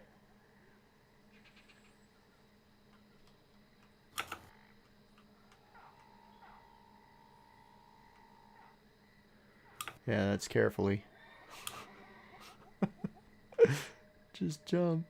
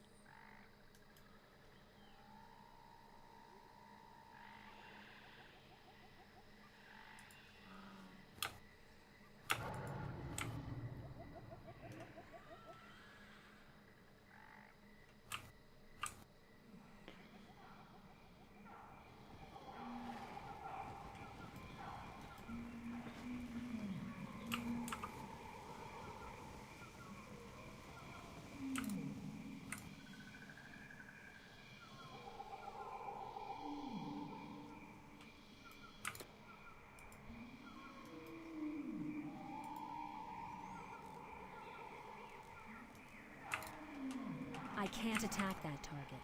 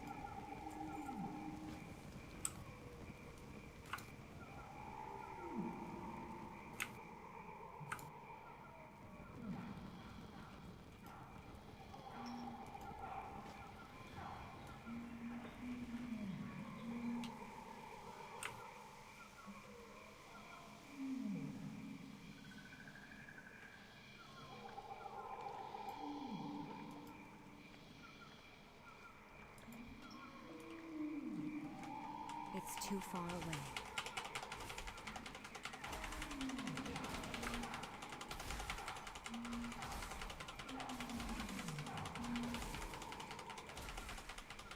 I need to target something first.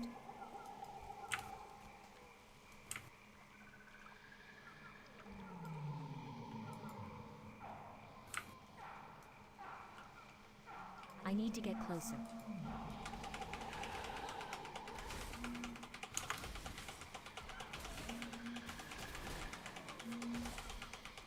I don't have a target.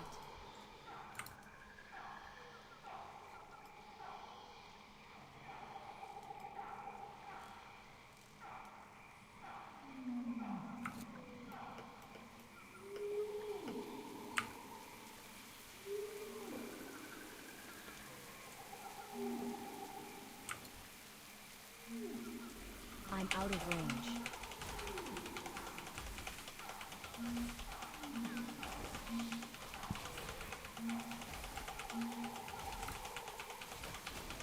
It's too far away.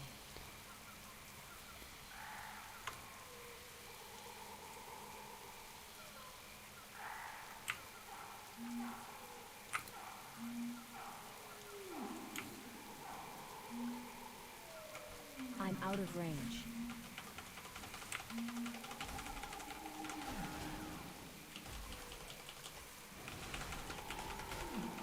It's too far away. I need a target.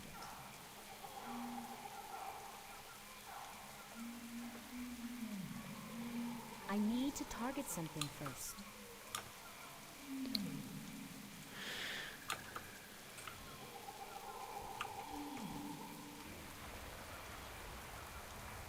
I need to get closer.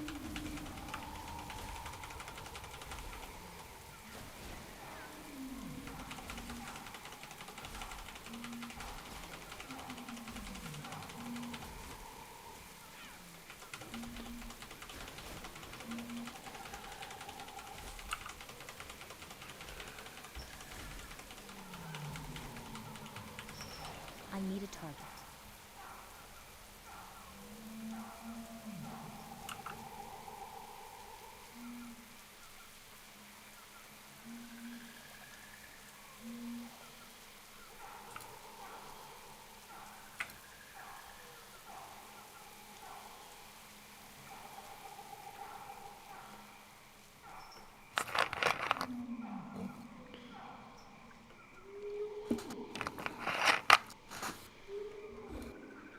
out of range.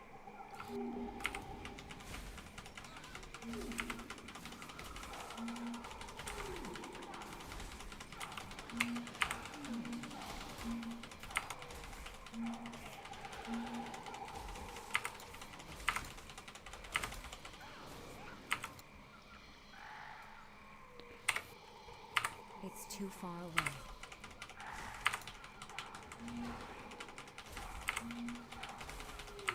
I don't have a target.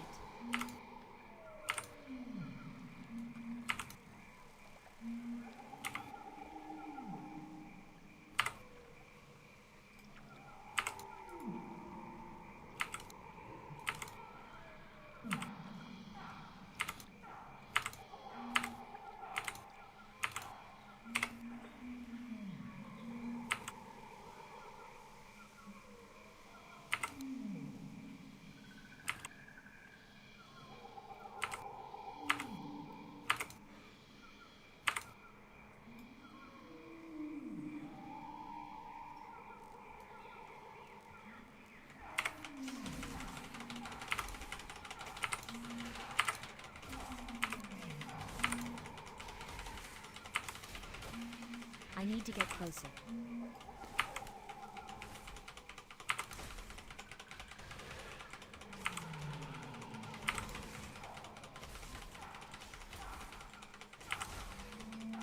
I need to target something first.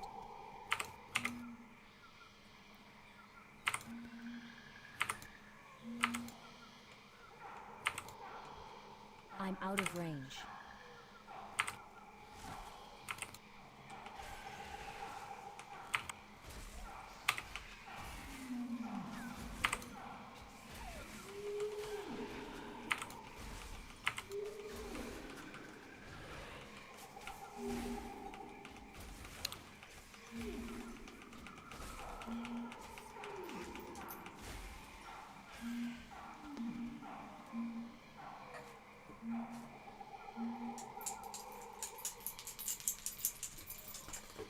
It's too far away.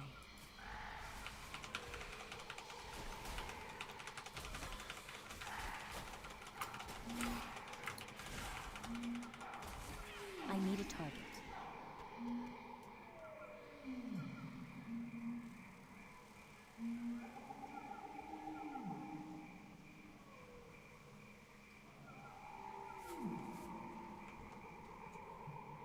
I need to get closer.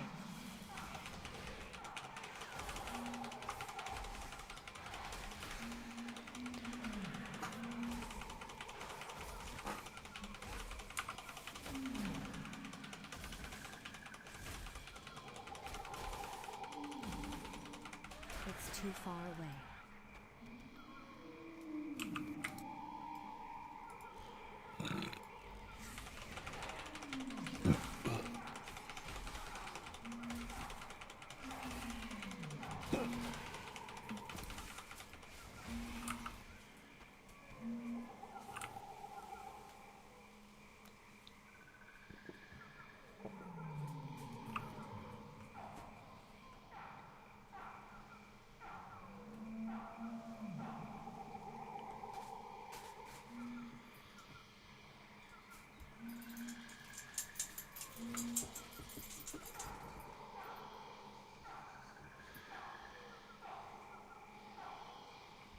I need to get closer.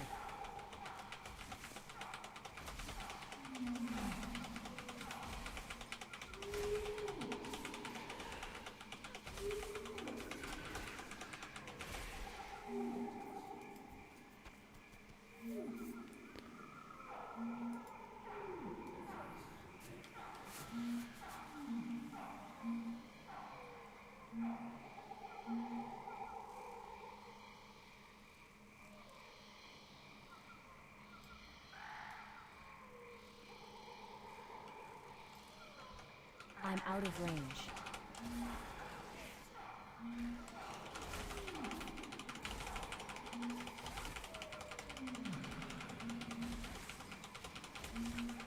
I don't have a target.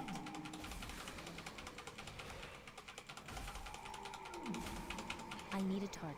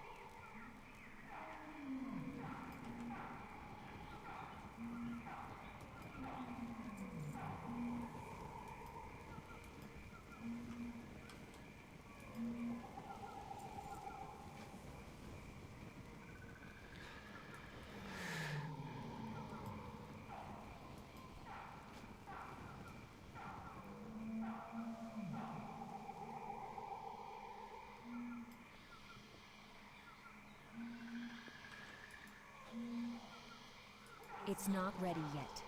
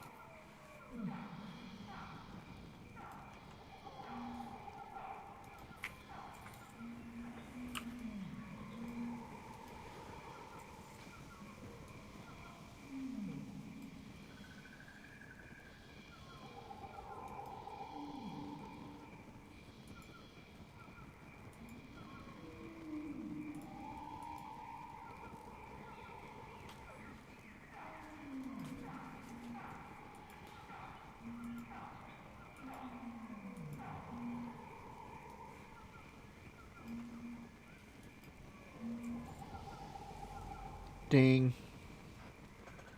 Ding ding. Good job, Joe. Thanks, man.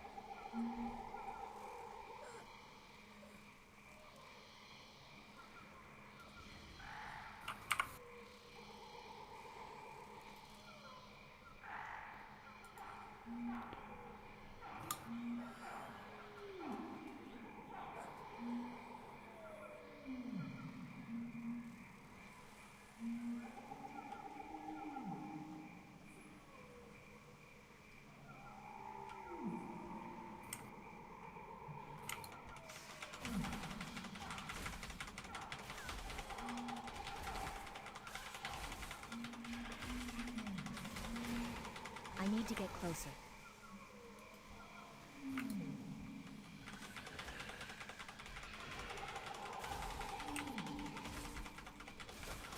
I don't have a target.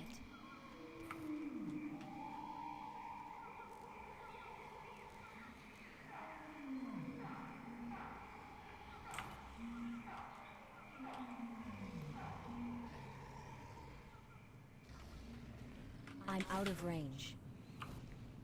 When's bedtime tonight, Joe? I should be going to bed here shortly. Oh. It is kind of late.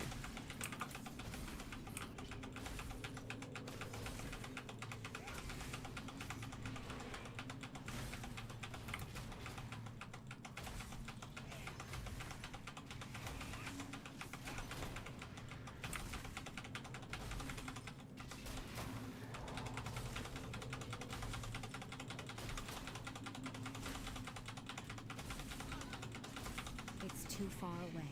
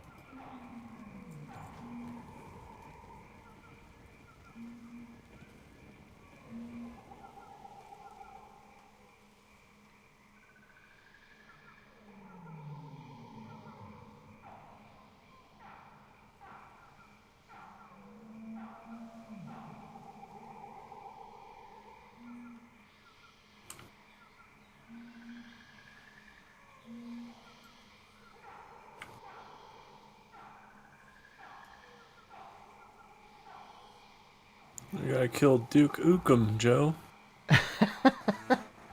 Like Duke Nukem? Yeah. That's funny. But he's a monkey named Duke Ukum.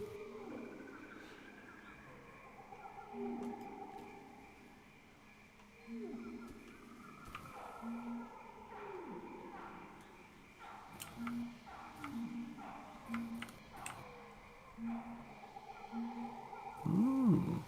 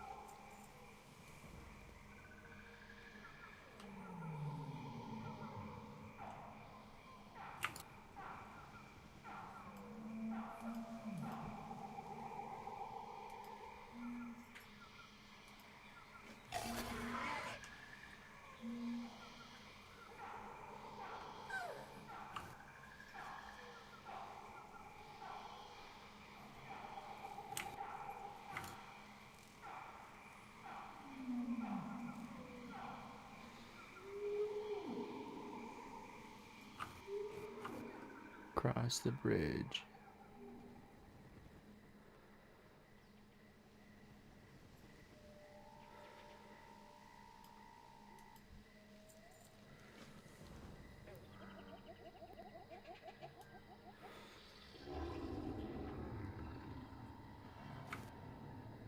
You're in. Make this my inn, huh? Fly with Baku. Rezam, give you strength. Give thanks to the lower of shapes.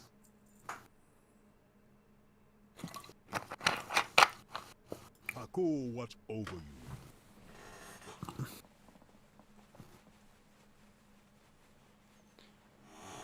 Okay.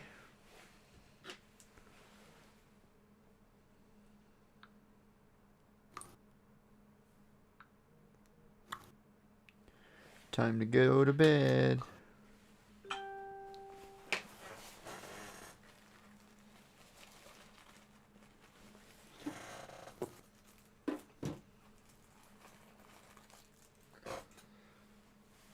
What the fuck?